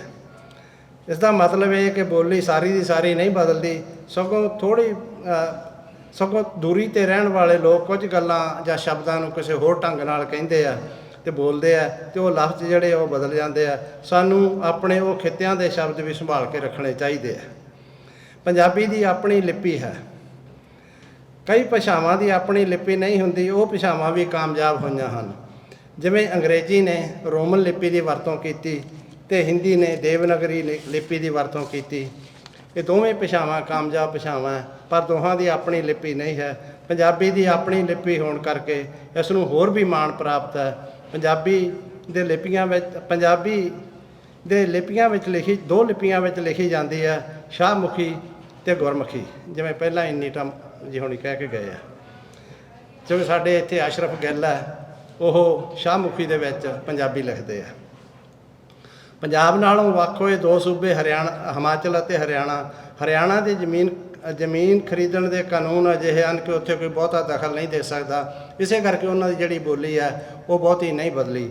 ਪਰ ਜਿਹੜਾ ਹਰਿਆਣਾ ਹੈਗਾ, ਉੱਥੇ ਹਰਿਆਣਾ ਦੀ ਆਪਣੀ ਭਾਸ਼ਾ ਕੋਰਵੀ ਹੈ, ਜੋ ਕਿ ਤੇਜ਼ੀ ਨਾਲ ਹਿੰਦੀ ਵਿੱਚ ਮਰਜ ਹੋ ਰਹੀ ਹੈ। ਸਾਡੇ ਨੈਸ਼ਨਲ ਮੀਡੀਆ ਵਿੱਚ ਹਿੰਦੀ ਦਾ ਬੋਲਬਾਲਾ ਹੋਣ ਕਰਕੇ ਵੀ ਸਾਡੀ ਮਾਂ ਬੋਲੀ 'ਤੇ ਕਾਫੀ ਅਸਰ ਪੈਂਦਾ ਹੈ। ਭਾਵੇਂ ਹਿੰਦੀ ਕੋਈ ਮਾੜੀ ਭਾਸ਼ਾ ਨਹੀਂ, ਪਰ ਜਿੱਥੇ ਇਹ ਪੰਜਾਬੀ ਨੂੰ ਦੱਬਣ ਦੀ ਕੋਸ਼ਿਸ਼ ਕਰਦੀ ਹੈ, ਉੱਥੇ ਇਹ ਗੱਲ ਮਨ ਵਿੱਚ ਜ਼ਰੂਰ ਖੜਕਦੀ ਹੈ। ਵੈਸੇ ਇਨਸਾਨ ਨੂੰ ਵੱਧ ਤੋਂ ਵੱਧ ਭਾਸ਼ਾਵਾਂ ਸਿੱਖਣੀਆਂ ਚਾਹੀਦੀਆਂ ਹਨ। ਅੰਗਰੇਜ਼ੀ ਆਪਣੇ ਪੰਜਾਬੀਆਂ ਵਾਸਤੇ ਇੱਕ ਆਧੁਨਿਕ ਭਾਸ਼ਾ ਹੈ, ਜੋ ਪੰਜਾਬੀਆਂ ਨੂੰ ਅਮਰੀਕਾ, ਕੈਨੇਡਾ ਜਾਂ ਇੰਗਲੈਂਡ ਲਿਜਾਂਦੀ ਹੈ। ਇਸੇ ਕਰਕੇ ਹਰ ਕੋਈ ਚਾਹੁੰਦਾ ਹੈ ਕਿ ਉਹਨਾਂ ਦੇ ਬੱਚੇ ਅੰਗਰੇਜ਼ੀ ਵਿੱਚ ਪੂਰੀ ਤਰ੍ਹਾਂ ਨਿਪੁੰਨ ਹੋਣ। ਪੰਜਾਬੀ ਦੇ ਪਿਛੜ ਜਾਣ ਦਾ ਇੱਕ ਵੱਡਾ ਕਾਰਨ ਇਹ ਵੀ ਹੈ, ਜਿੱਥੇ ਵੀ ਪੰਜਾਬੀ ਕਾਰੋਬਾਰੀ ਭਾਸ਼ਾ ਤੇ ਨੌਕਰੀ ਮਿਲਣ ਲਈ ਜ਼ਰੂਰੀ ਭਾਸ਼ਾ ਹੋਵੇਗੀ, ਉੱਥੇ ਹੀ ਇਹ ਪ੍ਰਫੁੱਲਤ ਹੋਵੇਗੀ। ਸਾਨੂੰ ਆਪਣੀ ਭਾਸ਼ਾ ਪੰਜਾਬੀ ਵੱਲ ਹੁਣ ਤੋਂ ਹੀ ਖਿਆਲ ਦੇਣ ਦੀ ਲੋੜ ਹੈ। ਪੰਜਾਬੀ ਲਈ ਵੱਡੀ ਰਾਹਤ ਵਾਲੀ ਗੱਲ ਇਹ ਹੈ ਕਿ ਇੱਥੇ ਸਿੱਖੀ ਨੂੰ ਮੰਨਣ ਵਾਲੇ ਲੋਕਾਂ ਦੀ ਜ਼ਿਆਦਾ ਭਰਮਾਰ ਹੈ। ਧਰਮ ਗ੍ਰੰਥ ਪੰਜਾਬੀ ਵਿੱਚ ਹੋਣ ਕਰਕੇ ਇਸ ਨਾਲ ਜੁੜੇ ਲੋਕ ਪੰਜਾਬੀ ਨੂੰ ਨਹੀਂ ਭੁੱਲ ਸਕਦੇ। ਪਰ ਜੇਕਰ ਭਾਸ਼ਾ ਵੱਲ ਬਹੁਤਾ ਧਿਆਨ ਨਾ ਦਿੱਤਾ ਤਾਂ ਆਉਣ ਵਾਲੀਆਂ ਪੀੜ੍ਹੀਆਂ ਲਈ ਗੁਰੂ ਗ੍ਰੰਥ ਸਾਹਿਬ ਵੀ ਅੰਗਰੇਜ਼ੀ ਵਿੱਚ ਹੀ ਛਪਾਉਣਾ ਪਊਗਾ। ਜਿੱਥੇ ਕਿਤੇ ਵੀ ਪੰਜਾਬੀ ਬਾਰੇ ਗੱਲ ਹੁੰਦੀ ਹੈ, ਉੱਥੇ ਇਹ ਅਕਸਰ ਹੀ ਕਿਹਾ ਜਾਂਦਾ ਹੈ ਕਿ ਸਾਨੂੰ ਘਰਾਂ ਵਿੱਚ ਪੰਜਾਬੀ ਬੋਲਣੀ ਚਾਹੀਦੀ ਹੈ। ਸਾਰੇ ਹੀ ਇਸ ਗੱਲ ਨਾਲ ਸਹਿਮਤ ਹੁੰਦੇ ਹਨ, ਪਰ ਘਰਾਂ ਵਿੱਚ 2-4 ਲਫ਼ਜ਼ ਪੰਜਾਬੀ ਦੇ ਬੋਲ ਕੇ ਇਹ ਫਿਰ ਅੰਗਰੇਜ਼ੀ ਉਹਦੇ ਵਿੱਚ ਘਸੋੜ ਦਿੱਤੀ ਜਾਂਦੀ ਹੈ ਜਾਂ ਘੁਸੜ ਜਾਂਦੀ ਹੈ। ਭਾਵੇਂ ਅਸੀਂ ਬੱਚਿਆਂ ਨੂੰ ਪੰਜਾਬੀ ਬੋਲਣ ਲਈ ਕਹਿੰਦੇ ਹਾਂ, ਪਰ ਸਾਰੀ ਦਿਹਾੜੀ ਸਕੂਲਾਂ ਵਿੱਚ ਅੰਗਰੇਜ਼ੀ ਬੋਲਣ ਤੋਂ ਬਾਅਦ ਉਹਨਾਂ ਨੂੰ ਅੰਗਰੇਜ਼ੀ ਤੋਂ ਪੰਜਾਬੀ ਵਿੱਚ ਆਪਣਾ ਜਿਹੜਾ ਗੇਅਰ ਬਦਲਣਾ ਉਹ ਬਹੁਤ ਔਖਾ ਹੋ ਜਾਂਦਾ ਹੈ, ਅਤੇ ਫਿਰ ਅਸੀਂ ਵੀ ਉਹਨਾਂ ਦੇ ਨਾਲ ਅੱਧੀ ਪੰਜਾਬੀ ਅੱਧੀ ਅੰਗਰੇਜ਼ੀ ਬੋਲਣ ਲੱਗ ਜਾਂਦੇ ਹਾਂ। ਅਸੀਂ ਜੋ ਲੋਕ ਕਾਫੀ ਦੇਰ ਤੋਂ ਇੱਥੇ ਆਏ ਹੋਏ ਹਾਂ, ਉਹਨਾਂ ਨੇ ਮੁਹਾਰਨੀ ਪੜ੍ਹੀ ਹੋਣ ਕਰਕੇ ਸਾਰੇ ਅੱਖਰਾਂ ਦੀਆਂ ਆਵਾਜ਼ਾਂ ਕੱਢਣੀਆਂ ਆਉਂਦੀਆਂ ਹਨ। ਜਿਵੇਂ ਆਪਾਂ ਆ ਏ ਈ ਉਹ ਪੜ੍ਹਦੇ ਹੁੰਦੇ ਸੀ, ਮੁਹਾਰਨੀ ਹੁੰਦੀ ਸੀ ਜਿਹੜੀ, ਉਹਦੇ ਕਰਕੇ ਸਾਨੂੰ ਹਰੇਕ ਅੱਖਰ ਦੇ ਅਸੀਂ ਪ੍ਰੋਨਾਊਂਸ ਕਰ ਸਕਦੇ ਹਾਂ, ਕੱਢਣੀਆਂ ਆਉਂਦੀਆਂ। ਪਰ ਬੱਚਿਆਂ ਦੀ ਜ਼ਬਾਨ ਉਸੇ ਤਰ੍ਹਾਂ ਨਹੀਂ ਮੁੜਦੀ, ਇਸੇ ਲਈ ਉਹ ਜਦ ਬੋਲਦੇ ਹਨ ਤਾਂ ਥੋੜ੍ਹੇ ਹਾਸੋ-ਹੀਣੇ ਲੱਗਦੇ ਹਨ। ਜਦ ਉਹਨਾਂ ਦੀ ਗੱਲ 'ਤੇ ਕੋਈ ਹੱਸ ਪੈਂਦਾ ਹੈ ਤਾਂ ਉਹ ਨਿਰਾਸ਼ ਹੋ ਜਾਂਦੇ ਹਨ। ਜਿਵੇਂ ਨਹਾਉਣਾ, ਉਹ ਨਹਾਉਣਾ ਕਹਿੰਦੇ ਅਸੀਂ ਨਹਾਉਣਾ ਹੈ। ਪਹਾੜ ਨੂੰ ਪਹਾੜ, ਬੁੱਲੇ ਸ਼ਾਹ ਨੂੰ ਬੁੱਲੇ ਸ਼ਾਹ, ਜਾਂ ਖਿਚੜੀ ਨੂੰ ਖਿਚੜੀ, ਸੜਕ ਨੂੰ ਸੜਕ। ਸਾਡੇ ਇੱਥੋਂ ਦੇ ਪੰਜਾਬੀ ਸਕੂਲਾਂ ਜਾਂ ਗੁਰਦੁਆਰਿਆਂ ਜਾਂ ਚਾਰਟਰਡ ਸਕੂਲਾਂ ਵਿੱਚ ਮੁਹਾਰਨੀ ਜ਼ਰੂਰ ਪੜ੍ਹਾਈ ਜਾਣੀ ਚਾਹੀਦੀ ਹੈ, ਤਾਂ ਕਿ ਉਹ ਸਾਰੇ ਲਫ਼ਜ਼ਾਂ ਨੂੰ ਸਹੀ ਢੰਗ ਨਾਲ ਬੋਲ ਸਕਣ। ਹੁਣ ਵਾਲੇ ਗੀਤ ਸੰਗੀਤ ਵਿੱਚ ਸਾਜ਼ਾਂ ਦੀ ਬਹੁਤ ਭਰਮਾਰ ਹੁੰਦੀ ਹੈ। ਲਫ਼ਜ਼ ਤਾਂ ਮਸਾਂ ਹੀ ਕੰਨਾਂ ਵਿੱਚ ਪੈਂਦੇ ਹਨ ਜਾਂ ਸਮਝਦੇ ਹਨ। ਪਹਿਲਾਂ ਗੀਤ ਦੇ ਬੋਲਾਂ ਦੀ ਜ਼ਿਆਦਾ ਅਹਿਮੀਅਤ ਹੁੰਦੀ ਸੀ। ਗੀਤ ਦੇ ਇਕੱਲੇ ਬੋਲ ਦੀ ਸਮਝ ਆਉਂਦੀ ਸੀ ਅਤੇ ਲੋਕਾਂ ਨੂੰ ਯਾਦ ਵੀ ਹੋ ਜਾਂਦੇ ਸਨ। ਬੋਲਾਂ ਦੀ ਸਮਝ ਨਾ ਆਉਣ ਕਰਕੇ ਬੱਚੇ ਸਿਰਫ ਡਰਮ ਬੀਟ 'ਤੇ ਹੀ ਨੱਚਦੇ ਹਨ। ਬੋਲੀ ਨਾਲ ਵਾਹ ਵਾਸਤਾ ਕਮਜ਼ੋਰ ਹੋ ਜਾਂਦਾ ਹੈ। ਇਸ ਪਾਸੇ ਵੀ ਧਿਆਨ ਦੇਣ ਦੀ ਲੋੜ ਹੈ। ਜੇਕਰ ਜ਼ਿਆਦਾ ਧੂਮ ਧੜੱਕੇ ਵਾਲੇ ਗੀਤ ਲੋਕ ਸੁਣਨੋਂ ਹਟ ਜਾਣ ਤਾਂ ਕਲਾਕਾਰ ਵੀ ਆਪਣਾ ਰਵੱਈਆ ਬਦਲਣ ਲਈ ਮਜਬੂਰ ਹੋ ਜਾਣਗੇ। ਸ਼ਹਿਰੀ ਵਸੋਂ ਵਿੱਚ ਪੰਜਾਬੀ ਬੋਲਣ ਵਾਲਿਆਂ ਦੀ ਗਿਣਤੀ ਘਟ ਰਹੀ ਹੈ। ਜਿੱਥੇ ਇਸ ਨੂੰ ਘੱਟ ਪੜ੍ਹੇ ਲਿਖਿਆਂ ਵਾਲਾ ਦਰਜਾ ਦਿੱਤਾ ਜਾਂਦਾ ਹੈ। ਮੇਰੇ ਖਿਆਲ ਮੁਤਾਬਕ ਕੋਈ ਬੋਲੀ ਉਦੋਂ ਮਰਦੀ ਹੈ ਜਦ ਇਸ ਵੱਲ ਬਹੁਤਾ ਧਿਆਨ ਨਾ ਦਿੱਤਾ ਜਾਵੇ। ਪੰਜਾਬੀ ਨੂੰ ਚਾਹਣ ਵਾਲੇ ਬਹੁਤ ਹਨ ਅਤੇ ਇਸ ਬਾਰੇ ਫਿਕਰਮੰਦ ਵੀ ਹਨ। ਇਸ ਲਈ ਛੇਤੀ ਕੀਤੇ ਇਸ ਦੇ ਫਿੱਕੇ ਪੈਣ ਦੀ ਕੋਈ ਗੱਲ ਨਹੀਂ। ਭਾਸ਼ਾ ਉਦੋਂ ਨਹੀਂ ਮਰਦੀ ਜਦੋਂ ਇਹ ਕਾਰੋਬਾਰ ਚਲਾਉਣ ਦੀ ਭਾਸ਼ਾ ਹੋਵੇ, ਜਦੋਂ ਇਸ ਨੂੰ ਸਰਕਾਰ ਦੀ ਸਰਪ੍ਰਸਤੀ ਹੋਵੇ, ਜਦੋਂ ਇਸ ਨੂੰ ਬੋਲਣ ਵਾਲੇ ਸਾਰੀ ਦੁਨੀਆ ਵਿੱਚ ਖਿਲਰੇ ਹੋਏ ਹੋਣ। ਸੋ ਸਾਡੀ ਜਿਹੜੀ ਪੰਜਾਬੀ ਬੋਲਣ ਵਾਲੇ ਲੋਕ ਹੈ ਉਹ ਬਹੁਤ ਮੁਲਕਾਂ ਦੇ ਵਿੱਚ ਖਿਲਰੇ ਹੋਏ ਆ। ਸੋ ਛੇਤੀ ਕੀਤੇ ਮੈਨੂੰ ਲੱਗਦਾ ਕਿ ਪੰਜਾਬ ਵਿੱਚੋਂ ਭਾਵੇਂ ਇਹਦਾ ਬੋਲਬਾਲਾ ਘਟ ਜਾਵੇ, ਪਰ ਬਾਹਰਲੇ ਜਿਹੜੇ ਮੁਲਕ ਹੈ ਉਹਨਾਂ ਦੇ ਵਿੱਚ ਪੰਜਾਬੀ ਜਿਹੜੀ ਆ ਉਹ ਬਹੁਤ ਦੇਰ ਤੱਕ ਠੀਕ ਰਹੂਗੀ। ਪਰ ਮਾਂ ਬੋਲੀ ਲਈ ਫਿਕਰ ਕਰਦੇ ਰਹਿਣਾ ਅਤੇ ਇਸ ਨੂੰ ਉਚਾਈਆਂ ਤੱਕ ਪਹੁੰਚਾਉਣ ਲਈ ਯਤਨਸ਼ੀਲ ਰਹਿਣਾ ਸਾਡਾ ਸਾਰਿਆਂ ਦਾ ਫਰਜ਼ ਬਣਦਾ ਹੈ। ਤੁਹਾਡਾ ਸਾਰਿਆਂ ਦਾ ਬਹੁਤ ਧੰਨਵਾਦ।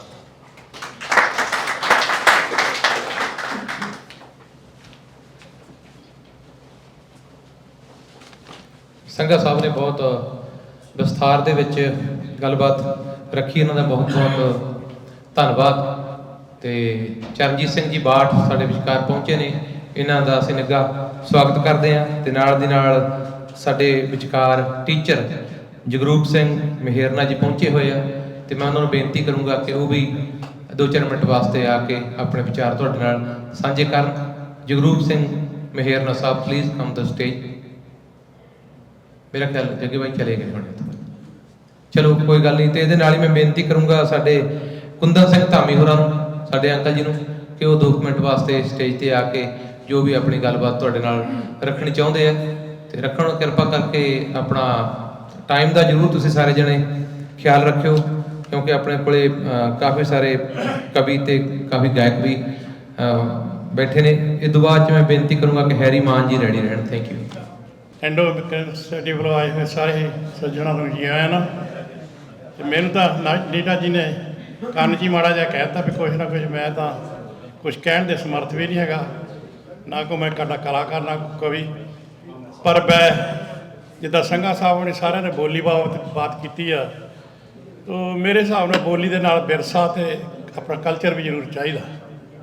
ਅਤੇ ਇਹ 2 ਮਿੰਟਾਂ 'ਚ ਮੈਂ ਆਪਣਾ ਕੱਲ੍ਹ ਨੂੰ ਫਾਦਰ ਡੇ ਆ ਅਤੇ ਸਾਡਾ ਵਿਰਸਾ ਇੱਧਰ ਵੀ ਚਾਹੀਦਾ। ਮੈਂ ਇੱਕ ਮਾਮੂਲੀ ਜਿਹੀ ਘਟਨਾ ਤੁਹਾਨੂੰ ਸਾਂਝੀ ਕਰਦਾ। ਕੋਈ ਮਿਲਟਰੀ ਮੈਨ ਸੀ ਅਤੇ ਉਹ ਸੂਬੇਦਾਰ ਰਿਟਾਇਰ ਹੋ ਗਿਆ, ਲੇਕਿਨ ਅਨਲੱਕੀ ਰਿਟਾਇਰ ਹੋਣ ਤੋਂ ਬਾਅਦ ਆ ਕੇ ਉਹਨੇ ਕੋਠੀ ਕਾਠੀ ਪਾ ਲਈ, ਕਾਰ ਲਈ, ਵਧੀਆ ਨੌਕਰ 2-4 ਰੱਖੇ, ਜ਼ਮੀਨ ਜਾਇਦਾਦ ਕਾਫੀ ਸੀ। ਲੜਕਾ ਉਹਦਾ ਬੇਰੀਏ 'ਚ ਇੱਕੋ ਇੱਕ ਲੜਕਾ ਸੀ, ਉਹ ਪੋਸਟ ਆਫਿਸ ਲੱਗਿਆ ਸੀ। ਅਤੇ ਅਨਲੱਕੀ ਜਦੋਂ ਆਇਆ ਪੈਨਸ਼ਨ ਤਾਂ ਉਹਦੀ ਵਾਈਫ ਚੜ੍ਹਾਈ ਕਰ ਗਈ। ਫਿਰ ਉਹਦੇ ਮੁੰਡੇ ਨੇ ਕਿਹਾ ਵੀ ਪਾਪਾ ਤੂੰ ਇੱਥੇ ਨਿਆਣਿਆਂ ਨੇ ਨਿੱਕੇ ਵੀ ਤੂੰ ਇੱਥੇ ਨੂੰ ਆ ਜਾ। ਭਾਈ ਇਹਨੇ ਕਹਿੰਦੇ ਤਾਂ ਦਿਲ ਲੱਗਾ ਰਹੂਗਾ। ਸੋ ਇੱਥੇ ਆਇਆ ਤਾਂ ਮੈਂ ਵਿਰਸੇ ਦੀ ਗੱਲ ਕਰਦਾ, ਬੋਲੀ ਦੇ ਨਾਲ ਇਹਨੂੰ ਵੀ ਸੰਭਾਲਣਾ ਚਾਹੀਦਾ। ਉਹਦੀ ਜਵਾਨੀ ਕਹਿਣ ਲੱਗੇ ਥੋੜ੍ਹਾ ਚਿਰ ਤਾਂ ਨਿਆਣੇ ਛੋਟੇ ਸੀ, ਉਹਨਾਂ ਨੂੰ ਡੈਪਰ ਵਗੈਰਾ ਚੇਂਜ ਕਰਦਾ ਰਿਹਾ, ਸੰਭਾਲਦਾ ਰਿਹਾ। ਨਿਆਣੇ ਫਿਰ ਚੱਲਣ ਜਾਣ ਲੱਗ ਪਏ ਸਕੂਲੇ ਬਾਈ ਬੱਸ। ਤਾਂ ਫਿਰ ਘਰ ਵਾਲੀ ਉਹਦੀ ਨੂੰਹ ਅਤੇ ਪੁੱਤ ਨੂੰਹ ਹੀ ਕਹੇ ਜ਼ਿਆਦਾ, ਪੁੱਤ ਨੇ ਦੇ ਕੇ ਵੀ ਬਾਪੂ ਨੂੰ ਕਹਿ ਕੇ ਤੇ ਹੁਣ ਕੰਮ 'ਤੇ ਲੱਗ ਜਾਵੇ, ਘਰ ਵਿਹਲਾ ਸਾਰਾ ਦਿਨ ਕੀ ਕਰਦਾ। ਸੋ ਉਹਦੀ ਜਵਾਨੀ ਉਹ ਮੇਰੇ ਕੋਲ ਆਪਣਾ ਕੰਮ ਸਿਖਾ ਥੋੜ੍ਹਾ, ਉਹ ਮੇਰੇ ਕੋਲ ਲੈ ਵੀ ਉਹ ਦੱਸਣ ਲੱਗ ਪਿਆ ਵੀ ਕਿੱਦਾਂ। ਮੈਂ ਉਹ ਗੱਲ ਤੁਹਾਡੇ ਨਾਲ ਸਾਂਝੀ ਕਰਦਾ ਜੀ 2 ਮਿੰਟ ਹੈ। ਉਹ ਕਹਿੰਦਾ ਸੂਬੇਦਾਰ ਸਾਹਿਬ ਕਹਿੰਦੇ ਵੀ ਇੱਕ ਕੋਠੀ ਸੀ, ਇੱਕ ਕੋਠੀ ਸੀ, ਨਾਲੇ ਕਾਰ ਨੌਕਰ ਰੱਖਿਓ ਸੀ 3-4, ਤਾਂ ਸਾਰੇ ਕਹਿੰਦੇ ਸੀ ਸਰਦਾਰ। ਇੱਥੇ ਆ ਗਿਆ। ਇੱਕ ਕੋਠੀ ਸੀ, ਇੱਕ ਕਾਰ ਨੌਕਰ ਰੱਖਿਓ ਸੀ 3-4, ਸਾਰੇ ਕਹਿੰਦੇ ਸੀ ਸਰਦਾਰ। ਸਾਲੀ ਐਸੀ ਬਗੀ ਬਾਹਰ ਦੀ ਮਾਰ, ਤਾਂ ਇੱਥੇ ਕੰਮ ਨਾ ਲੱਭੇ ਕਾਰ, ਤਾਂ ਨਹੁੰ ਪੁੱਤ ਲੜਦੇ ਰਹਿੰਦੇ ਆ। ਜੇ ਮੈਂ ਕਹਿੰਦਾ ਮੈਂ ਪਿੰਡੂ ਜਾਣਾ ਤਾਂ ਮੋਹਰਿਓਂ ਪੁੱਠਾ ਹੀ ਪੈਂਦੇ ਆ, ਲੈ ਉੱਥੇ ਪਿੰਡ ਕੀ ਕਰਨਾ ਤੂੰ, ਹੁਣ ਇੱਥੇ ਹੀ ਕਰਨਾ। ਸੋ ਉਹਨਾਂ ਹਾਲਾਤਾਂ 'ਚ ਸਾਡਾ ਵਿਰਸਾ ਵੀ ਬਜ਼ੁਰਗਾਂ ਨੂੰ ਸੁਣਾਉਣਾ। ਕੱਲ੍ਹ ਫਾਦਰ ਡੇ ਵੀ ਆ, ਇੱਦਾਂ ਫੋਟੋ ਲੱਗੀ ਸੀ ਮਾਈ ਦੀ ਅਤੇ ਕਿਚਨ 'ਚ। ਫਿਰ ਉਹ ਲਾਪਿਆ ਵਿਚਾਰਾ ਦੱਸਣ, ਕਹਿੰਦਾ ਦੇਖ ਬੁੜੀਏ, ਦੇਖ ਬੁੜੇ ਦਾ ਹਾਲ, ਬੁੜੀਏ ਦੇਖ ਬੁੜੇ ਦਾ ਹਾਲ, ਪਕਾਵਾਂ ਰੋਟੀ ਤੇ ਰਹਿਣਾ ਦਾਲ, ਭਾਵੇਂ ਗਰਮੀ ਤੇ ਭਾਵੇਂ ਸਿਆਲ, ਮੰਜਾ ਰਹਿੰਦਾ ਗਰਾਜ ਦੇ ਨਾਲ। ਬੁੜੀਏ ਦੇਖ ਬੁੜੇ ਦਾ ਹਾਲ, ਪਕਾਵਾਂ ਰੋਟੀ ਰਹਿਣਾ ਦਾਲ, ਭਾਵੇਂ ਗਰਮੀ ਭਾਵੇਂ ਸਿਆਲ, ਮੰਜਾ ਰਹਿੰਦਾ ਗਰਾਜ ਦੇ ਨਾਲ। ਇਹਨਾਂ ਦੇ ਨਿਆਣੇ ਤੋਂ ਦਿੱਤੇ ਮੈਂ ਹੁਣ ਪਾਲ, ਹੁਣ ਮੈਂ ਕਿਸ ਖੂਬ ਮਾਰਾਂ ਛਾਲ। ਆ ਲੋਕ ਮਜ਼ਾਕ ਉਡਾਉਂਦੇ ਆ ਤੇ ਜੇ ਮੈਂ ਪਿੰਡ ਨੂੰ ਕਹਿੰਦਾ ਜਾਣਾ ਤਾਂ ਕਹਿੰਦੇ ਨਹੀਂ ਮੋਰੇ ਪੁੱਠਾ ਹੀ ਪੈਂਦੇ ਆ। ਸੋ ਮੈਂ ਨੀਟੇ ਹੋਣਾ ਦੀ ਇਹਦੀ ਇੱਕ ਜੋ ਇਹਨਾਂ ਨੇ ਹੁਕਮ ਕੀਤਾ ਉਹਦਾ ਨਾਮ ਇਹ ਆਪ ਇੱਥੇ ਕੀ ਬੁੜਿਆਂ ਦਾ ਜੀਣਾ, ਬਸ ਇੱਕ ਸਬਰ ਪਿਆਲਾ ਪੀਣਾ। ਇੱਥੇ ਕੀ ਬੁੜਿਆਂ ਦਾ ਜੀਣਾ, ਬਸ ਇੱਕ ਸਬਰ ਪਿਆਲਾ ਪੀਣਾ। ਬੈਠੀਆਂ ਚਾਦਾਂ ਨੂੰ ਪੈਸੀਣਾ, ਪੈ ਗਿਆ ਰਾਜਿਆਂ ਨੂੰ ਸਾਲਾ ਪੀਣਾ। ਇੱਥੇ ਕਈ ਬੁੜਿਆਂ ਦਾ ਜੀਣਾ, ਬਸ ਇੱਕ ਸਬਰ ਪਿਆਲਾ ਪੀਣਾ।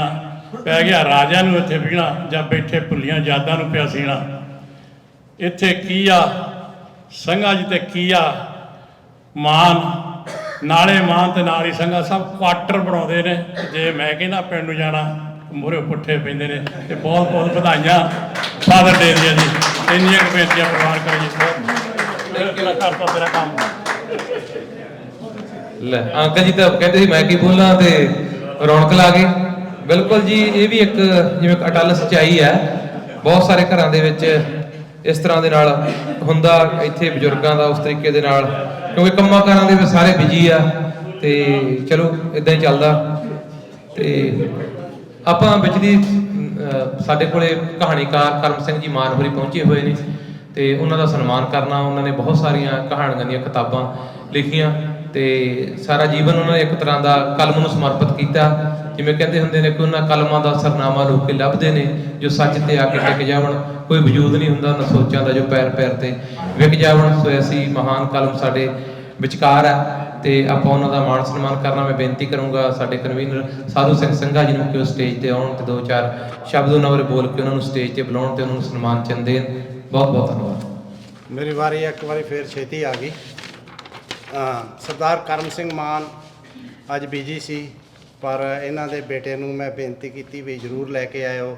ਸੰਸਥਾ ਨੇ ਇਹ ਸੋਚਿਆ ਸੀ ਕਿ ਅਸੀਂ ਇਹਨਾਂ ਬਾਰੇ ਕੁਛ ਨਾ ਕੁਛ ਇਹਨਾਂ ਦਾ ਮਾਣ ਕਰਨਾ ਚਾਹੁੰਦੇ ਹਾਂ।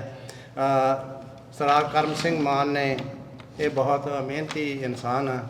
ਇਹਨਾਂ ਨੇ JBT ਤੋਂ ਸ਼ੁਰੂ ਕਰਕੇ ਫਿਰ B.Ed ਕੀਤੀ, ਫਿਰ MA ਕੀਤੀ। ਸੋ ਇਹ ਸਾਰੀਆਂ ਇਹਨਾਂ ਨੇ ਤਰੱਕੀਆਂ ਕਾਮਯਾਬੀਆਂ ਉੱਥੇ ਜਿਹੜੀਆਂ ਕੀਤੀਆਂ ਤੇ ਰਿਟਾਇਰ ਹੋਣ ਤੋਂ ਬਾਅਦ ਇਹ ਇੱਥੇ ਆ ਗਏ। ਪਹਿਲਾਂ ਵੀ ਇਹਨਾਂ ਨੇ ਉੱਥੇ ਪਿੰਡ ਵਿੱਚ ਨੌਜਵਾਨ ਸਭਾ ਦੇ ਵਿੱਚ ਤੇ ਆਪਣੀ ਟੀਚਰ ਯੂਨੀਅਨ ਦੇ ਵਿੱਚ ਵੀ ਕੰਮ ਕੀਤਾ। ਤੇ ਇੱਥੇ ਆ ਕੇ ਇਹਨਾਂ ਨੇ ਜਿਹੜੀਆਂ 5 ਕਹਾਣੀ ਸੰਗ੍ਰਹਿ ਲਿਖੇ ਆ। ਇੱਕ ਤਾਂ ਹੈਗੀ ਆ ਇੱਕ ਹੰਝੂ ਇੱਕ ਅੱਖ ਦੇ, ਦੂਸਰਾ ਵੇਦਨ ਕਹੀਏ ਕਿਸ, ਤੀਸਰੀ ਕਿਤਾਬ ਇਹਨਾਂ ਦੀ ਆਈ ਆ ਹੇਠ ਵਗੇ ਦਰਿਆ, ਤੇ ਚੌਥੀ ਹੈਗੀ ਆ ਫਲਾਈਓਵਰ। 5ਵੀਂ ਕਿਤਾਬ ਇਹਨਾਂ ਦੀ ਕਹਾਣੀਆਂ ਦੀ ਆਈ ਆ ਬੋਸਕੀ ਦਾ ਪਜਾਮਾ। ਪਹਿਲੇ 4 ਕਹਾਣੀਆਂ ਦੇ ਸੰਗ੍ਰਹਿ ਜੋੜ ਕੇ ਇੱਕ ਵੱਡਾ ਕਹਾਣੀ ਸੰਗ੍ਰਹਿ ਤਿਆਰ ਕੀਤਾ ਗਿਆ। ਇਹਨਾਂ ਦੇ ਕਿਸੇ ਦੋਸਤ ਡਾਕਟਰ ਜੋਗਿੰਦਰ ਸਿੰਘ ਨਰਾਲਾ ਵੱਲੋਂ ਕਾਫੀ ਵੱਡਕਾਰੀ ਉਹ ਕਿਤਾਬ ਉਹਨਾਂ ਨੇ ਛਾਪੀ ਹੈ। ਇੱਕ ਕਰਮ ਸਿੰਘ ਮਾਨ ਦੀਆਂ ਕਹਾਣੀਆਂ ਦਾ ਕਥਾ ਵਿਵੇਕ ਛਾਪਿਆ, ਜਿਹਦੇ ਵਿੱਚ ਤਕਰੀਬਨ 20 ਸਾਹਿਤਕਾਰਾਂ ਨੇ ਆਪਣੇ ਆਪਣੇ ਵਿਚਾਰ ਦੱਸੇ ਆ ਸਰਦਾਰ ਕਰਮ ਸਿੰਘ ਮਾਨ ਬਾਰੇ, ਇਹਨਾਂ ਦੀ ਕਲਮ ਬਾਰੇ ਤੇ ਇਹਨਾਂ ਦੀਆਂ ਕਹਾਣੀਆਂ ਬਾਰੇ ਜਿਹੜੇ ਵਿਚਾਰ ਦੱਸੇ ਆ। ਸੋ ਇਸ ਤਰ੍ਹਾਂ ਕਰਨ ਨਾਲ ਇਹਨਾਂ ਦੀਆਂ ਇਹ 7 ਕਿਤਾਬਾਂ ਹੋ ਗਈਆਂ ਤੇ 8ਵਾਂ ਇਹਨਾਂ ਨੇ ਪੰਜਾਬੀ ਤੇ ਅੰਗਰੇਜ਼ੀ ਦਾ ਕਾਇਦਾ ਬਣਾ ਕੇ ਲਿਆਂਦਾ ਸੀ, ਜਿਸ ਤਾਂ ਕਿ ਇੱਥੋਂ ਵਾਲੇ ਬੱਚਿਆਂ ਨੂੰ ਜੇ ਪੰਜਾਬੀ ਪੜ੍ਹਨੀ ਪਵੇ ਤੇ ਉਹ ਅੰਗਰੇਜ਼ੀ ਜਾਣਦੇ ਹੋਣ ਤੇ ਪੰਜਾਬੀ ਪੜ੍ਹਨੀ ਪਵੇ ਤਾਂ ਔਖਾ ਨਾ ਲੱਗੇ ਉਹਨਾਂ ਨੂੰ। ਸੋ ਇਹ ਸਾਰੀਆਂ ਕੁੱਲ 8 ਕਿਤਾਬਾਂ। ਪਰ ਹੁਣ ਵੀ ਇਹਨਾਂ ਨੇ ਜੇ ਹੋਰ ਲਿਖਣਾ ਸੀ, ਜੇ ਇਹਨਾਂ ਦੀ ਨਿਗਾਹ ਥੋੜ੍ਹੀ ਕਮਜ਼ੋਰ ਨਾ ਹੁੰਦੀ ਤੇ ਨਹੀਂ ਤਾਂ ਇਹਨਾਂ ਨੇ ਲਿਖੀ ਜਾਣਾ ਸੀ ਅਜੇ। ਸੋ ਸਾਨੂੰ ਇਹਨਾਂ 'ਤੇ ਬੜਾ ਮਾਣ ਹੈ, ਸਾਡੇ ਵਿੱਚ ਆਏ ਆ। ਇਹਨਾਂ ਨੇ ਸਾਡੇ ਸਾਹਿਤ ਦੇ ਵਿੱਚ ਬਹੁਤ ਵੱਡਾ ਹਿੱਸਾ ਪਾਇਆ ਤੇ ਮੈਂ ਇਹਨਾਂ ਨੂੰ ਬੇਨਤੀ ਕਰਦਾ ਕਿ ਉਹ ਇੱਥੇ ਸਟੇਜ 'ਤੇ ਆਉਣ ਤੇ ਮੈਂ ਸਾਰੇ ਸੰਸਥਾ ਦੇ ਮੈਂਬਰਾਂ ਨੂੰ ਵੀ ਬੇਨਤੀ ਕਰਦਾ ਕਿ ਉਹ ਇੱਥੇ ਆਉਣ ਤਾਂ ਕਿ ਆਪਾਂ ਇਹਨਾਂ ਦਾ ਮਾਣ ਸਨਮਾਨ ਕਰ ਸਕੀਏ।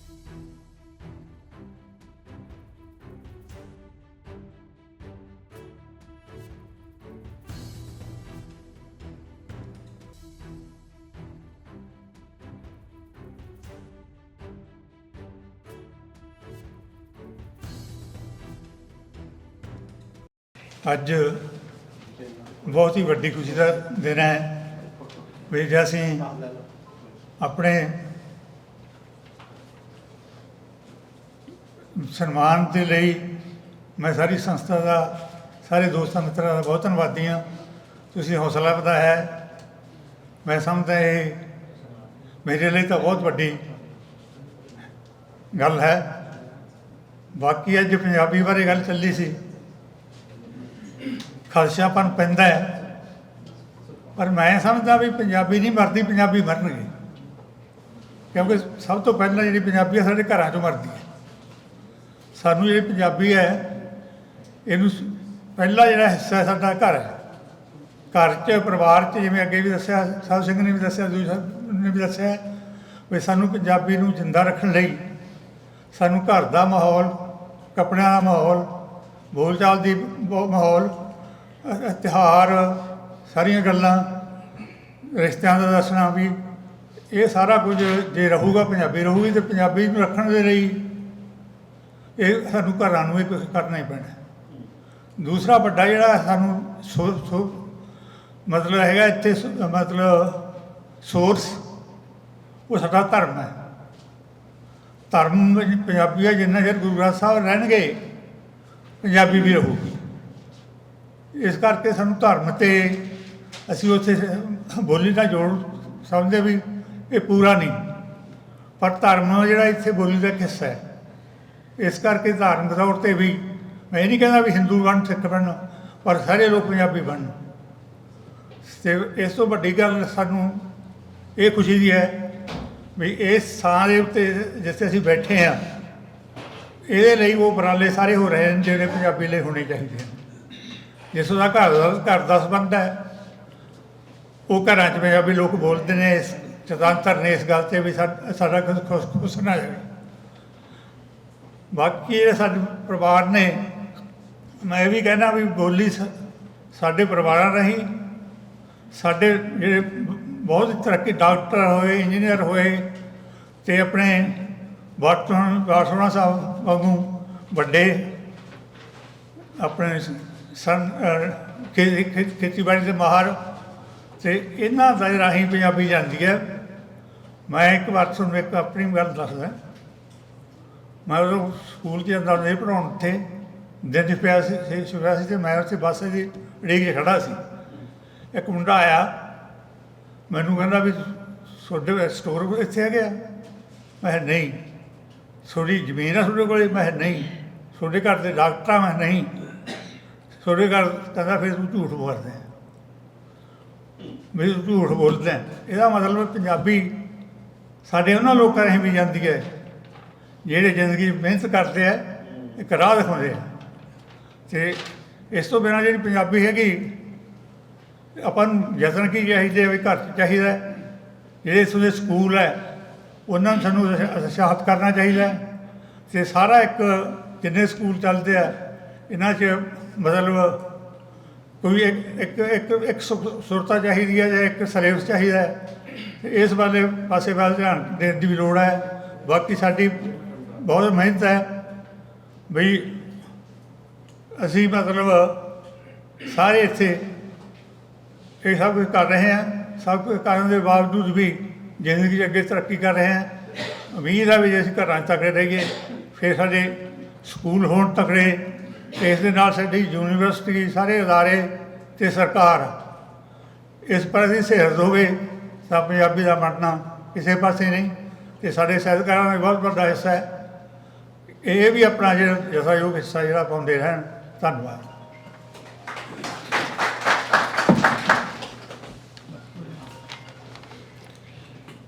ਕਹਿੰਦੇ ਲੋਕੋ ਬੱਚਿਆਂ ਦੇ ਦੁੱਖ ਬੋਲੀ ਮਾਂ ਜਾਣਦੀ, ਇਹਦਾ ਰੱਬ ਵਾਲਾ ਨਾਤਾ ਇਹ ਤਾਂ ਜਾਣਦੀ। ਬਹੁਤ ਸੋਹਣੀਆਂ ਗੱਲਾਂ ਕਰਕੇ ਗਏ ਆ ਕਰਮ ਸਿੰਘ ਮਾਰਪੁਰੀ, ਕਿਉਂਕਿ ਅਕਸਰ ਆਪਾਂ ਸਟੇਜਾਂ ਤੋਂ ਪੰਜਾਬੀ ਮਾਂ ਬੋਲੀ ਬਾਰੇ ਚਿੰਤਾ ਤਾਂ ਪ੍ਰਗਟ ਕਰਦੇ ਆ, ਪਰ ਇਹਦੇ ਕੀ ਹੱਲ ਹੋ ਸਕਦੇ ਆ ਇਹਦੇ ਬਾਰੇ ਗੱਲ ਬਹੁਤ ਘੱਟ ਹੁੰਦੀ ਆ। ਪਰ ਮਾਨ ਸਾਹਿਬ ਨੇ ਬਹੁਤ ਸੋਹਣੇ ਸ਼ਬਦਾਂ ਦੇ ਵਿੱਚ ਇਹਦਾ ਹੱਲ ਵੀ ਸਾਨੂੰ ਦੱਸਿਆ ਕਿ ਕੀ ਹੋਣਾ ਚਾਹੀਦਾ ਤਾਂ ਕਿ ਪੰਜਾਬੀ ਮਾਂ ਬੋਲੀ ਨੂੰ ਬਚਾਇਆ ਜਾ ਸਕੇ। ਇਹਦੇ ਨਾਲ ਹੀ ਮੈਂ ਬੇਨਤੀ ਕਰੂੰਗਾ ਸਾਡੇ ਸੰਸਥਾ ਦੇ ਸੈਕਟਰੀ ਹੈਰੀ ਮਾਨ ਹੋਰਾਂ ਨੂੰ ਕਿ ਉਹ 2-4 ਮਿੰਟ ਵਾਸਤੇ ਸਟੇਜ 'ਤੇ ਆਉਣ ਅਤੇ ਆਪਣੀ ਗੱਲਬਾਤ ਤੁਹਾਡੇ ਨਾਲ ਸਾਂਝੀ ਕਰਨ। ਇਹ ਪਹਿਲੇ ਸੈਕਟਰੀ ਆ ਜਿਨ੍ਹਾਂ ਨੂੰ ਸਾਨੂੰ ਧੱਕੇ ਨਾਲ ਸਟੇਜ 'ਤੇ ਚੜ੍ਹਨਾ ਪੈਂਦਾ। ਸੋ ਪਿੱਛੇ ਭੁਪਿੰਦਰ ਭਤੇਰ ਜੀ ਆਏ ਆ, ਮੈਂ ਉਹਨਾਂ ਦਾ ਨਿੱਘਾ ਸਵਾਗਤ ਕਰਦਾ। Thank you very much.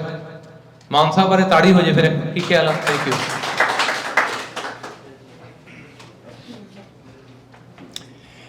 ਸਾਰਿਆਂ ਨੂੰ ਸਤਿ ਸ੍ਰੀ ਅਕਾਲ ਜੀ। ਬਹੁਤ ਬਹੁਤ ਧੰਨਵਾਦ ਤੁਹਾਡਾ ਸਾਰਿਆਂ ਦਾ ਇੱਥੇ ਪਹੁੰਚਣ ਦਾ। ਅੱਜ ਪੰਜਾਬੀ ਬੋਲੀ ਦੀ ਸਾਂਭ ਸੰਭਾਲ ਵਾਸਤੇ ਗੱਲਬਾਤ ਹੋ ਰਹੀ ਹੈ।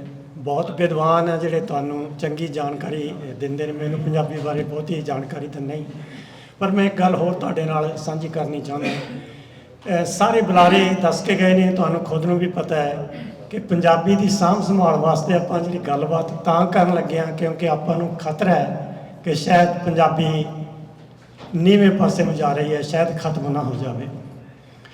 ਜਦੋਂ ਯੂਰਪੀਅਨ ਲੋਕ, ਇੰਗਲੈਂਡ ਦੇ ਲੋਕ ਅਮਰੀਕਾ ਦੇ ਵਿੱਚ ਪਹੁੰਚੇ ਸਨ ਤਾਂ ਇੱਥੇ ਨੇਟਿਵ ਇੰਡੀਅਨ ਉਹ ਰਹਿੰਦੇ ਸਨ, ਤੇ ਉਹਨਾਂ ਨੂੰ ਖਤਮ ਕਰਨ ਵਾਸਤੇ ਕੈਨੇਡਾ ਅਤੇ ਅਮਰੀਕਾ ਦੇ ਵਿੱਚ ਜੋ ਕੁਝ ਹੋਇਆ ਸ਼ਾਇਦ ਤੁਸੀਂ ਉਸ ਤੋਂ ਵਾਕਿਫ ਹੋਵੋਗੇ।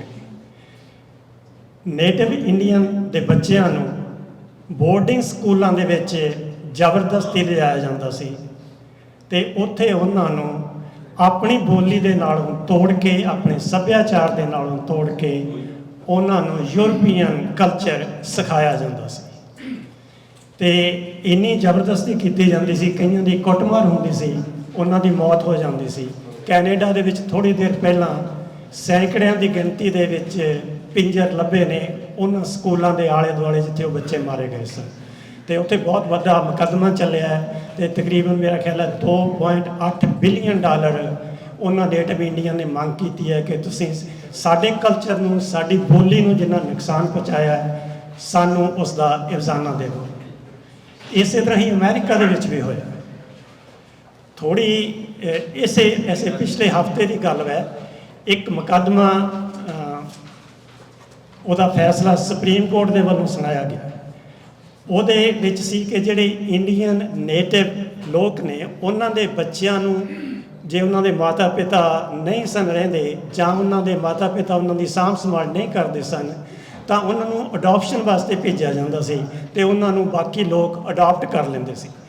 ਪਰ ਇਸ ਦਾ ਇਤਰਾਜ਼ ਉਹਨਾਂ ਨੇ ਕੀਤਾ, ਮੁਕੱਦਮਾ ਬਹੁਤ ਰੌਲਾ ਪਿਆ ਤੇ 1978 ਦੇ ਵਿੱਚ ਇੱਕ ਕਾਨੂੰਨ ਬਣਾਇਆ ਗਿਆ। ਉਸ ਕਾਨੂੰਨ ਦੇ ਅਧੀਨ ਜਿਹੜੇ ਇੰਡੀਅਨ ਨੇਟਿਵ ਉਹਨਾਂ ਦੇ ਬੱਚੇ ਹੋਣਗੇ ਉਹਨਾਂ ਨੂੰ ਸਿਰਫ ਇੰਡੀਅਨ ਹੀ ਅਡਾਪਟ ਕਰ ਸਕਣਗੇ। ਜੇ ਇੰਡੀਅਨ ਕੋਈ ਉਹਨਾਂ ਨੂੰ ਅਡਾਪਟ ਨਹੀਂ ਕਰਦਾ ਤਾਂ ਹੀ ਉਹਨਾਂ ਨੂੰ ਬਾਹਰ ਭੇਜਿਆ ਜਾ ਸਕੇਗਾ। ਇਸ ਲਾਅ ਦੇ ਖਿਲਾਫ ਮੁਕੱਦਮਾ ਜਿਹੜਾ ਚੱਲਿਆ ਉਸ ਦਾ ਸੁਪਰੀਮ ਕੋਰਟ ਨੇ ਪਿਛਲੇ ਹਫ਼ਤੇ ਫੈਸਲਾ ਦਿੱਤਾ। ਬਹੁਤ ਡਰ ਸੀ ਕਿ ਸ਼ਾਇਦ ਇਸ ਨੂੰ ਖਤਮ ਕਰ ਦਿੱਤਾ ਜਾਵੇ, ਪਰ ਸੁਪਰੀਮ ਕੋਰਟ ਨੇ ਐਲਾਨ ਕਰ ਦਿੱਤਾ ਕਿ ਨਹੀਂ, ਇਹ ਇਸੇ ਤਰ੍ਹਾਂ ਹੀ ਰਹੇਗਾ। ਇੰਡੀਅਨ ਨੇਸ਼ਨ, ਇੰਡੀਅਨ ਲੋਕ ਸੋਵਰਨ ਹਨ ਅਮਰੀਕਾ ਦੇ ਵਿੱਚ, ਜਿਸ ਇਲਾਕੇ ਦੇ ਵਿੱਚ ਰਹਿੰਦੇ ਹਨ ਉੱਥੇ ਸੈਂਟਰ ਦੀ ਸਰਕਾਰ ਜਾਂ ਲੋਕਲ ਸਰਕਾਰ ਕੋਈ ਦਖਲ ਨਹੀਂ ਦੇ ਸਕਦੀ। ਇਸ ਕਰਕੇ ਉਹਨਾਂ ਦੇ ਬੱਚੇ ਸਿਰਫ ਨੇਟਿਵ ਇੰਡੀਅਨ ਹੀ ਅਡਾਪਟ ਕਰਨਗੇ। ਤੇ ਮੇਰਾ ਇਹ ਗੱਲ ਦੱਸਣ ਦਾ ਸਿਰਫ ਮਕਸਦ ਇਹੀ ਹੈ ਕਿ ਜੇਕਰ ਆਪਾਂ ਸਮਝਦੇ ਹਾਂ ਕਿ ਪੰਜਾਬੀ ਬੋਲੀ ਨੂੰ ਕਿਸੇ ਪਾਸਿਓਂ ਖਤਰਾ ਹੈ ਤਾਂ ਉਸ ਨੂੰ ਸੰਭਾਲਣ ਵਾਸਤੇ ਆਪਾਂ ਨੂੰ ਵੀ ਇਸੇ ਤਰ੍ਹਾਂ ਦੀ ਜਦੋਜਹਿਦ ਕਰਨੀ ਪਵੇਗੀ ਜੇਕਰ ਕੋਈ ਪੰਜਾਬੀ ਬੋਲੀ ਨੂੰ ਖਤਮ ਕਰਨ ਦੀ ਕੋਸ਼ਿਸ਼ ਕਰੇਗਾ। ਪਰ ਇਹ ਕੋਸ਼ਿਸ਼ਾਂ ਹੁੰਦੀਆਂ ਰਹੀਆਂ। ਤੁਸੀਂ ਜੇ ਆਪਣੇ ਪੰਜਾਬ ਦੀਆਂ ਪਿਛਲੀਆਂ ਕਹਾਣੀਆਂ, ਪਿਛਲੀ ਹਿਸਟਰੀ ਨੂੰ ਦੇਖੋ, ਜਿਸ ਤਰ੍ਹਾਂ ਕਹਿ ਰਹੇ ਨੇ ਕਿ ਬਹੁਤ ਵਿਦਵਾਨ ਨੇ ਜਿਹੜੇ ਜ਼ਿਆਦਾ ਇਤਿਹਾਸ ਬਾਰੇ ਜਾਣਦੇ ਨੇ ਕਿ ਇੰਡੋ ਆਰੀਅਨਸ ਦੇ ਵੇਲੇ ਤੋਂ ਪੰਜਾਬੀ ਬੋਲੀ ਆਈ ਹੈ, ਪਰ ਜਿਹੜੇ ਹੁਣ ਹੋਰ ਖੋਜਕਾਰ ਨੇ ਉਹ ਕਹਿੰਦੇ ਨੇ ਕਿ ਉਹਨਾਂ ਦੇ ਆਉਣ ਤੋਂ ਪਹਿਲਾਂ ਜਿਹੜੇ ਪੰਜਾਬ ਦੇ ਵਿੱਚ ਲੋਕ ਵੱਸਦੇ ਸਨ ਉਹ ਪੰਜਾਬੀ ਬੋਲਦੇ ਸਨ। ਭਾਵੇਂ ਉਸ ਬੋਲੀ ਦੇ ਵਿੱਚ ਥੋੜ੍ਹੀ ਬਹੁਤੀ ਤਰਮੀਮ, ਥੋੜ੍ਹਾ ਬਹੁਤਾ ਵਾਧਾ ਘਾਟਾ ਤਾਂ ਹੁੰਦਾ ਰਿਹਾ, ਪਰ ਇਹ ਬੋਲੀ ਆਰੀਅਨ ਦੇ ਸਮੇਂ ਤੋਂ ਨਹੀਂ, ਇਹ ਤਾਂ ਉਦੋਂ ਵੀ ਹਜ਼ਾਰਾਂ ਸਾਲ ਪਹਿਲਾਂ ਪੰਜਾਬ ਦੇ ਵਿੱਚ ਬੋਲੀ ਜਾਂਦੀ ਸੀ। ਅਤੇ ਉਸ ਦੀ ਸੰਭਾਲ ਫਿਰ ਸਾਨੂੰ ਕਰਨੀ ਪਵੇਗੀ ਕਿਉਂਕਿ ਸਾਡੇ ਜਿਹੜੇ ਵੱਡੇ ਵਡੇਰੇ ਸਨ ਇਹ ਉਹਨਾਂ ਦੀ ਬੋਲੀ ਹੈ। ਸਾਡੇ ਪੰਜਾਬੀ, ਅਸੀਂ ਆਪਣੇ ਕਲਚਰ 'ਤੇ, ਆਪਣੀ ਸੱਭਿਅਤਾ 'ਤੇ, ਆਪਣੇ ਸੱਭਿਆਚਾਰ 'ਤੇ ਬਹੁਤ ਮਾਣ ਕਰਦੇ ਹਾਂ, ਆਪਣੇ ਖਾਣੇ 'ਤੇ ਬਹੁਤ ਮਾਣ ਕਰਦੇ ਹਾਂ, ਗਿੱਧੇ ਭੰਗੜੇ 'ਤੇ ਬਹੁਤ ਮਾਣ ਕਰਦੇ ਹਾਂ, ਆਪਣੇ ਪਹਿਰਾਵੇ 'ਤੇ ਬਹੁਤ ਮਾਣ ਕਰਦੇ ਹਾਂ, ਪਰ ਜਦੋਂ ਬੋਲੀ ਦੀ ਗੱਲ ਆਉਂਦੀ ਹੈ ਉਦੋਂ ਅਸੀਂ ਥੋੜ੍ਹੇ ਜਿਹੇ ਪਿੱਛੇ ਰਹਿ ਜਾਂਦੇ ਹਾਂ। ਅਤੇ ਜੇਕਰ ਅਸੀਂ ਆਪਣੇ ਸੱਭਿਆਚਾਰ ਨੂੰ, ਆਪਣੇ ਖਾਣੇ ਨੂੰ, ਆਪਣੇ ਮਿਊਜ਼ਿਕ ਨੂੰ ਕਾਮਯਾਬ ਰੱਖਣਾ ਹੈ ਤਾਂ ਸਾਨੂੰ ਬੋਲੀ ਨੂੰ ਪਹਿਲ ਦੇਣੀ ਹੋਵੇਗੀ ਕਿਉਂਕਿ ਜੇ ਸਾਡੀ ਬੋਲੀ ਖਤਮ ਹੋ ਗਈ ਤਾਂ ਸਾਡਾ ਸੱਭਿਆਚਾਰ ਵੀ ਉਸ ਦੇ ਨਾਲ ਹੀ ਖਤਮ ਹੋ ਗਿਆ। ਜਦੋਂ ਪੁਰਾਣੇ ਜ਼ਮਾਨੇ ਦੀ ਜੇ ਆਪਾਂ ਗੱਲ ਕਰੀਏ ਤਾਂ ਇਨਸਾਨ ਪਸ਼ੂਆਂ, ਜਾਨਵਰਾਂ ਵਾਂਗ ਹੀ ਰਹਿੰਦੇ ਸਨ। ਉਸ ਤੋਂ ਬਾਅਦ ਉਹਨਾਂ ਨੇ ਬੋਲੀ ਹੋਂਦ ਦੇ ਵਿੱਚ ਆਈ, ਇੱਕ ਦੂਜੇ ਦੇ ਨਾਲ ਗੱਲਬਾਤ ਕਰਨੀ ਸ਼ੁਰੂ ਕੀਤੀ, ਆਪਣੇ ਵਿਚਾਰ ਦੂਸਰੇ ਨੂੰ ਦੱਸਣੇ ਸ਼ੁਰੂ ਕੀਤੇ, ਉੱਥੋਂ ਗਾਹਾਂ ਬੋਲੀਆਂ ਵਧਣੀਆਂ ਸ਼ੁਰੂ ਕੀਤੀਆਂ। ਅਤੇ ਆਪਣੀ ਗੱਲਬਾਤ ਕਰਨ ਦੇ ਦੋ ਤਰੀਕੇ ਨੇ। ਇੱਕ ਤਾਂ ਅਸੀਂ ਪ੍ਰਤੱਖ ਰੂਪ ਦੇ ਵਿੱਚ ਜਿਹੜੇ ਸਾਡੇ ਵਿਚਾਰ ਹੈ ਉਹ ਦੂਸਰੇ ਨੂੰ ਦੱਸਦੇ ਹਾਂ, ਤੇ ਦੂਸਰੇ ਹੈ ਜਿਹੜੇ ਅਸੀਂ ਸੰਕੇਤਕ ਰੂਪ ਦੇ ਵਿੱਚ ਦੱਸਦੇ ਹਾਂ। ਜਿਵੇਂ ਪੰਜਾਬੀ ਦੇ ਵਿੱਚ ਕਹਾਵਤ ਬਹੁਤ ਮਸ਼ਹੂਰ ਹੈ, ਧੀਏ ਕੰਮ ਕਰ ਨੋਹੇ ਗੱਲ ਕਰ। ਤੇ ਜੇ ਇਸ ਨੂੰ ਆਪਾਂ ਅੰਗਰੇਜ਼ੀ ਦੇ ਵਿੱਚ ਜਾਂ ਕਿਸੇ ਹੋਰ ਬੋਲੀ ਦੇ ਵਿੱਚ ਬੱਚਿਆਂ ਨੂੰ ਕਹੀਏ ਤਾਂ ਉਹ ਇਹ ਗੱਲ ਨੂੰ ਨਹੀਂ ਸਮਝਣਗੇ ਕਿ ਉਹ ਸੱਸ ਸੰਕੇਤ ਕਰ ਰਹੀ ਹੈ ਕਿ ਜਿਸ ਤਰ੍ਹਾਂ ਮੇਰੀ ਧੀ ਕੰਮ ਕਰਦੀ ਹੈ, ਨੋਹੇ ਤੂੰ ਵੀ ਉਸੇ ਤਰ੍ਹਾਂ ਕੰਮ ਕਰ। ਪਰ ਜੇ ਅਸੀਂ ਇਹ ਸੰਕੇਤਕ ਬੋਲੀ ਨੂੰ ਤਾਂ ਹੀ ਅਸੀਂ ਬਚਾ ਕੇ ਰੱਖ ਸਕਦੇ ਹਾਂ ਜੇ ਅਸੀਂ ਪੰਜਾਬੀ ਬੋਲੀ ਨੂੰ ਬਚਾ ਕੇ ਰੱਖਾਂਗੇ, ਨਹੀਂ ਤਾਂ ਇਹ ਵੀ ਖਤਮ ਹੋ ਜਾਵੇਗੀ। ਤੇ ਮੈਂ ਜ਼ਿਆਦਾ ਸਮਾਂ ਨਹੀਂ ਲੈਂਦਾ, ਗੱਲਾਂ ਤਾਂ ਹੋਰ ਵੀ ਆਪਾਂ ਬਹੁਤ ਸਾਰੀਆਂ ਕਰ ਸਕਦੇ ਹਾਂ, ਪਰ ਮੈਂ ਇਸ ਦੇ ਨਾਲ ਇਹੀ ਸਿਰਫ ਕਹਿਣਾ ਚਾਹੁੰਦਾ ਜਾਂ ਥੋੜ੍ਹੀ ਜਿਹੀ ਗੱਲ ਮੈਂ ਤੁਹਾਨੂੰ ਦੱਸਾਂ ਕਿ ਜਦੋਂ ਅੰਗਰੇਜ਼ਾਂ ਨੇ 1848 ਦੇ ਵਿੱਚ ਪੰਜਾਬ 'ਤੇ ਕਬਜ਼ਾ ਕੀਤਾ ਤੇ ਉਸ ਵੇਲੇ ਉਹਨਾਂ ਨੇ ਪੰਜਾਬ ਦੇ ਵਿੱਚੋਂ ਬੋਲੀ ਜਿਹੜੀ ਕਿ ਪੜ੍ਹਾਈ ਜਾਂਦੀ ਸੀ ਕਾਇਦੇ ਦੇ ਰੂਪ ਦੇ ਵਿੱਚ, ਉਦੋਂ ਕਿਤਾਬ ਹੁੰਦੀ ਸੀ ਜਿਸ ਨੂੰ ਕਾਇਦਾ-ਏ-ਨੂਰ ਕਿਹਾ ਜਾਂਦਾ ਸੀ, ਉਹ ਸਾਰੇ ਇਕੱਠੇ ਕਰਨੇ ਸ਼ੁਰੂ ਕਰ ਦਿੱਤੇ ਸਨ। ਉਹਨਾਂ ਨੇ ਐਲਾਨ ਕਰ ਦਿੱਤਾ ਸੀ ਕਿ ਜਿਹੜਾ ਰਾਈਫਲ ਜਾਂ ਟਕੂਆ ਵਗੈਰਾ ਹਥਿਆਰ ਲੈ ਕੇ ਆਵੇਗਾ ਉਹਨੂੰ 2 ਆਨੇ ਦਿੱਤੇ ਜਾਣਗੇ, ਜਿਹੜਾ ਕਾਇਦਾ-ਏ-ਨੂਰ ਲੈ ਕੇ ਆਵੇਗਾ ਉਹਨੂੰ 6 ਆਨੇ ਦਿੱਤੇ ਜਾਣਗੇ, ਬੋਲੀ ਨੂੰ ਖਤਮ ਕਰਨ ਖਾਤਰ। ਭਾਵੇਂ ਕਿ ਸਕੂਲਾਂ ਦੇ ਵਿੱਚ ਜਾਂ ਧਾਰਮਿਕ ਸਥਾਨਾਂ ਦੇ ਵਿੱਚ ਪੰਜਾਬੀ ਪੜ੍ਹਾਈ ਜਾਂਦੀ ਸੀ, ਪਰ ਉਸ ਵੇਲੇ ਜਿਹੜੀ ਰਾਜ ਦੀ ਮਹਾਰਾਜਾ ਰਣਜੀਤ ਸਿੰਘ ਦੇ ਰਾਜ ਵੇਲੇ ਦੀ ਬੋਲੀ ਸੀ ਉਹ ਫਾਰਸੀ ਸੀ, ਇਸ ਕਰਕੇ ਉਸ ਕਾਇਦੇ ਨੂੰ ਕਾਇਦੇ-ਨੂਰ ਕਹਿੰਦੇ ਸਨ। ਤੇ ਮਹਾਰਾਜਾ ਰਣਜੀਤ ਸਿੰਘ ਉਹਨਾਂ ਨੇ ਦੱਸਿਆ ਜਾਂਦਾ ਹੈ ਕਿ ਧਾਰਮਿਕ ਸਥਾਨ ਜਦੋਂ ਕੋਈ ਨਵਾਂ ਬਣਾਉਂਦੇ ਸੀ ਤਾਂ ਉਹਨਾਂ ਨੂੰ ਇਜਾਜ਼ਤ ਤਾਂ ਦਿੱਤੀ ਜਾਂਦੀ ਸੀ ਜੇ ਸਕੂਲ ਜੇ ਉਸ ਧਾਰਮਿਕ ਸਥਾਨ ਦੇ ਉੱਪਰ ਪੰਜਾਬੀ ਜਾਂ ਕਾਇਦਾ-ਏ-ਨੂਰ ਪੜ੍ਹਾਇਆ ਜਾਵੇਗਾ। ਤੇ ਜਦੋਂ ਅੰਗਰੇਜ਼ ਆ ਗਏ ਤਾਂ ਉਹਨਾਂ ਨੇ ਇਹ ਕਾਇਦਾ-ਏ-ਨੂਰ ਇਕੱਠੇ ਕਰਨੇ ਤੇ ਉਹਨਾਂ ਨੂੰ ਸਾੜਨਾ ਸ਼ੁਰੂ ਕਰ ਦਿੱਤਾ, ਤੇ ਮੇਰਾ ਖਿਆਲ ਹੈ ਸ਼ਾਇਦ ਉਹ ਹੁਣ ਆਪਾਂ ਨੂੰ ਕਿਤੇ ਨਾ ਵੀ ਮਿਲਣ ਪੰਜਾਬ ਦੇ ਵਿੱਚ। ਪਰ ਅਜੇ ਵੀ ਜਿਹੜੀ ਮੇਰੀ ਜਾਣਕਾਰੀ ਆ ਉਹਦੇ ਮੁਤਾਬਕ ਲਾਹੌਰ ਦੀ ਮਿਊਜ਼ੀਅਮ ਦੇ ਵਿੱਚ ਇੱਕ ਪੋਸਟਰ ਜ਼ਰੂਰ ਉਹਨਾਂ ਨੇ ਰੱਖਿਆ ਹੋਇਆ ਜਿਸ ਉੱਤੇ ਲਿਖਿਆ ਹੋਇਆ ਹੈ ਕਿ ਕਾਇਦਾ-ਏ-ਨੂਰ ਲਿਆਉਣ ਵਾਲੇ ਨੂੰ 6 ਆਨੇ ਦਿੱਤੇ ਜਾਣਗੇ। ਤੇ ਇਸ ਤਰ੍ਹਾਂ ਹੀ ਹੁਣ ਜਦੋਂ 1966 ਦੇ ਵਿੱਚ ਪੰਜਾਬ ਦੇ ਗਾਹਾਂ ਹੋਰ 3 ਹਿੱਸੇ ਕਰਤੇ, 47 ਦੇ ਵਿੱਚ 2 ਹਿੱਸੇ ਕਰਤੇ, ਧਰਮ ਦੇ ਆਧਾਰ ਤੇ ਇੱਧਰ ਪੰਜਾਬੀ ਬੋਲਣ ਲੱਗ ਗਏ, ਪੰਜਾਬੀ ਦੀ ਥਾਂ ਤੇ ਜ਼ਿਆਦਾ ਹਿੰਦੀ ਨੂੰ ਕਿ ਆਪਾਂ ਸਾਰੇ ਹਿੰਦੁਸਤਾਨ ਭਾਰਤ ਨੂੰ ਇਕੱਠਾ ਰੱਖਣਾ ਹੈ, ਇਹਨੂੰ ਹਿੰਦੁਸਤਾਨ ਬਣਾਉਣਾ ਹੈ, ਇਸ ਕਰਕੇ ਹਿੰਦੀ ਸ਼ੁਰੂ ਕਰਤੀ। ਤੇ ਪਾਕਿਸਤਾਨ ਵਾਲਿਆਂ ਨੇ ਆਪਣੇ ਸਾਰੇ ਇਲਾਕਿਆਂ ਨੂੰ ਵੀ ਇਹਨੂੰ ਇਕੱਠਾ ਰੱਖਣਾ, ਉੱਥੇ ਉਰਦੂ ਸ਼ੁਰੂ ਕਰਤਾ। ਹਾਲਾਂਕਿ ਅੱਧੇ ਤੋਂ ਜ਼ਿਆਦਾ ਪਾਕਿਸਤਾਨੀ ਲੋਕ ਪੰਜਾਬੀ ਬੋਲਦੇ ਆ, ਮੇਰਾ ਖਿਆਲ 53% ਲੋਕ ਆ ਜਿਹੜੇ ਪੰਜਾਬੀ ਬੋਲਦੇ ਆ, ਪਰ ਉਹਨਾਂ ਦੀ ਜਿਹੜੀ ਲੈਂਗੁਏਜ ਹੈ ਉਰਦੂ ਹੈ। ਉਹ ਸਿਰਫ ਇਹੀ ਹੈ ਕਿ ਇਹਨਾਂ ਬੋਲੀਆਂ ਨੂੰ ਖਤਮ ਕੀਤਾ ਜਾਵੇ। ਅੰਗਰੇਜ਼ਾਂ ਦਾ ਵੀ ਇਹੀ ਮਤਲਬ ਸੀ, ਉਹਨਾਂ ਨੇ ਇਹ ਨਹੀਂ ਕਿਹਾ ਕਿ ਅਸੀਂ ਪੰਜਾਬੀ ਨੂੰ ਖਤਮ ਕਰਦੇ ਹਾਂ, ਉਹਨਾਂ ਨੇ ਕਾਇਦਾ-ਏ-ਨੂਰ ਇਕੱਠੇ ਕਰਕੇ ਸਾੜਨਾ ਸ਼ੁਰੂ ਕੀਤਾ ਕਿ ਇਹ ਪੜ੍ਹਾਉਣ ਦਾ ਤਰੀਕਾ ਵਧੀਆ ਨਹੀਂ, ਅਸੀਂ ਯੂਰਪੀਅਨ ਤਰੀਕਾ ਸ਼ੁਰੂ ਕਰਨਾ। ਯੂਰਪੀਅਨ ਤਰੀਕਾ ਸ਼ੁਰੂ ਕਰਨ ਦਾ ਮਤਲਬ ਇਹ ਸੀ ਕਿ ਇੱਥੋਂ ਦੇ ਲੋਕ ਆਪਣੀ ਬੋਲੀ ਨਾ ਪੜ੍ਹ ਸਕਣ ਜਾਂ ਆਪਣੀਆਂ ਗੱਲਾਂ ਨੂੰ ਨਾ ਸਮਝ ਸਕਣ, ਆਪਣੇ ਸੱਭਿਆਚਾਰ ਨੂੰ ਨਾ ਜਾਣ ਸਕਣ ਤੇ ਸਾਡੇ ਵਿਰੁੱਧ ਵਿਦਰੋਹ ਨਾ ਕਰ ਸਕਣ। ਅਸੀਂ ਜੋ ਕੁਝ ਚਾਹਾਂਗੇ ਉਹੀ ਉਹਨਾਂ ਨੂੰ ਪੜ੍ਹਾਇਆ ਜਾਵੇਗਾ। ਹੁਣ ਵੀ ਇਹੋ ਹੀ ਹੈ। 1966 ਤੋਂ ਬਾਅਦ ਪੰਜਾਬ ਦੇ 3 ਹਿੱਸੇ ਬਣ ਗਏ, ਧਰਮ ਦੇ ਆਧਾਰ ਤੇ ਰੌਲਾ ਪੈ ਗਿਆ, ਸਿੱਖਾਂ ਨੇ ਆਪਣੀ ਬੋਲੀ ਪੰਜਾਬੀ ਬਣਾ ਲਈ, ਜਿੰਨੇ ਹਿੰਦੂ ਪੰਜਾਬ ਦੇ ਵਿੱਚ ਵੱਸਦੇ ਸਨ ਹਾਲਾਂਕਿ ਉਹ ਪੰਜਾਬੀ ਬੋਲਦੇ ਸਨ, ਉਹ ਹਿੰਦੀ ਕਹਿਣੀ ਉਹਨਾਂ ਨੇ ਸ਼ੁਰੂ ਕਰ ਦਿੱਤੀ ਕਿ ਸਾਡੀ ਤਾਂ ਮਾਂ ਬੋਲੀ ਹਿੰਦੀ ਹੈ।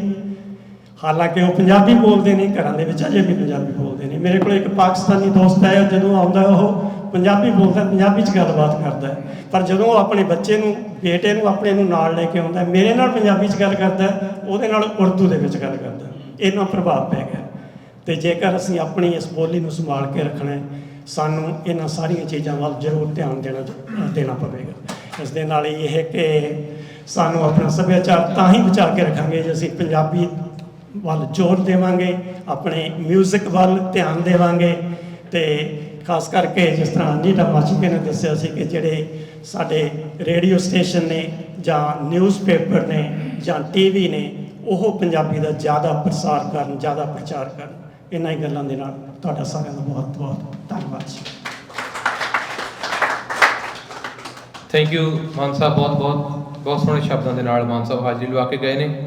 ਤੇ ਇਹਦੇ ਨਾਲ ਹੀ ਸਾਡੇ ਕੋਲੇ ਪਿਸ਼ੌਰਾ ਸਿੰਘ ਢਿੱਲੋਂ ਹੋਰੀ ਪਹੁੰਚੇ ਹੋਏ ਨੇ, ਬੜੇ ਵਧੀਆ ਸ਼ਾਇਰ ਨੇ ਤੇ ਬਹੁਤ ਸੋਹਣਾ ਹੀਰ ਵੀ ਸੁਣਾਉਂਦੇ ਹੁੰਦੇ ਆ, ਤੇ ਅੱਜ ਵੀ ਸ਼ਾਇਦ ਕੁਛ ਨਾ ਕੁਛ ਆਪਾਂ ਇਹਨਾਂ ਤੋਂ ਜ਼ਰੂਰ ਸੁਣਾਂਗੇ।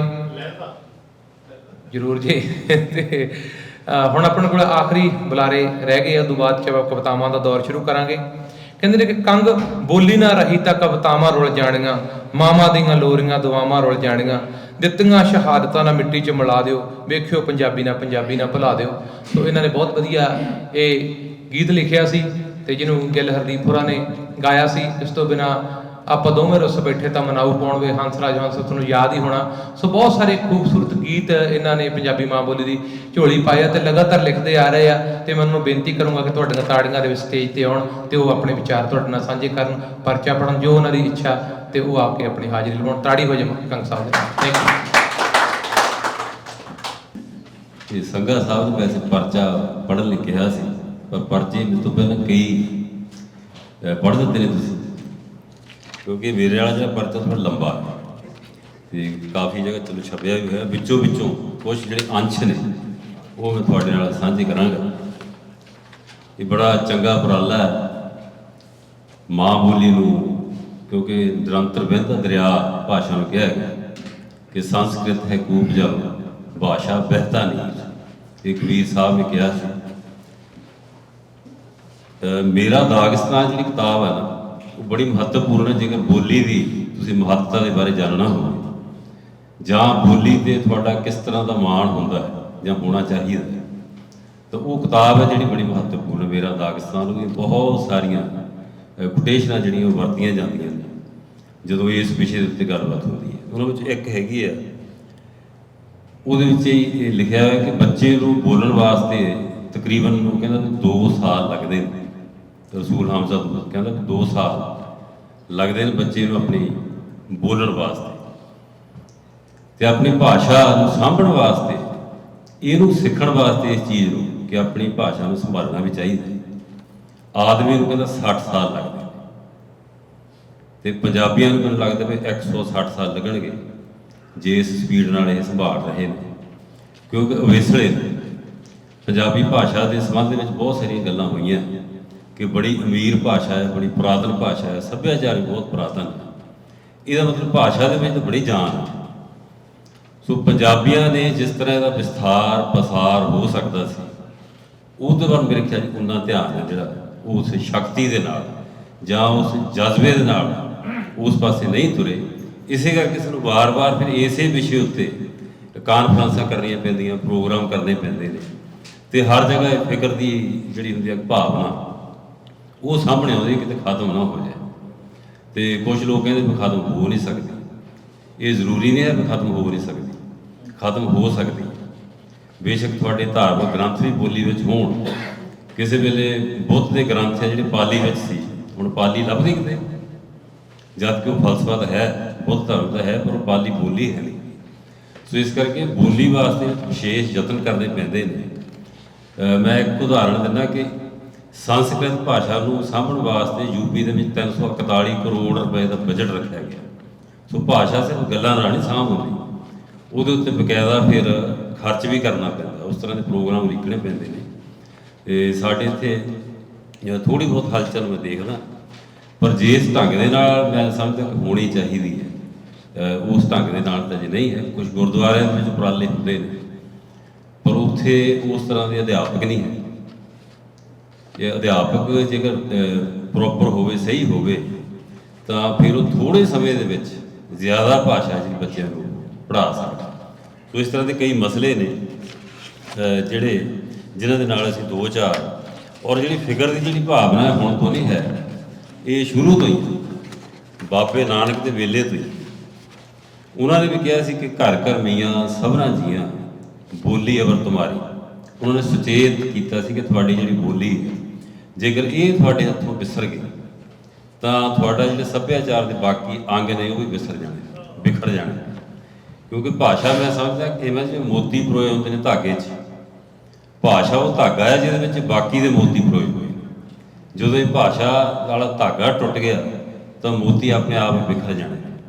ਬਹੁਤ ਸਾਰੇ ਬੁਲਾਰਿਆਂ ਨੇ ਦੱਸੀ ਪੁਰਾਣੀ ਹਿਸਟਰੀ ਕਿ ਕਿਵੇਂ ਬੋਲੀ ਨੂੰ ਖਤਮ ਕਰਨ ਵਾਸਤੇ ਵੱਖ-ਵੱਖ ਜਿਹੜੀਆਂ ਸਰਕਾਰਾਂ ਨੇ, ਲੋਕ ਨੇ, ਉਹਨਾਂ ਨੇ ਯਤਨ ਕੀਤੇ ਨੇ।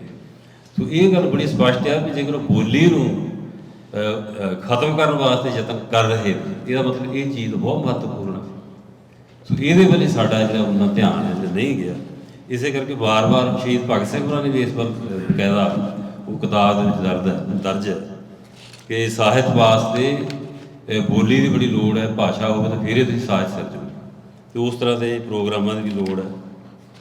ਫਿਰੋਜ਼ ਦੀ ਸ਼ਰਮ ਉਹਨਾਂ ਨੇ ਵੀ ਇਹਦੇ ਉੱਤੇ ਦੇਖੋ ਮਿਹਣਾ ਮਾਰਿਆ ਸੀ ਪੰਜਾਬੀਆਂ ਨੂੰ ਕਿ ਮੁੱਠਾਂ ਮੀਚ ਕੇ ਨੁੱਕਰੇ ਹਾਂ ਬੈਠੀ ਟੁੱਟੀ ਹੋਈ ਰਬਾਬ, ਟੁੱਟੀ ਹੋਈ ਸਤਾਰ ਰਬਾਬੀਆਂ, ਪੁੱਛੀ ਬਾਤ ਨਾ ਜਿਨ੍ਹਾਂ ਨੇ ਸ਼ਰਫ ਮੇਰੀ ਵੇ ਬੋਲੀ ਹੋਣਾ।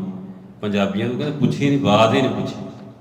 ਇੱਥੇ ਕਾਨਫਰੰਸ ਪਾਕਿਸਤਾਨ ਵਿੱਚ ਹੋਈ ਸੀ, ਉੱਥੇ ਪ੍ਰੋਫੈਸਰ ਪ੍ਰੀਤਮ ਸਿੰਘ ਵੀ ਗਏ ਸੀ। ਉਹ ਕਹਿੰਦਾ ਵੀ ਜਿੱਡੇ ਵੱਡੇ ਦੁਸ਼ਮਣ ਉਹਦੀ ਕਿਤਾਬ ਦੇ ਵਿੱਚ ਦਰਜ ਹੈ ਪੰਜਾਬ ਤੇ ਪੰਜਾਬੀਅਤ ਵਾਲੀ। ਉਹ ਕਹਿੰਦਾ ਜਿੱਡੇ ਵੱਡੇ ਦੁਸ਼ਮਣ ਪੰਜਾਬੀ ਲੋਕ ਪੰਜਾਬੀ ਭਾਸ਼ਾ ਦੇ ਨੇ, ਕਹਿੰਦਾ ਦੁਨੀਆ 'ਚ ਕੋਈ ਆਪਣੀ ਭਾਸ਼ਾ ਦਾ ਐਡਾ ਵੱਡਾ ਦੁਸ਼ਮਣ ਨਹੀਂ। ਸੋ ਐਡੀ ਸਖਤ ਜਿਹੜੀ ਸਟੇਟਮੈਂਟ ਇਸੇ ਕਰਕੇ ਹੈ ਕਿ ਅਸੀਂ ਅਵੇਸਲੇ। ਮੈਂ ਬਹੁਤ ਸਾਰੇ ਲੋਕਾਂ ਦੇ ਖੁਦ ਵੀ ਬਿਆਨ ਸੁਣੇ ਨੇ, ਕੁਝ ਨਿਹੰਗ ਸਿੰਘਾਂ ਦੇ ਸੁਣੇ ਨੇ।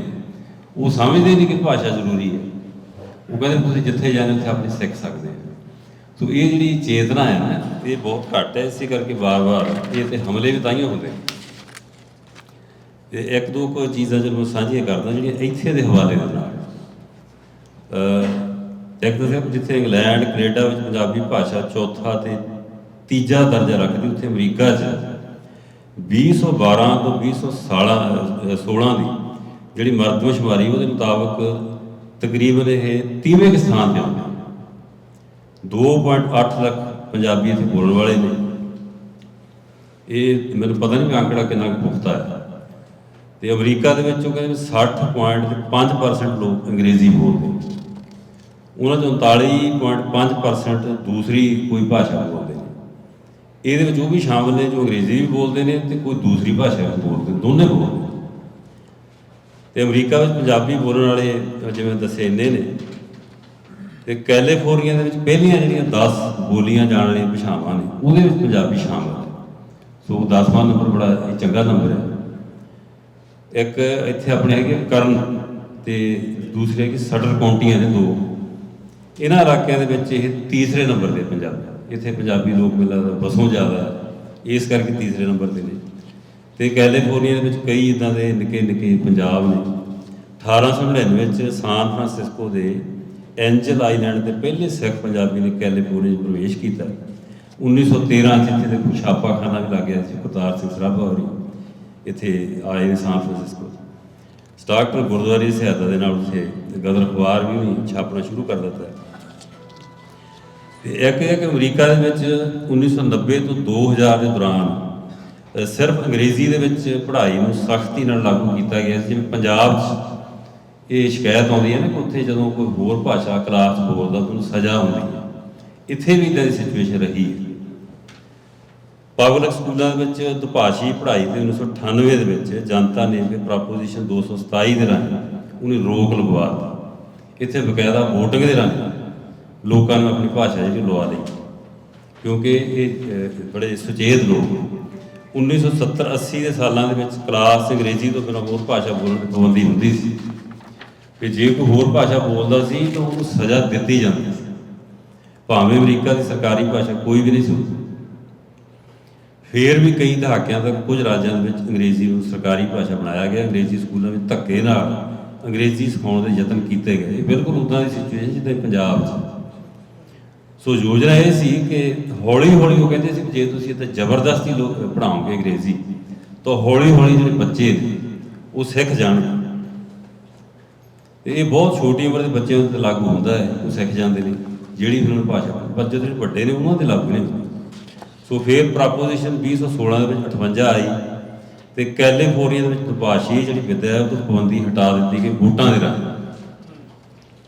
ਅਤੇ ਅਮਰੀਕਾ ਦੇ ਵਿੱਚ 5 ਮਿਲੀਅਨ ਦੇ ਕਰੀਬ ਅੰਗਰੇਜ਼ੀ ਸਿਖਾਂਤਰੂ ਵਿਦਿਆਰਥੀ ਨੇ, ਜਿਹਨਾਂ 'ਚੋਂ 3.8 ਮਿਲੀਅਨ ਨੇ ਉਹ ਸਪੈਨਿਸ਼ ਭਾਸ਼ਾ ਨਾਲ ਸੰਬੰਧ ਰੱਖਦੇ ਨੇ। ਇੱਥੇ ਉਹਨਾਂ ਨੇ ਦੱਸਿਆ, ਇਹ ਮੈਂ ਚਲੋ ਇਹ ਸਾਰਾ ਤਾਂ ਨਹੀਂ ਦੱਸ ਸਕਦਾ, ਪਰ LA ਦੇ ਵਿੱਚ ਹੈਗਾ ਕਿ Gates street early education centre Lincoln heights, ਉੱਥੇ ਦਾ ਇੱਕ ਸਪੈਨਿਸ਼ ਦਾ ਜਿਹੜਾ ਬੱਚਾ ਹੈ ਉਹਨੂੰ ਸਿਰਫ ਸਪੈਨਿਸ਼ ਆਉਂਦੀ ਹੈ।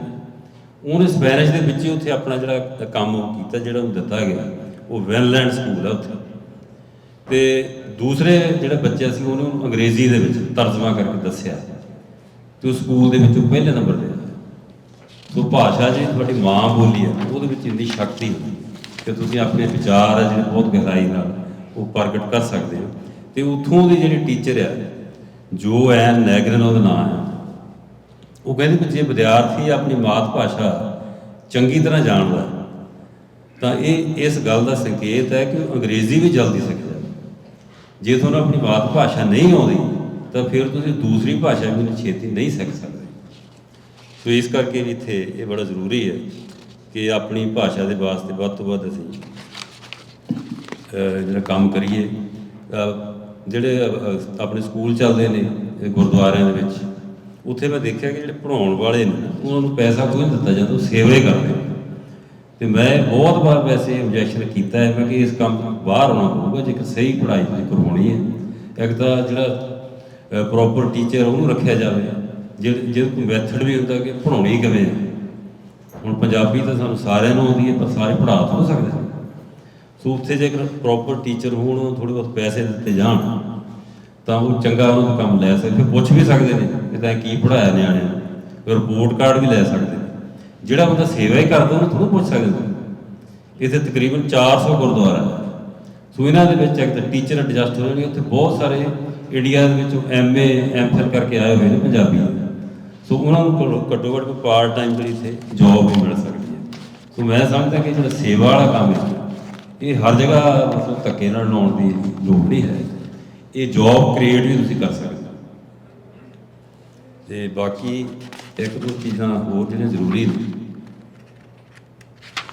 ਕਿਉਂਕਿ ਬਹੁਤ ਸਾਰਾ ਮੈਨੂੰ ਛੱਡਣਾ ਪੈਣਾ। ਇੱਕ ਸੈਲਮਾ ਸਕੂਲ ਦੇ ਵਿੱਚ ਉੱਥੇ ਮੀਟਿੰਗ ਹੋਈ ਸੀ ਪੰਜਾਬੀ ਭਾਸ਼ਾ ਬਾਰੇ, ਕਿੱਥੇ ਮਤਲਬ ਪੰਜਾਬੀ ਭਾਸ਼ਾ ਜਿਹੜੀ ਪੜ੍ਹਾਈ ਜਾਵੇ। ਉਹਦੇ ਵਿੱਚ ਮੈਂ ਬਕਾਇਦਾ ਗਿਆ, ਕਈ ਉਹਨਾਂ ਦੀਆਂ ਸਿਟਿੰਗਸ ਹੋਈਆਂ ਨੇ, ਉਹ ਅਟੈਂਡ ਕੀਤੀਆਂ ਨੇ। ਤੇ ਉਹਨਾਂ ਨੇ ਉੱਥੇ ਵੋਟਾਂ ਕਰਵਾਈਆਂ, ਬੱਚਿਆਂ ਤੋਂ ਪੁੱਛਿਆ ਵੀ ਤੁਸੀਂ ਕਿਹੜੀ ਕਿਹੜੀ ਭਾਸ਼ਾ ਜਿਹੜੀ ਪੜ੍ਹਨਾ ਚਾਹੁੰਦੇ ਹੋ। ਜਦੋਂ ਪਹਿਲਾਂ ਵੋਟਿੰਗ ਹੋਈ ਤਾਂ 5ਵੇਂ ਨੰਬਰ 'ਤੇ ਸੀ ਪੰਜਾਬੀ। ਉਹਨੇ ਦੁਬਾਰਾ ਜਦੋਂ ਫੇਰ ਕਰਾਈ ਤਾਂ 7ਵੇਂ ਨੰਬਰ 'ਤੇ ਚਲੀ ਗਈ। ਤੇ ਪਾਪੂਲਰ ਭਾਸ਼ਾ ਉੱਥੇ ਸੀਗੀ ਅਰਬੀ। ਤੇ ਉਹ ਜਿਹੜੀ ਸੁਪਰਡੈਂਟ ਸੀ ਉਹ ਕਹਿੰਦੀ ਮੈਂ ਕਿਹਾ ਵੀ ਇਸ ਤਰ੍ਹਾਂ ਕਿਉਂ ਆ ਵੀ ਇੱਥੇ ਪੰਜਾਬੀ ਲੋਕ ਜ਼ਿਆਦਾ ਰਹਿੰਦੇ ਨੇ, ਵੀ ਅਸੀਂ ਇੱਥੇ ਸੈਲਵੇਂ ਦੇ ਵਿੱਚ ਹਰ ਸਾਲ ਨਗਰ ਕੀਰਤਨ ਵੀ ਕੱਢੀਦਾ। ਉਹ ਕਹਿੰਦੀ ਵੀ ਇਹਦੇ ਨਾਲ ਫਰਕ ਨਹੀਂ ਪੈਂਦਾ, ਵੀ ਲਿਟਰੇਚਰ ਹੈ ਜਿਹੜਾ ਉਹ ਅਰਬੀ ਭਾਸ਼ਾ ਦਾ ਜਿਹੜਾ ਉਹ ਤੋਂ ਇਹ ਬੱਚੇ ਜਾਣੂ। ਅੰਗਰੇਜ਼ੀ ਵਿੱਚ ਬਹੁਤ ਅਨੁਵਾਦ ਹੋਇਆ ਹੈ, ਇਸ ਕਰਕੇ ਉਹ ਅਰਬੀ ਭਾਸ਼ਾ ਦੇ ਨਾਲ ਉਹਨਾਂ ਦਾ ਜ਼ਿਆਦਾ ਮੇਲ ਜੋਲ ਹੈ, ਜਾਣ ਪਛਾਣ ਜ਼ਿਆਦਾ ਹੈ। ਵੀ ਪੰਜਾਬੀ ਜਿਹੜੀ ਤੁਹਾਡੀ ਭਾਸ਼ਾ ਉਹ ਪਾਪੂਲਰ ਭਾਸ਼ਾ ਨਹੀਂ ਹੈ, ਇਹ ਸਾਨੂੰ ਲੱਗਦਾ ਇਸ ਤਰ੍ਹਾਂ। ਪਰ ਜਦੋਂ ਦੂਸਰੀ ਕਮਿਊਨਿਟੀ ਨੂੰ ਜਾ ਕੇ ਪੁੱਛਦੇ ਆ, ਮੈਂ ਇੱਕ ਬੈਂਕ ਵਿੱਚ ਗਿਆ, ਉੱਥੇ ਇੱਕ ਸਰਦਾਰ ਜੀ ਖੜੇ ਸੀ ਤੇ ਉਹ ਪੰਜਾਬੀ 'ਚ ਗੱਲ ਉਹਨੇ ਕਰਨੀ ਸੀ ਤੇ ਉਹਨਾਂ ਦੀ ਜਗ੍ਹਾ ਫਿਰ ਮੈਂ ਪੰਜਾਬੀ 'ਚ ਉਹਨਾਂ ਨੇ ਟ੍ਰਾਂਸਲੇਸ਼ਨ ਕੀਤੀ। ਤੇ ਜਿਹੜੀ ਕੁੜੀ ਉੱਥੇ ਟੈਲਰ ਸੀ ਉਹਨੂੰ ਪੁੱਛਿਆ ਵੀ ਤੈਨੂੰ ਪਤਾ ਵੀ ਕੌਣ ਨੇ ਲੋਕ? ਕਹਿੰਦੇ ਨਹੀਂ ਪਤਾ। ਮੈਂ ਕਿਹਾ ਵੀ ਕਿਹੜੀ ਭਾਸ਼ਾ ਬੋਲਦਾ ਸੀ? ਕਹਿੰਦੇ ਨਹੀਂ ਪਤਾ। ਮੈਂ ਕਿਹਾ ਪੰਜਾਬੀ ਸੀ, ਕਦੇ ਸੁਣਿਆ ਇਹਦੇ ਬਾਰੇ? ਕਹਿੰਦੇ ਨਹੀਂ ਸੁਣਿਆ। ਸੋ ਸਾਨੂੰ ਐਂ ਲੱਗਦਾ ਵੀ ਸ਼ਾਇਦ ਅਸੀਂ ਜਦੋਂ ਇਕੱਠੇ ਹੋ ਜਾਂਦੇ ਮੇਲਿਆਂ 'ਚ ਉਦੋਂ ਐਂ ਲੱਗਣ ਲੱਗ ਜਾਂਦਾ ਵੀ ਸ਼ਾਇਦ ਪੰਜਾਬੀ ਬਹੁਤ ਹੈ। ਪਰ ਜਦੋਂ ਦੂਸਰੀ ਕਮਿਊਨਿਟੀ ਦੇ ਨਾਲ ਨਾ ਤੁਸੀਂ ਕਦੇ ਮਿਲਦੇ ਜੁੜਦੇ ਹੋ ਫੇਰ ਪਤਾ ਲੱਗਦਾ ਕਿ ਪੰਜਾਬੀ ਬਾਰੇ ਬਹੁਤ ਨੂੰ ਪਤਾ ਹੀ ਨਹੀਂ। ਇੱਕ ਇੱਥੇ ਮੋਨੋ ਕਬੀਲਾ ਹੈ, ਮੈਨੂੰ ਵਕਤ ਦੱਸ ਦੇ ਕਿਉਂਕਿ ਕੰਮ ਕਾਫੀ ਸਿਲਸਿਲਾ ਮੇਰੇ ਕੋਲ ਲੰਬਾ ਹੈ। ਸੋ ਇੱਕ ਇੱਥੇ ਛੋਟਾ ਜਿਹਾ ਕਬੀਲਾ ਹੈਗਾ, ਉਹ ਮੋਨੋ ਕਬੀਲਾ ਕਹਿੰਦੇ। ਉਹਨਾਂ ਦੇ ਸਿਰਫ 17 ਲੋਕ ਰਹਿ ਗਏ ਸੀ ਜਿਨ੍ਹਾਂ ਨੂੰ ਮੋਨੋ ਭਾਸ਼ਾ ਆਉਂਦੀ ਸੀ। ਉਹਨਾਂ ਨੇ ਦੇਖੋ ਬੜਾ ਮਤਲਬ ਯਤਨ ਕੀਤਾ, ਪਾਰਕ ਦੇ ਵਿੱਚ ਬਹਿ ਕੇ ਉਹਨਾਂ ਦੇ ਜਿਹੜੇ ਬਜ਼ੁਰਗ ਔਰਤ ਤੇ ਇੱਕ ਟੀਚਰ ਸੀ, ਉਹਨੇ ਬੱਚੇ ਇਕੱਠੇ ਕੀਤੇ, ਉਹਨਾਂ ਨੂੰ ਉੱਥੇ ਪੜ੍ਹਾਉਣਾ ਸ਼ੁਰੂ ਕੀਤਾ। ਇਹ ਜਿਹੜੇ ਮੋਨੋ ਕਬੀਲਾ ਵਾਲੇ ਨੇ, ਅਧਿਆਪਕ ਦਾ ਨਾਮ ਬਰੋ ਆ। ਤੇ ਉਹਦਾ ਇਹ ਬਿਆਨ ਹੈ, ਕਹਿੰਦੇ ਵੀ ਜੇ ਸਾਡੇ ਕੋਲੋਂ ਸਾਡੀ ਭਾਸ਼ਾ ਹੈ ਜਿਹੜੀ ਉਹ ਖੁੱਸ ਗਈ ਤਾਂ ਫਿਰ ਸਾਡੀ ਹੋਂਦ ਵੀ ਜਾਂਦੀ ਲੱਗੀ, ਸਾਡਾ ਸੱਭਿਆਚਾਰ ਵੀ ਜਾਂਦਾ ਲੱਗਾ, ਸਾਡੀ ਪਛਾਣ ਹੀ ਜਾਂਦੀ ਲੱਗਣੀ ਵੀ ਅਸੀਂ ਹੈ ਕੌਣ। ਉਹ ਇਸ ਕਰਕੇ ਕਹਿੰਦੇ ਅਸੀਂ ਦੁਬਾਰਾ ਇਹ ਸਾਰਾ ਸ਼ੁਰੂ ਕਰ ਰਹੇ ਹਾਂ। ਹੁਣ ਉਹਨਾਂ ਦੀ ਭਾਸ਼ਾ ਜਿਹੜੀ ਵਿਕਸਿਤ ਹੋ ਗਈ ਤੇ ਉਹਨਾਂ ਨੇ $1 ਮਿਲੀਅਨ ਹੈ ਜਿਹੜਾ ਚੱਕ-ਚਾਂਸੀ ਡਿਕਸ਼ਨਰੀ ਤੇ ਵਿਆਕਰਣ ਤਿਆਰ ਕਰਨ ਵਾਸਤੇ ਗ੍ਰਾਂਟ ਉਹਨਾਂ ਨੂੰ ਦਿੱਤੀ ਹੈ। ਸੋ ਉਹਨਾਂ ਨੇ $1 ਮਿਲੀਅਨ ਇੱਕ ਛੋਟੀ ਜਿਹੀ ਕਮਿਊਨਿਟੀ ਨੂੰ ਦੇ ਦਿੱਤਾ। ਤੇ ਪੰਜਾਬੀਆਂ ਕੋਲ ਮੇਰੇ ਖਿਆਲ ਇੱਥੇ ਚੇਅਰ ਸਥਾਪਿਤ ਨਹੀਂ ਹੋ ਸਕੀ ਇਹਦੀ ਯੂਨੀਵਰਸਿਟੀ ਦੇ ਵਿੱਚ। ਹੁਣ ਆਪਣੇ ਸੱਜਣ ਬੈਠੇ ਨੇ, ਸਿਟੀ ਕਾਲਜ ਦੇ ਵਿੱਚ ਕਲਾਸਾਂ ਜਿਹੜੀਆਂ ਉਹ ਸ਼ੁਰੂ ਹੋ ਰਹੀਆਂ ਨੇ ਤੇ ਗੁਰਵਿੰਦਰ ਵੀ ਆਏ ਹੋਏ ਨੇ। ਇਹਨਾਂ ਇਹ ਬੜੀ ਚੰਗੀ ਗੱਲ ਹੈ ਕਿ ਸਿਟੀ ਕਾਲਜ ਵਿੱਚ ਜਿਹੜੀਆਂ ਕਲਾਸਾਂ ਸ਼ੁਰੂ ਹੋ ਰਹੀਆਂ ਨੇ, ਤੁਸੀਂ ਆਪਣੇ ਬੱਚਿਆਂ ਨੂੰ ਉੱਥੇ ਭੇਜੋ, ਉਹਨਾਂ ਨੂੰ ਕਹੋ ਕਿ ਉੱਥੇ ਸਿੱਖਣ ਪੰਜਾਬੀ। ਤੇ ਇਹਨਾਂ ਨੇ ਦੇਖੋ ਛੋਟੇ ਜਿਹੇ ਕਮਿਊਨਿਟੀ ਨੇ $1 ਮਿਲੀਅਨ ਹੈ ਜਿਹੜਾ ਉਹ ਦਿੱਤਾ ਤੇ ਹੋਰ ਬਹੁਤ ਇਹ 'ਤੇ ਕੰਮ ਕਰ ਰਹੇ ਨੇ। ਇੱਕ ਕੋਰ ਸਕੂਲ ਇੱਥੇ ਸ਼ਹਿਰ, ਉੱਥੇ ਐਲੀਮੈਂਟਰੀ ਸਕੂਲ ਦੇ ਵਿੱਚ ਇਹ ਬਕਾਇਦਾ ਪੜ੍ਹਾਈ ਜਾਂਦੀ ਹੈ। ਸੋ ਮੈਂ ਵੀ ਦੱਸਦਾ ਕਿ ਭਾਸ਼ਾ ਜਿਹੜੀ ਨਾ, ਇਹ ਬੰਦਾ ਨਾਲ ਨਹੀਂ ਲੈ ਕੇ ਆਉਂਦਾ, ਇਹ ਰੱਬੀ ਦਾਤ ਨਹੀਂ, ਇਹ ਆਪ ਤੁਹਾਨੂੰ ਸਿੱਖਣੀ ਪੈਂਦੀ। ਤੇ ਬਾਕੀ ਭਾਸ਼ਾ ਦਾ ਇਤਿਹਾਸ ਹੈਗਾ, ਚਲੋ ਉਹਦਾ ਬਹੁਤ ਗੱਲਾਂ ਬਾਤਾਂ ਇਸ ਤਰ੍ਹਾਂ ਹੋਏ ਗਈਆਂ ਨੇ। ਤੇ ਪੰਜਾਬ ਹੈ ਜਿਹੜਾ ਕਿਸੇ ਵੇਲੇ 7 ਦਰਿਆਵਾਂ ਦੀ ਧਰਤੀ ਸੀ, ਜਿਹਨੂੰ ਪਹਿਲਾਂ ਸਪਤ ਸਿੰਧੂ ਕਿਹਾ ਜਾਂਦਾ ਸੀ। ਉਹ ਤੋਂ ਬਾਅਦ ਫਿਰ 5 ਦਰਿਆ ਰਹਿ ਗਏ। 1947 ਦੀ ਵੰਡ ਹੋ ਗਈ, ਫੇਰ ਛਾਂਗਿਆ ਗਿਆ। 66 ਦੀ ਭਾਸ਼ਾ ਐਕਟ ਜਦੋਂ ਬਣਿਆ ਤੇ ਉਹ ਦੁਬਾਰਾ ਫੇਰ ਛਾਂਗਿਆ ਗਿਆ, ਵਿੱਚੋਂ ਹਿਮਾਚਲ ਪ੍ਰਦੇਸ਼ ਨਿਕਲ ਗਿਆ, ਹਰਿਆਣਾ ਨਿਕਲ ਗਿਆ। ਸੋ ਭਾਸ਼ਾ ਜਿਹੜੀ ਅਜੇ ਵੀ ਪੰਜਾਬੀਆਂ ਲਈ ਇੱਕ ਮਸਲਾ ਹੈ, ਜਿਹੜੀ ਉਹ ਬਣੀ ਹੋਈ ਹੈ। ਬੇਸ਼ੱਕ ਭਾਸ਼ਾ ਦੇ ਆਧਾਰ ਦੇ ਉੱਤੇ ਤੁਸੀਂ ਆਪਣਾ ਸੂਬਾ ਲਿਆ ਤੇ ਫੇਰ ਵੀ ਅਜੇ ਤਾਲੇ ਲੈਣੇ ਪੈਂਦੇ ਨੇ। ਬਹੁਤ ਬਾਹਰੋਂ ਇੱਧਰੋਂ ਕਿੰਨਾ ਮਤਲਬ ਮੌਕਾ ਦੇਣਾ ਪੈਂਦਾ, ਜਦ ਕਿ ਇਸ ਤਰ੍ਹਾਂ ਤਾਂ ਹੋਣਾ ਨਹੀਂ ਚਾਹੀਦਾ ਨਾ ਕਿ ਭਾਸ਼ਾ ਜਿਹੜੀ ਉਹਦੇ ਵਿਕਾਸ ਵਾਸਤੇ, ਜਿਵੇਂ ਕਿਹਾ ਕਿ 1 ਮਿਲੀਅਨ ਇਹਨਾਂ ਨੇ ਖਰਚਿਆ, 341 ਕਰੋੜ ਉਹ ਸੰਸਕ੍ਰਿਤ ਵਾਲਿਆਂ ਨੇ ਬਜਟ ਰੱਖ ਦਿੱਤਾ, ਜਦ ਕਿ ਲਗਭਗ ਮਰੀ ਹੋਈ ਭਾਸ਼ਾ। ਤੇ ਸਾਡੀ ਭਾਸ਼ਾ ਜਿਹੜੀ ਬੜੀ ਪ੍ਰਚਲਿਤ ਭਾਸ਼ਾ ਹੈ। ਤੇ ਇੱਥੇ ਅਮਰੀਕਾ ਜਿਹੜਾ ਇਸੇ ਤਰ੍ਹਾਂ ਦਾ ਦੇਸ਼ ਹੈ ਜਿਸ ਤਰ੍ਹਾਂ ਦਾ ਆਪਣਾ ਦੇਸ਼, ਜਿਹਦੇ ਵਿੱਚ ਬਹੁਤ ਸਾਰੀਆਂ ਭਾਸ਼ਾਵਾਂ ਵਾਲੇ ਲੋਕ ਰਹਿੰਦੇ ਨੇ ਤੇ ਵੱਖ-ਵੱਖ ਉਹਨਾਂ ਦੇ ਸੱਭਿਆਚਾਰ ਨੇ, ਪਹਿਰਾਵੇ ਨੇ, ਆਪੋ ਆਪਣੀਆਂ ਪਛਾਣਾਂ ਨੇ। ਵਾਲਟ ਵਿਟਮੈਨ ਇੱਕ ਬੜਾ ਵੱਡਾ ਲੇਖਕ ਹੈ, ਲੀਵਸ ਆਫ ਗ੍ਰਾਸ ਉਹਦੀ ਹੈਗੀ ਇੱਕ ਕਵਿਤਾ ਬੜੀ ਮਸ਼ਹੂਰ ਹੈ। ਉਹਦੇ ਵਿੱਚ ਲਿਖਦਾ ਕਿ here is not merely a nation but a teeming nation of nations. ਇਹ ਪੰਜਾਬੀਆਂ ਦੇ ਨਿਸ਼ਚੇ ਤੇ ਭਵਿੱਖ ਦ੍ਰਿਸ਼ਟੀ ਤੇ ਨਿਰਭਰ ਕਰਦਾ ਹੈ ਕਿ ਉਹ ਇਸ ਟੀਮਿੰਗ ਨੇਸ਼ਨ ਆਫ ਨੇਸ਼ਨਸ ਵਿੱਚ ਆਪਣੀ ਸੰਪੂਰਨ ਸਥਾਪਤੀ ਲਈ ਕਿੰਨੇ ਕੁ ਸੁਹਿਰਦ ਯਤਨ ਕਰਦੇ ਨੇ। ਸੋ ਯਤਨ ਦਾ ਮਤਲਬ ਗੱਲਾਂ ਕਰਨੀਆਂ ਨਹੀਂ ਹੈ, ਯਤਨ ਦਾ ਮਤਲਬ ਕਿ ਬਕਾਇਦਾ ਉਹ ਕੋਈ ਕੰਮ ਕਰਨਾ। ਪੰਜਾਬੀ ਭਾਸ਼ਾ ਵਿੱਚ ਬਹੁਤ ਸਮਰੱਥਾ ਹੈ, ਪੰਜਾਬੀਆਂ 'ਚ ਕਿੰਨੀ ਕੁ ਸਮਰੱਥਾ ਹੈ ਉਹਨਾਂ ਨੂੰ ਸਾਬਤ ਕਰਨਾ ਹੋਣਾ। ਰਸੂਲ ਹਮਜ਼ਾ ਦੋ ਦਾ ਇਹ ਕਥਨ ਬੜਾ ਗੌਰਤਲਬ ਹੈ। ਉਹ ਕਹਿੰਦਾ ਵੀ ਕੌਮ ਦੀਆਂ ਬੋਲੀਆਂ ਆਕਾਸ਼ ਵਿਚਲੇ ਸਿਤਾਰਿਆਂ ਵਾਂਗ। ਮੈਂ ਨਹੀਂ ਚਾਹੁੰਦਾ ਕਿ ਸਾਰੇ ਸਿਤਾਰੇ ਇੱਕ ਵੱਡੇ ਸਾਰੇ ਸਿਤਾਰੇ ਵਿੱਚ ਮਿਲ ਕੇ ਇੱਕ ਹੋ ਜਾਣ ਜਿਸ ਨੇ ਅੱਧਾ ਆਕਾਸ਼ ਘੇਰਿਆ ਹੈ। ਇਸ ਕੰਮ ਲਈ ਸੂਰਜ ਹੈ, ਪਰ ਆਕਾਸ਼ ਵਿੱਚ ਸਿਤਾਰੇ ਵੀ ਚਮਕਣੇ ਚਾਹੀਦੇ ਨੇ। ਹਰ ਕੌਮ ਨੂੰ ਆਪਣਾ ਸਿਤਾਰਾ ਰੱਖਣ ਦਿਓ। ਪੰਜਾਬੀ ਕੌਮ ਨੂੰ ਆਪਣਾ ਸਿਤਾਰਾ ਰੱਖਣ ਲਈ ਰਸੂਲ ਹਮਜ਼ਾ ਤੋਂ ਵਰਗੇ ਜਜ਼ਬੇ ਦੀ ਲੋੜ ਹੈ। ਉਹ ਮੇਰੇ ਖਿਆਲ ਸਾਡੇ 'ਚ ਘੱਟ ਹੈ। ਤਾਂ ਹੀ ਪੰਜਾਬੀ ਭਾਸ਼ਾ ਦੀ ਜਿਹੜੀ ਮੁਹਿੰਮ ਹੈ ਉਹ ਜਿੱਤੀ ਜਾ ਸਕਦੀ ਹੈ। ਬਾਰ-ਬਾਰ ਇਹ ਮੁਹਿੰਮ ਸਾਨੂੰ ਲੜਨੀ ਪੈ ਰਹੀ ਹੈ। ਤੇ ਮੈਨੂੰ ਯਾਦ ਆਉਂਦਾ ਕਿ ਖਾਲਸਾ ਕਾਲਜ ਦੇ ਪ੍ਰਿੰਸੀਪਲ ਸੀ, ਲਾਇਲਪੁਰ ਖਾਲਸਾ ਕਾਲਜ ਜਲੰਧਰ ਰਹਿੰਦੇ ਸੀ, ਹਰਨਰਿੰਦਰ ਸਿੰਘ ਜੀ। ਉਹਨਾਂ ਨੇ ਜਦੋਂ ਲੈਕਚਰ ਦੇਣਾ ਤਾਂ ਉਹਨਾਂ ਨੇ ਕਹਿਣਾ ਵੀ ਬੇਟਾ ਮੈਂ ਅੰਗਰੇਜ਼ੀ 'ਚ ਹੀ ਬੋਲ ਸਕਦਾ, ਪਰ ਕਹਿੰਦਾ ਮੈਂ ਜਿੰਨਾ ਆਪਣਾ ਅੰਦਰ ਫਰੋਲ ਸਕਦਾ ਪੰਜਾਬੀ 'ਚ ਵਧੀਆ ਢੰਗ ਨਾਲ, ਉਹ ਹੋਰ ਕਿਸੇ ਭਾਸ਼ਾ 'ਚ ਨਹੀਂ ਫਰੋਲ ਸਕਦਾ। ਸੋ ਜਿਹੜੇ ਆਗੂ ਨੇ ਸਾਡੇ, ਉਹ ਉਸ ਸਕੂਲ ਦਾ ਆਗੂ ਸੀ, ਪ੍ਰਿੰਸੀਪਲ ਸੀ। ਜਿਹੜੇ ਆਗੂ ਨੇ ਉਹਨਾਂ ਨੂੰ ਵੀ ਆਪਣੀ ਭਾਸ਼ਾ ਉੱਤੇ ਇਸੇ ਤਰ੍ਹਾਂ ਮਾਣ ਕਰਨਾ ਚਾਹੀਦਾ ਹੈ ਤਾਂ ਕਿ ਬੱਚੇ ਵੀ ਮਾਣ ਕਰ ਸਕਣ।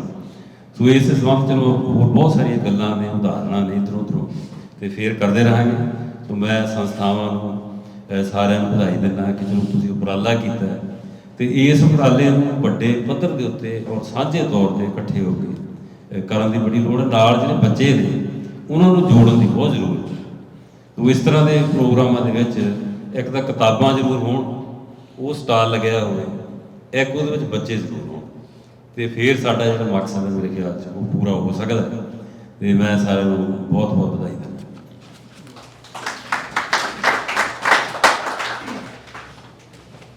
ਕੰਗ ਸਾਹਿਬ ਦਾ ਬਹੁਤ ਬਹੁਤ ਧੰਨਵਾਦ। ਬਹੁਤ ਸੋਹਣੇ ਸ਼ਬਦਾਂ ਦੇ ਵਿੱਚ ਬਹੁਤ ਸੋਹਣੀਆਂ ਗੱਲਾਂ ਕਹਿ ਕੇ ਗਏ ਨੇ। ਮੈਨੂੰ ਯਾਦ ਹੈ ਕਿ ਬਾਪੂ ਜਗਜੀਤ ਸਿੰਘ ਸਿੰਧ ਜਿਹੜੇ ਸਾਡੇ ਵਿਚਕਾਰ ਨਹੀਂ ਰਹੇ, ਸਾਡੇ ਫਰਿੱਜਾਂ ਦੇ ਵਿੱਚ ਪੱਤਰਕਾਰੀ ਦਾ ਬੂਟਾ ਲਾਉਣ ਵਾਲੀ ਮਹਾਨ ਸ਼ਖਸੀਅਤ ਸੀ, ਤੇ ਉਹਨਾਂ ਨੇ ਕਰਮਨ ਦੇ ਵਿੱਚ ਪੰਜਾਬੀ ਲਾਇਬ੍ਰੇਰੀ ਬਣਾਈ। ਤੇ ਉਹ ਅਕਸਰ ਮੇਰੇ ਕੋਲ ਕੰਪਲੇਂਟ ਕਰਦੇ ਹੁੰਦੇ ਸੀ ਵੀ ਯਾਰ ਨੀਟੇ ਲਾਇਬ੍ਰੇਰੀ ਮੈਂ ਬਣਾਈ ਆ ਤੇ ਉੱਥੇ ਆਪਾਂ ਨੂੰ 5-4 ਸ਼ੈਲਫਾਂ ਉਹਨਾਂ ਨੇ ਦਿੱਤੀਆਂ ਕਿਤਾਬਾਂ ਰੱਖਣ ਵਾਸਤੇ, ਪਰ ਉਹ ਕਿਤਾਬਾਂ ਲੈ ਕੇ ਕੋਈ ਨਹੀਂ ਜਾਂਦਾ। ਤੇ ਜੇ ਉਹ ਕਿਤਾਬਾਂ ਦੀ ਐਂਟਰੀ ਦਰਜ ਨਹੀਂ ਹੁੰਦੀ ਉੱਥੇ ਤਾਂ ਉਹ ਲਾਇਬ੍ਰੇਰੀ ਵਾਲੇ ਉਹ ਕਹਿੰਦੇ ਵੀ ਇਹ ਤਾਂ ਸਾਡੇ ਕਿਸੇ ਯੂਜ਼ ਨਹੀਂ, ਅਸੀਂ ਕਿਉਂ ਪੈਸੇ ਦਿੰਦੇ ਲਾਇਬ੍ਰੇਰੀਅਨ ਨੂੰ, ਤੇ ਹੋ ਸਕਦਾ ਹੈ ਬੰਦ ਹੋ ਜੇ। ਤੇ ਉਹ ਮੈਨੂੰ ਅਕਸਰ ਕਿਹਾ ਕਰਨ ਯਾਰ ਆਹ 4 ਕਿਤਾਬਾਂ ਲੈ ਜਾ, ਕਿਸੇ ਨੂੰ ਦੇ ਦੀ, ਪੜ੍ਹ ਲਿਆ ਕਰਨਗੇ ਤੇ ਨਾਲ ਦੀ ਨਾਲ ਮੋੜ ਜਿਓ, ਘੱਟੋ ਘੱਟ ਐਂਟਰੀ ਹੁੰਦੀ ਰਹੂਗੀ। ਸੋ ਜਿੱਥੇ ਸਾਨੂੰ ਬਾਹਰਲੀਆਂ ਭਾਸ਼ਾਵਾਂ ਤੋਂ ਜਾਂ ਬਾਹਰਲੇ ਲੋਕਾਂ ਤੋਂ ਅਸੀਂ ਖਤਰਾ ਮਹਿਸੂਸ ਕਰਦੇ ਹਾਂ ਪੰਜਾਬੀ ਮਾਂ ਬੋਲੀ ਲਈ, ਮੈਂ ਸਮਝਦਾ ਉੱਥੇ ਅਸੀਂ ਵੀ ਇਸ ਕੰਮ ਵਾਸਤੇ ਜ਼ਿੰਮੇਵਾਰ ਆ। ਸਾਨੂੰ ਪੜ੍ਹਨ ਦੀ ਆਦਤ ਪਾਉਣੀ ਚਾਹੀਦੀ ਹੈ, ਆਪਣੇ ਬੱਚਿਆਂ ਨੂੰ ਪੰਜਾਬੀ ਤੋਂ ਜਾਣੂ ਕਰਾਉਣਾ ਚਾਹੀਦਾ। ਤੇ ਇਹਦੇ ਨਾਲ ਹੀ ਇੱਕ ਸਾਡੇ ਕੋਲੇ ਹੋਰ ਵੀਰ ਗੁਰਵਿੰਦਰ ਸਿੰਘਾ ਸਾਹਿਬ ਪਹੁੰਚੇ ਹੋਏ ਆ, ਮੈਂ ਉਹਨਾਂ ਨੂੰ ਬੇਨਤੀ ਕਰੂੰਗਾ ਕਿ ਉਹ 2-3 ਮਿੰਟ ਵਾਸਤੇ ਆ ਕੇ ਜ਼ਰੂਰ ਮਾਈਕ ਤੇ ਹਾਜ਼ਰੀ ਲਵਾਉਣ। ਗੁਰਵਿੰਦਰ ਸਿੰਘਾ ਜੀ ਆਜੋ ਭਾਜੀ ਪਲੀਜ਼। ਤਾੜੀ।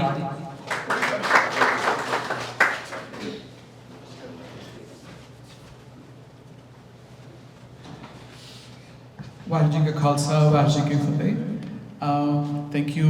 ਮੈਨੂੰ ਮਾਨ ਸਾਹਿਬ ਨੇ ਮੈਨੂੰ ਸੱਦਿਆ ਸੀਗਾ ਤੇ ਮੈਂ ਤਾਂ ਸਿਰਫ ਇੱਕ ਸੁਨੇਹਾ ਦੇਣਾ ਕਿ ਆਪਣੀ ਪੰਜਾਬੀ ਅਸੀਂ ਫ੍ਰੈਸਨੋ ਤੇ ਮਡੇਰਾ ਕਮਿਊਨਿਟੀ ਕਾਲਜ ਦੋਵਾਂ ਦੇ ਵਿੱਚ ਸ਼ੁਰੂ ਹੋ ਗਈ ਆ ਤੇ ਤੁਹਾਡੇ ਸਾਰਿਆਂ ਦੀ ਮੈਨੂੰ ਬਹੁਤ ਜ਼ਰੂਰਤ ਹੈਗੀ ਆ ਕਿ ਆਪਣੇ ਸਟੂਡੈਂਟਸ ਨੂੰ ਜਿਹੜੇ ਤੁਹਾਡੀ ਫੈਮਿਲੀ ਦੇ ਹੈਗੇ ਉਹਨਾਂ ਨੂੰ ਆਪਾਂ ਅਨਰੋਲ ਕਰਵਾਈਏ।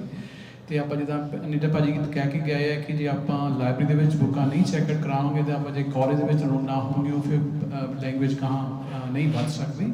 ਤੇ ਮੈਨੂੰ ਸਾਡੇ ਸਾਰਿਆਂ ਦੀ ਬਹੁਤ ਸਾਰੇ ਜ਼ਰੂਰਤ ਹੈਗੀ ਆ ਪੰਜਾਬੀ। ਹੁਣ ਅਸੀਂ ਪੰਜਾਬੀ 1 ਲੈ ਕੇ ਆਏ ਆ ਤੇ ਅਗਲੇ ਸਾਲ ਅਸੀਂ ਪੰਜਾਬੀ 2 ਲੈ ਕੇ ਆਵਾਂਗੇ। ਸੋ ਦਾ ਸੀਕੁਐਂਸ 2 ਹੋਊਗਾ ਤੇ ਉਹ ਜਿਹੜੇ ਆਪਣੇ ਸਾਰੇ ਸਟੂਡੈਂਟਸ ਹੈਗੇ ਆ ਉਹਨਾਂ ਨੂੰ ਉਹ UC ਤੇ CSU ਟ੍ਰਾਂਸਫਰਬਲ ਕੋਰਸ ਹੈਗਾ। ਉਹਦਾ ਕਹਿਣ ਦਾ ਮਤਲਬ ਇਹ ਹੈ ਕਿ ਜੇ ਉਹ as a foreign language the requirement ਉਹ ਜਿਹੜੀ ਪੰਜਾਬੀ ਲੈਂਗੁਏਜ ਜਿਹੜੀ ਸ਼ੁਰੂ ਕੀਤੀ ਉਹ ਉਹਦੀ ਮਿਲੂਗੀ।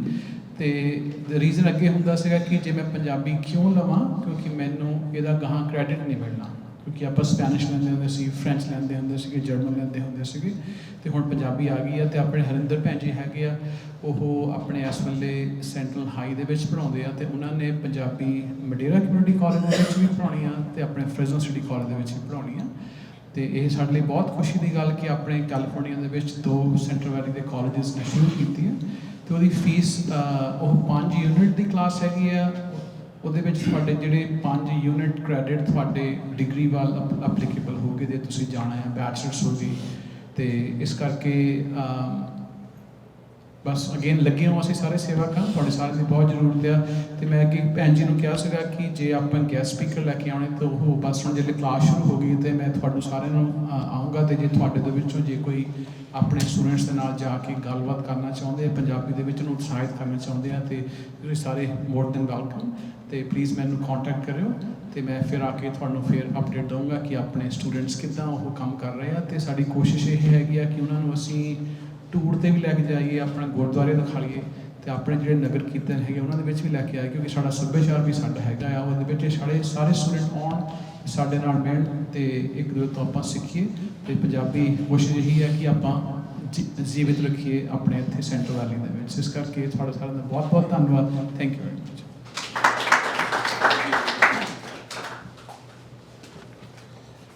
ਗੁਰਵਿੰਦਰ ਸਿੰਘਾ ਬਹੁਤ ਵਧੀਆ ਕੰਮ ਕਰ ਰਿਹਾ ਆਪਣੀ ਕਮਿਊਨਿਟੀ ਵਾਸਤੇ, ਪੰਜਾਬੀ ਲੈਂਗੁਏਜ ਵਾਸਤੇ।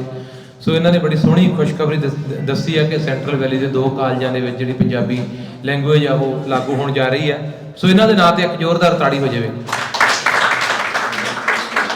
ਇਹਦੇ ਨਾਲ ਹੀ ਕਹਿੰਦੇ ਉਹ ਕਲਮ ਕੀ ਜੋ ਸੁੱਤੀ ਕਲਾ ਨਾ ਜਗਾਵੇ, ਉਸ ਕਲਮ ਨੂੰ ਨਿੱਘਾ ਸਲਾਮ ਕਰਦਾ ਜੋ ਹਨੇਰੇ ਰਾਹ ਰਸ਼ਨਾਵੇ। ਸੋ ਇਦਾਂ ਦੀ ਇੱਕ ਮਹਾਨ ਕਲਮ ਸਾਡੀ ਸੰਸਥਾ ਦੇ ਸੈਕਟਰੀ ਰਣਜੀਤ ਸਿੰਘ ਗਿੱਲ, ਜੱਗਾ ਸੁਧਾਰ ਬਾਈ, ਜਿਨ੍ਹਾਂ ਦੀ ਪਿੱਛੇ ਜੇ ਕਵਿਤਾਵਾਂ ਦੀ ਕਿਤਾਬ ਉਡਾਰੀਆਂ ਆਈ ਸੀ ਤੇ ਅਕਸਰ ਤੁਸੀਂ ਫੇਸਬੁੱਕ ਤੇ ਇਹਨਾਂ ਦੀਆਂ ਕਵਿਤਾਵਾਂ ਵਗੈਰਾ ਪੜ੍ਹਦੇ ਰਹਿੰਦੇ ਹੋ, ਬੜੀਆਂ ਜਸ਼ੀਲੀਆਂ ਕਵਿਤਾਵਾਂ ਲਿਖਦੇ ਆ। ਸੋ ਮੈਂ ਉਹਨਾਂ ਨੂੰ ਬੇਨਤੀ ਕਰੂੰਗਾ ਕਿ ਉਹ 2-4 ਮਿੰਟ ਵਾਸਤੇ ਆ ਕੇ ਤੁਹਾਡੇ ਨਾਲ ਆਪਣੀ ਕੋਈ ਕਵਿਤਾ ਜਾਂ ਆਪਣੀ ਕੋਈ ਗਜ਼ਲ ਸਾਂਝੀ ਕਰਨ। ਥੈਂਕ ਯੂ ਰਣਜੀਤ ਬਾਈ। ਸਤਿਕਾਰਯੋਗ ਦੋਸਤੋ, ਅੱਜ ਦਾ ਇਹ ਪ੍ਰੋਗਰਾਮ ਜਿਸ ਵਿਸ਼ੇ ਨੂੰ ਲੈ ਕੇ, ਜਿਸ ਆਸ਼ੇ ਨੂੰ ਲੈ ਕੇ ਰੱਖਿਆ ਗਿਆ ਸੀ, ਮੇਰੀ ਜਾਤੀ ਦੇ ਬਹੁਤ ਹੀ ਵਧੀਆ ਜਿੰਨੇ ਵੀ ਬੁਲਾਰੇ ਆਏ ਉਹਨਾਂ ਨੇ ਆਪਣੇ ਵਿਚਾਰ ਰੱਖੇ ਤੇ ਇਹ ਆਸ ਤੋਂ ਵੱਧ ਹੋਰ ਗਿਆਨ 'ਚ ਵੀ ਵਾਧਾ ਹੋਇਆ। ਕਈ ਗੱਲਾਂ ਦਾ ਕਦੇ ਸੋਚਿਆ ਵੀ ਸੀਗਾ ਵੀ ਇਸ ਤਰ੍ਹਾਂ ਵੀ ਹੋ ਸਕਦਾ, ਆਹ ਵੀ ਚੀਜ਼ਾਂ ਹੁੰਦੀਆਂ ਨੇ। ਤੇ ਸਭ ਤੋਂ ਪਹਿਲਾਂ ਮੈਂ ਸਰਦਾਰ ਹਰਜੋਤ ਸਿੰਘ ਖਾਲਸਾ ਜੀ ਦਾ ਪੰਜਾਬੀ ਰੇਡੀਓ USA ਦਾ ਬਹੁਤ ਬਹੁਤ ਧੰਨਵਾਦ ਕਰਦਾ, ਸਾਡੀ ਸਾਰੀ ਸੰਸਥਾ ਵੱਲੋਂ, ਸਾਡੇ ਸੰਸਥਾ ਦੇ ਮੈਂਬਰਾਂ ਵੱਲੋਂ ਕਿ ਉਹਨਾਂ ਨੇ ਸਾਨੂੰ ਇੱਥੇ ਆਉਣ ਦਾ ਮੌਕਾ ਦਿੱਤਾ ਤੇ ਇਹ ਫੈਸਿਲਿਟੀ ਯੂਜ਼ ਕਰਨ ਦਾ ਮੌਕਾ ਦਿੱਤਾ। ਪਹਿਲਾਂ ਵੀ ਸਾਨੂੰ ਬਹੁਤ ਇਹ ਇਸ ਤਰ੍ਹਾਂ ਮਦਦ ਕਰਦੇ ਰਹਿੰਦੇ ਆ ਤੇ ਬਾਕੀ ਇਹਨਾਂ ਨੇ ਇਸ ਦੇ ਸੰਬੰਧ ਵਿੱਚ ਰੇਡੀਓ ਤੇ ਵੀ ਬੋਲਿਆ। ਅੱਜ ਸੁਬਾਹ ਮੈਂ ਪ੍ਰਦੀਪ ਨੂੰ ਸੁਣਦਾ ਸੀਗਾ, ਖਾਲਸਾ ਜੀ ਵੀ ਸੀਗੇ। ਤੇ ਬਾਕੀ ਪੰਜਾਬੀ ਮਾਂ ਬੋਲੀ ਬਾਰੇ ਜਿਵੇਂ ਗੁਰਦਾਸ ਮਾਨ ਲਿਖਦਾ ਬਈ ਪੰਜਾਬੀ ਇਹ ਜਵਾਨੇ ਨਹੀਂ ਠਿਕਾਣੇ ਮੇਰੇ ਦੇਸ਼ ਨੇ ਕਿਹੜੇ ਤਰ੍ਹਾਂ ਲਾ ਰਿਹਾ ਸ਼ਿੰਗਾਰ। ਜੇ ਅੱਜ ਦੇ ਯੁੱਗ ਵਿੱਚ ਆਪਾਂ ਵੇਖੀਏ ਇਹਦਾ ਸ਼ਿੰਗਾਰ ਤਾਂ ਦਿਨੋਂ ਦਿਨ ਲੈ ਰਿਹਾ ਹੈ। ਕਈ ਕਾਰਨ ਨੇ। ਪੰਜਾਬੀ ਦਾ ਦੇਸ਼ ਹੈ ਪੰਜਾਬ, ਪੰਜਾਬੀ ਦੀ ਜਨਮ ਭੂਮੀ ਹੈ ਪੰਜਾਬ ਵਿੱਚ ਤੁਸੀਂ ਅਕਸਰ ਸਿਆਲਾਂ ਵਿੱਚ ਜਾਂਦੇ ਹੋ, ਮੈਂ ਵੀ ਜਾਂਦਾ। ਕਈ ਵਾਰ ਦੁਕਾਨਾਂ ਤੇ ਲੱਗੇ ਬੋਰਡ ਵੇਖਦੇ ਆ ਤੇ ਉਹਨਾਂ ਦੇ ਵਿੱਚ ਲਗਾ ਮਾਤਰਾ ਦਾ ਇੰਨਾ ਫਰਕ ਹੁੰਦਾ ਕਿ ਸ਼ਬਦਾਂ ਦੇ ਮਤਲਬ ਬਦਲ ਜਾਂਦੇ ਆ। ਲਗਾ ਮਾਤਰਾ ਕੰਨੇ, ਹੋੜੇ, ਕਨੋੜੇ, ਦਲੈਂਕੜੇ, ਸਿਹਾਰੀ ਬਿਹਾਰੀ ਇਹ ਪੰਜਾਬੀ ਦਾ ਸ਼ਿੰਗਾਰ ਨੇ, ਇਹ ਸ਼ਿੰਗਾਰ ਲੈ ਰਿਹਾ ਹੈ। ਤੇ ਗੁਰਦਾਸ ਮਾਨ ਠੀਕ ਹੀ ਕਹਿੰਦੇ ਸੀ ਸਾਨੂੰ ਇਹਦੇ ਬਾਰੇ ਸੁਚੇਤ ਹੋਣ ਦੀ ਲੋੜ ਹੈ। ਤੇ ਬਾਕੀ ਅੱਜ ਦਾ ਜੋ ਪ੍ਰੋਗਰਾਮ ਹੁਣ ਕਵੀ ਦਰਬਾਰ ਵੀ ਸ਼ੁਰੂ ਕਰਨ ਲੱਗੇ ਆ ਤੇ ਕਲਮਾਂ ਵਿੱਚ ਦਮ ਚਾਹੀਦਾ। ਬੜੇ ਵਧੀਆ ਕਲਮਾਂ ਦੇ ਮਾਲਕ ਇੱਥੇ ਬੈਠੇ ਨੇ। ਕੰਗ ਸਾਹਿਬ ਨੇ ਬਹੁਤ ਹੀ ਵਧੀਆ ਪੰਜਾਬੀ ਬਾਰੇ ਦੱਸਿਆ ਤੇ ਇਹਨਾਂ ਨੂੰ ਅਕਸਰ ਪੜ੍ਹਦੇ ਰਹੀਦਾ, ਇਹਨਾਂ ਤੋਂ ਬੜੀ ਸੇਧ ਲਈਦੀ ਆ। ਭਾਈ ਸੁਖੀ ਢਾਲੀਵਾਲ ਨੇ ਤੇ ਮਸ਼ਹੂਰਾ ਸਿੰਘ ਹੋਰੀ ਸਾਰੇ ਬੜੇ ਕਲਮਾਂ ਦੇ ਮਾਹਰ ਨੇ। ਤੇ ਮੈਂ ਕੁਝ ਗੱਲਾਂ ਤੁਹਾਡੇ ਨਾਲ ਕਲਮਾਂ ਬਾਰੇ ਗੱਲ ਕਰਦਾ। ਸਲਾਮਤ ਰਹਿਣ ਉਹ ਕਲਮਾਂ ਮਿੱਤਰੋ ਜਿਨ੍ਹਾਂ ਵਿੱਚ ਹਾਲੇ ਜਨੂਨ ਬਾਕੀ ਹੈ। ਸਲਾਮਤ ਰਹਿਣ ਉਹ ਕਲਮਾਂ ਮਿੱਤਰੋ ਜਿਨ੍ਹਾਂ ਵਿੱਚ ਹਾਲੇ ਜਨੂਨ ਬਾਕੀ ਹੈ। ਲਿਖਣ ਲਈ ਰੀੜ ਬਾਕੀ ਹੈ, ਹਾਲੇ ਧੌਣ ਬਾਕੀ ਹੈ। ਅਸਲ ਪਰਵਾਨੇ ਨੇ ਉਹ ਅੱਖਰਾਂ ਦੀ ਬਲਦੀ ਲਾਟ ਦੇ ਅਣਖ ਨਾਲ ਵਗਦੇ ਰਹਿਣ ਲਈ ਜਿੱਥੇ ਹਲੇ ਜਿਉਣ ਬਾਕੀ ਹੈ। ਰੂਹ ਤੋਂ ਮਹਿਕਦੀਆਂ ਰਹਿਣ ਵਾਲੀ ਬਾਕੀ ਹੈ। ਕਸਵੱਟੀ ਦੀ ਰੁੱਤ ਜੇਠ ਹਾੜ ਬਾਕੀ ਹੈ। ਭਾਦੋਂ ਬਾਕੀ ਹੈ। ਵੱਧਦੇ ਲਹਿਰ ਦੀ ਹਲੇ ਸੌਣ ਬਾਕੀ ਹੈ। ਬਾਕੀ ਰਹੀ ਕਵੀ ਹੋਣ ਦੀ ਗੱਲ, ਕਵਿਤਾ ਲਿਖਣ ਦੀ ਗੱਲ, ਨਜ਼ਮ ਲਿਖਣ ਦੀ ਗੱਲ, ਇਹ ਮੇਰਾ ਆਪਦਾ ਕੁਝ ਤਜਰਬਾ ਕਿ ਜੇ ਬੰਦਾ ਇਹ ਸੋਚੇ ਵੀ ਮੈਂ ਹੁਣ ਬੈਠਾ ਤੇ ਮੈਂ ਹੁਣ ਕਵਿਤਾ ਲਿਖਦੇ ਹਾਂ, ਮੈਂ ਨਜ਼ਮ ਲਿਖਦੇ ਹਾਂ, ਇਹ ਨਹੀਂ ਲਿਖਦੀ। ਇਹ ਇੱਕ ਮੈਨੂੰ ਇਲਹਾਮ ਕਹਿੰਦਾ ਵੀ ਪ੍ਰਮਾਤਮਾ ਵੱਲੋਂ ਜਾਂ ਸਾਹਿਤ ਵੱਲੋਂ, ਸੰਸਕ੍ਰਿਤੀ ਵੱਲੋਂ ਤੁਹਾਨੂੰ ਕੋਈ ਇਲਹਾਮ ਹੁੰਦਾ ਤਾਂ ਤੁਸੀਂ 4 ਅੱਖਰ ਜਿਹੜੇ ਆ ਉਹ ਕਾਗਜ਼ ਦੇ ਉੱਤੇ ਘੇਰ ਸਕਦੇ ਆ। ਜਿਵੇਂ ਇਹ ਵੀ ਇੱਕ ਨਸ਼ਾ ਹੈ। ਨਸ਼ਾ ਦੌਲਤ ਦਾ ਵੀ ਹੁੰਦਾ, ਨਸ਼ਾ ਸ਼ੋਹਰਤ ਦਾ ਵੀ ਹੁੰਦਾ, ਨਸ਼ਾ ਨਜ਼ਮ ਦਾ ਵੀ ਹੁੰਦਾ। ਨਸ਼ਾ ਦੌਲਤਾਂ ਦਾ, ਨਸ਼ਾ ਸ਼ੋਹਰਤਾਂ ਦਾ, ਨਸ਼ਾ ਨਜ਼ਮ ਦਾ ਜੋ ਵੱਖਰਾ ਹੀ ਜਾਮ ਹੁੰਦਾ। ਨਸ਼ਾ ਨਜ਼ਮ ਦਾ ਜੋ ਵੱਖਰਾ ਹੀ ਜਾਮ ਹੁੰਦਾ। ਕਵਿਤਾ ਲਿਖ ਨਾ ਸਕਦੇ ਕੋਈ ਜ਼ੋਰ ਲਾ ਕੇ, ਕਵਿਤਾ ਉਤਰੇ ਜਦੋਂ ਇਲਹਾਮ ਹੁੰਦਾ। ਅਹਿਸਾਸ ਬਿਲਕਦਾ ਤਾਂ ਉੱਠੇ ਤਰੰਗ ਕੋਈ, ਅਹਿਸਾਸ ਬਿਲਕਦਾ ਤਾਂ ਉੱਠੇ ਤਰੰਗ ਕੋਈ। ਕਾਲ ਕੋਰੇ ਦੀ ਮਿੱਤਰੋ ਹੈ ਕੁੱਤੇ, ਉਹ ਕੋਈ ਕਵਿਤਾ ਨੂੰ ਫੇਰ ਸਲਾਮ ਹੁੰਦਾ ਹੈ, ਉਹ ਕੋਈ ਕਵਿਤਾ ਨੂੰ ਫੇਰ ਸਲਾਮ ਹੁੰਦਾ ਹੈ।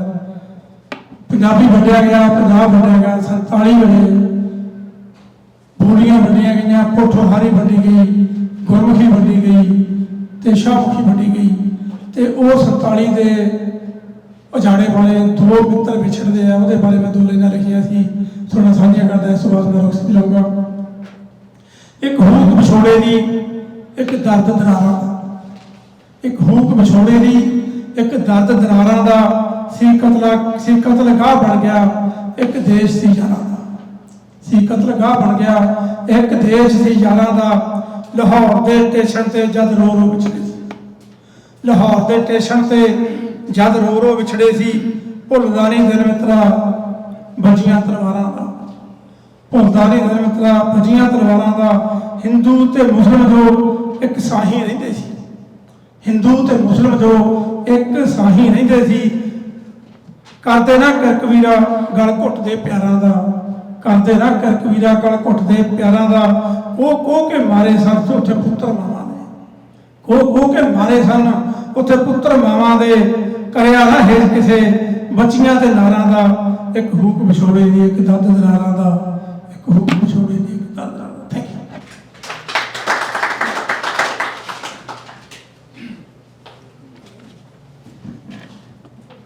ਬਹੁਤ ਬਹੁਤ ਧੰਨਵਾਦ ਬਾਈ ਰਣਜੀਤ ਗਿੱਲ ਹੋਰਾਂ ਦਾ, ਜਿਨ੍ਹਾਂ ਨੇ ਆਪਣੀਆਂ ਕਵਿਤਾਵਾਂ ਨਾਲ, ਆਪਣੇ ਸ਼ੇਅਰਾਂ ਦੇ ਨਾਲ ਤੁਹਾਡੇ ਨਾਲ ਸਾਂਝ ਪਾਈ।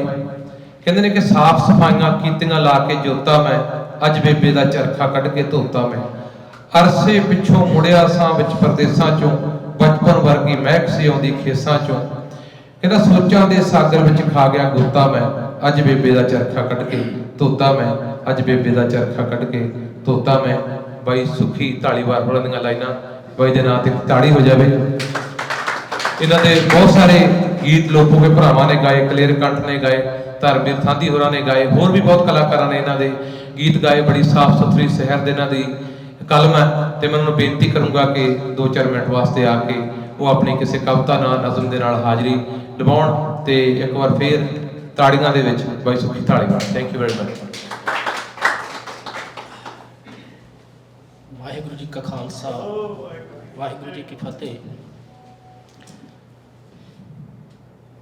ਕੱਲ ਨੂੰ ਫਾਦਰਸ ਡੇ ਆ।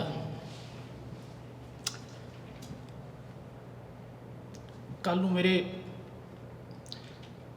ਪਾਪਾ ਨੂੰ ਗੁਜ਼ਰਿਆ 29 ਦਿਨ ਹੋ ਜਾਣੇ ਆ।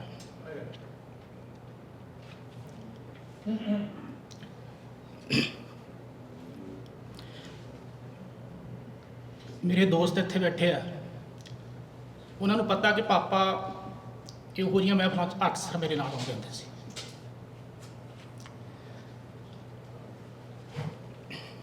ਮਾਫ ਕਰਨਾ।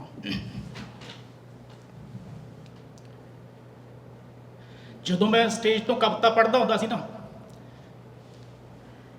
ਤਾਂ ਪਾਪੇ ਦੀਆਂ ਅੱਖਾਂ 'ਚ ਇੱਕ ਅਜੀਬ ਜਿਹੀ ਤਰ੍ਹਾਂ ਦੀ ਚਮਕ ਹੁੰਦੀ ਸੀ। ਕਾਰ 'ਚ ਮੇਰੇ ਨਾਲ ਬੈਠ ਜਾਣਾ, ਮੈਨੂੰ ਥਾਪੀ ਦੇਣੀ ਜਦੋਂ ਉਹਨਾਂ ਨੂੰ ਮੇਰੀ ਕੋਈ ਰਚਨਾ ਚੰਗੀ ਲੱਗਣੀ। ਪਿਛਲੇ 2 ਸਾਲ ਤੋਂ ਉਮਰ ਦੇ ਹਿਸਾਬ ਨਾਲ ਉਹ ਦਬ ਗਏ ਸੀ। ਮੇਰੀਆਂ ਬਹੁਤ ਸਾਰੀਆਂ ਕਵਿਤਾਵਾਂ ਨੇ ਜਿਨ੍ਹਾਂ 'ਚ ਮੇਰੇ ਪਾਪਾ ਨਾਇਕ ਨੇ, ਤੇ ਉਸੇ ਤਰ੍ਹਾਂ ਦੀ ਇੱਕ ਕਵਿਤਾ ਮੈਂ 2 ਸਾਲ ਪਹਿਲਾਂ ਲਿਖੀ ਸੀ। ਉਹ ਕਵਿਤਾ ਮੈਂ ਤੁਹਾਡੇ ਨਾਲ ਸਾਂਝੀ ਕਰਾਂਗਾ।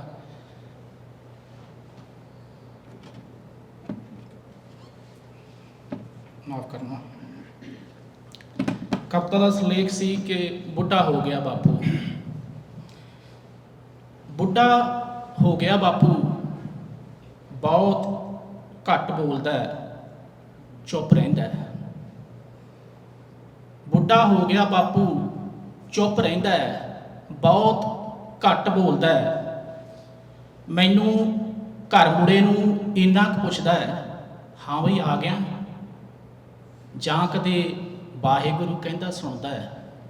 ਬੁੱਢਾ ਹੋ ਗਿਆ ਬਾਪੂ, ਬਹੁਤ ਘੱਟ ਬੋਲਦਾ ਹੈ। ਸੋਫੇ ਤੇ ਬੈਠਾ ਮੇਰੇ ਧੌਲਿਆਂ ਨੂੰ ਨਿਹਾਰਦਾ ਹੈ, ਮੇਰੇ ਚਿਹਰੇ ਤੇ ਉਹ ਗਾਈਆਂ ਚੁਰੜੀਆਂ ਗਿਣਦਾ ਹੈ। ਮੇਰੀ ਉਧੇੜ ਉਮਰ 'ਚੋਂ ਆਪਣੇ ਅਤੀਤ ਨੂੰ ਲੱਭਦਾ ਹੈ ਤੇ ਫਿਰ ਅੱਖਾਂ ਮੀਚ ਲੈਂਦਾ ਹੈ। ਬੁੱਢਾ ਹੋ ਗਿਆ ਬਾਪੂ, ਚੁੱਪ ਰਹਿੰਦਾ ਹੈ, ਬਹੁਤ ਘੱਟ ਬੋਲਦਾ ਹੈ। ਪਿੰਡੋਂ ਫੋਨ ਆਉਂਦਾ ਹੈ, ਪਿੰਡੋਂ ਫੋਨ ਆਉਂਦਾ ਹੈ, ਬੜੀਆਂ ਗੱਲਾਂ ਕਰਦਾ ਹੈ। ਪਿੰਡੋਂ ਫੋਨ ਆਉਂਦਾ ਹੈ, ਬੜੀਆਂ ਗੱਲਾਂ ਕਰਦਾ ਹੈ। ਹਾਣੀਆਂ ਬਾਰੇ ਪੁੱਛਦਾ ਹੈ, ਖੇਤਾਂ ਪਾਣੀਆਂ ਬਾਰੇ ਪੁੱਛਦਾ ਹੈ, ਧੀਆਂ ਧਿਆਣੀਆਂ ਬਾਰੇ ਪੁੱਛਦਾ ਹੈ। ਸਭ ਦਾ ਜ਼ਿਕਰ ਕਰਦਾ ਹੈ ਤੇ ਚੋਰੀਆਂ ਛੱਤਾਂ ਦਾ ਫਿਕਰ ਕਰਦਾ ਹੈ। ਸਭ ਦਾ ਜ਼ਿਕਰ ਕਰਦਾ ਹੈ ਤੇ ਚੋਰੀਆਂ ਛੱਤਾਂ ਦਾ ਫਿਕਰ ਕਰਦਾ ਹੈ। ਫੋਨ ਰੱਖਦਿਆਂ ਹੀ ਫੇਰ ਚੁੱਪ ਹੋ ਜਾਂਦਾ ਹੈ। ਬੁੱਢਾ ਹੋ ਗਿਆ ਬਾਪੂ, ਬਹੁਤ ਘੱਟ ਬੋਲਦਾ ਹੈ। ਪਰ ਮੈਨੂੰ ਮੇਰਾ ਬਾਪੂ ਅੱਜ ਵੀ ਉਵੇਂ ਹਲ ਵਾਹੁੰਦਾ ਦਿਸਦਾ ਹੈ, ਬੋਲੀਆਂ ਪਾਉਂਦਾ ਦਿਸਦਾ ਹੈ, ਮਿਰਜ਼ਾ ਗਾਉਂਦਾ ਦਿਸਦਾ ਹੈ, ਮੇਰੇ ਨਾਲ ਨਾਲ ਤੁਰਦਾ ਹੈ, ਮੇਰੇ ਰਾਹਾਂ 'ਚ ਰਹਿੰਦਾ ਹੈ, ਮੇਰੇ ਹਰਫਾਂ 'ਚ ਹੁੰਦਾ ਹੈ, ਕਵਿਤਾਵਾਂ 'ਚ ਰਹਿੰਦਾ ਹੈ, ਮੇਰੇ ਖੂਨ 'ਚ ਵਗਦਾ ਹੈ, ਮੇਰੇ ਸਾਹਾਂ 'ਚ ਰਹਿੰਦਾ ਹੈ। ਨਹੀਂ, ਮੇਰਾ ਬਾਪੂ ਬੁੱਢਾ ਨਹੀਂ ਹੋਇਆ। ਨਹੀਂ, ਮੇਰਾ ਬਾਪੂ ਬੁੱਢਾ ਨਹੀਂ ਹੋਇਆ। ਬਾਪੂ ਕਦੇ ਬੁੱਢੇ ਨਹੀਂ ਹੁੰਦੇ ਤੇ ਨਾ ਹੀ ਮਰਦੇ ਹੁੰਦੇ ਨੇ ਬਾਪੂ। ਬਾਪੂ ਤਾਂ ਪੀੜ੍ਹੀ ਦਰ ਪੀੜ੍ਹੀ ਵਗਦੇ ਨੇ ਔਲਾਦ ਦੀਆਂ ਨਾੜਾਂ ਵਿੱਚ। ਬਾਪੂ ਤਾਂ ਪੀੜ੍ਹੀ ਦਰ ਪੀੜ੍ਹੀ ਵਗਦੇ ਨੇ ਔਲਾਦ ਦੀਆਂ ਨਾੜਾਂ ਵਿੱਚ। ਨਹੀਂ, ਮੇਰਾ ਬਾਪੂ ਮਰਿਆ ਨਹੀਂ ਹੈ, ਨਹੀਂ ਮਰਿਆ ਮੇਰਾ ਬਾਪੂ।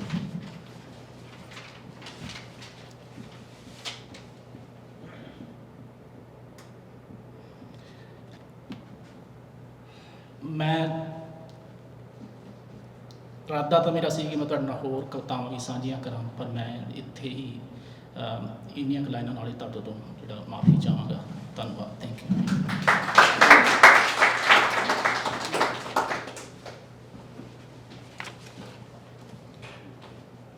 ਕਹਿੰਦੇ ਨੇ ਕਿ ਨਿੱਘ ਉਹਨਾਂ ਦੀਆਂ ਬੁੱਕਲਾਂ ਦਾ ਮੇਰੇ ਅੱਜ ਵੀ ਅੰਗ ਸੰਗ ਰਹਿੰਦਾ ਏ, ਜਦੋਂ ਯਾਦ ਕਰਾਂ ਉਹ ਰੂਹਾਂ ਨੂੰ ਦਿਲ ਹੌਂਕਾ ਜਿਹਾ ਭਰ ਲੈਂਦਾ ਏ, ਜੋ ਮੇਰੇ ਤੋਤਲੇ ਜਿਹੇ ਸਵਾਲਾਂ ਦਾ ਮਸਲਾ ਹੱਲ ਕਰਦਾ ਹੁੰਦਾ ਸੀ। ਕਹਿੰਦਾ ਮੈਂ ਵੀ ਆਪਣੇ ਬਾਪੂ ਤੋਂ ਉਦੋਂ ਬਹੁਤ ਜ਼ਿਆਦਾ ਡਰਦਾ ਹੁੰਦਾ ਸੀ। ਇਹ ਡਰ ਕੋਈ ਇਹ ਨਹੀਂ ਹੁੰਦਾ ਕਿ ਸਾਨੂੰ ਉਹ ਕੋਈ ਜਿਵੇਂ ਕਹਿ ਲਵੇ ਫਾਹੇ ਲਾ ਦਿੰਦੇ ਆ, ਪਰ ਇਹ ਇੱਕ ਐਸਾ ਸਕੂਨ ਹੁੰਦਾ ਕਿ ਜਦੋਂ ਬਾਪੂ ਘਰ ਦੇ ਵਿੱਚ ਬੈਠਾ ਹੁੰਦਾ ਤੇ ਸਾਨੂੰ ਇਸ ਗੱਲ ਦੀ ਕੋਈ ਚਿੰਤਾ ਨਹੀਂ ਹੁੰਦੀ, ਜਿੱਦਾਂ ਮਰਜ਼ੀ ਮਸਲਾ ਆ ਜਾਵੇ, ਜਿੱਦਾਂ ਮਰਜ਼ੀ ਕੋਈ ਪ੍ਰੋਬਲਮ ਪੈ ਜਾਵੇ, ਸਾਨੂੰ ਇਹ ਗੱਲ ਸਾਡੇ ਅੱਖਾਂ ਸਾਹਮਣੇ ਹੁੰਦੀ ਹੈ ਵੀ ਬਾਪੂ ਬੈਠਾ, ਕੋਈ ਨਾ ਕੋਈ ਹੱਲ ਕੱਢ ਲੂਗਾ। ਸੋ ਸੁਖੀ ਅੱਜ ਆਪਣੇ ਬਾਪੂ ਤੋਂ ਸਿੱਖਣਾ ਹੋਇਆ। ਮੈਂ ਇਹਦੀ ਭਾਵੁਕਤਾ ਨੂੰ ਸਮਝਦਾ। ਜਦੋਂ ਵੀ ਸਾਡੇ ਵੱਡੇ ਬਜ਼ੁਰਗ ਘਰਾਂ ਦੇ ਵਿੱਚੋਂ ਜਾਂਦੇ ਨੇ ਤੇ ਉਸ ਵਕਤ ਜੋ ਹਾਲ ਪਰਿਵਾਰ ਦਾ ਹੁੰਦਾ ਉਹ ਆਪਾਂ ਸਾਰੇ ਭਲੀ ਭਾਂਤ ਜਾਣਦੇ ਹਾਂ। ਇਹੋ ਦੁਆ ਕਿ ਵਾਹਿਗੁਰੂ ਪ੍ਰਮਾਤਮਾ ਬਾਪੂ ਜੀ ਨੇ ਆਪਣੇ ਚਰਨਾਂ ਦੇ ਵਿੱਚ ਨਿਵਾਸ ਬਖਸ਼ੇ। ਤੇ ਇਹਦੇ ਨਾਲ ਹੀ ਆਪਾਂ ਜਿਹੜਾ ਕਵਿਤਾਵਾਂ ਦਾ ਸਿਲਸਿਲਾ ਉਹ ਅੱਗੇ ਤੋਰਦੇ ਹਾਂ। ਮੈਂ ਬੇਨਤੀ ਕਰੂੰਗਾ ਸਾਡੇ ਬਹੁਤ ਹੀ ਪਿਆਰੇ ਵੀਰ ਦਲਜੀਤ ਰਿਆੜ ਜੀ, ਇਹਨਾਂ ਨੇ ਬੜੇ ਸੋਹਣੇ ਕਵਿਤਾਵਾਂ ਅਕਸਰ ਫੇਸਬੁੱਕ ਤੇ ਪਾਉਂਦੇ ਰਹਿੰਦੇ ਆ, ਜਾਂ ਇਹਨਾਂ ਦੇ ਗੀਤ ਬੱਬੂ ਗੁਰਪਾਲ ਹੋਰਾਂ ਨੇ ਗਾਏ, ਹੋਰ ਕਲਾਕਾਰਾਂ ਨੇ ਗਾਏ, ਤੇ ਜਿਹਦੇ ਵਿੱਚ ਇਹਨਾਂ ਦਾ ਸਨਮਾਨ ਗੀਤ ਮੈਨੂੰ ਬਹੁਤ ਵਧੀਆ ਲੱਗਦਾ ਸੀ। ਕੋਲੋਂ ਪੈਸੇ ਦੇ ਦੇ ਕੇ ਸਨਮਾਨ ਖਰੀਦੋ ਨਾ, ਪੂਜਾ ਤੱਕ ਹੀ ਰਹਿਣ ਦਿਓ, ਭਗਵਾਨ ਖਰੀਦੋ ਨਾ। ਸੋ ਬਾਈ ਜੀ ਵਾਸਤੇ ਜ਼ੋਰਦਾਰ ਤਾੜੀ ਹੋ ਜਾਵੇ। ਥੈਂਕ ਯੂ ਜੀ। ਇੰਡੋ ਯੂਐਸ ਹੈਰੀਟੇਜ ਸੰਸਥਾ ਦੇ ਵੱਲੋਂ ਲਿਖਿਆ ਅੱਜ ਦਾ ਇਹ ਪ੍ਰੋਗਰਾਮ ਪੰਜਾਬੀ ਰੇਡੀਓ ਯੂਐਸਏ ਦੇ ਇਸ ਬਹੁਤ ਹੀ ਸੁੰਦਰ ਸੁਹਾਵਣੇ ਇਵੈਂਟ ਸੈਂਟਰ ਦੇ ਵਿੱਚ ਇਸ ਫੰਕਸ਼ਨ ਦੇ ਵਿੱਚ ਪਹੁੰਚੇ ਹੋਏ ਸਾਰੇ ਸੁਹਿਰਦ ਸੂਝਵਾਨ ਸੱਜਣਾਂ ਨੂੰ ਮੇਰੇ ਵੱਲੋਂ ਵਾਹਿਗੁਰੂ ਜੀ ਕਾ ਖਾਲਸਾ, ਵਾਹਿਗੁਰੂ ਜੀ ਕੀ ਫਤਿਹ। ਗੱਲ ਪੰਜਾਬੀ ਮਾਂ ਬੋਲੀ ਦੀ ਹੋ ਰਹੀ ਹੈ। ਸਾਡੀ ਪੰਜਾਬੀ ਮਾਂ ਬੋਲੀ ਹਰ ਇੱਕ ਦਾ ਨਜ਼ਰੀਆ ਵੱਖਰੋ ਵੱਖਰਾ ਹੈ। ਕਿਸ ਤਰੀਕੇ ਨਾਲ ਆਪਾਂ ਇਸ ਨੂੰ ਦੇਖਦੇ ਹਾਂ, ਗੱਲਾਂ ਹੁੰਦੀਆਂ ਹਨ ਕਿਸ ਤਰੀਕੇ ਨਾਲ ਆਪਾਂ ਇਸ ਨੂੰ ਅੱਗੇ ਤੋਰ ਸਕਦੇ ਹਾਂ।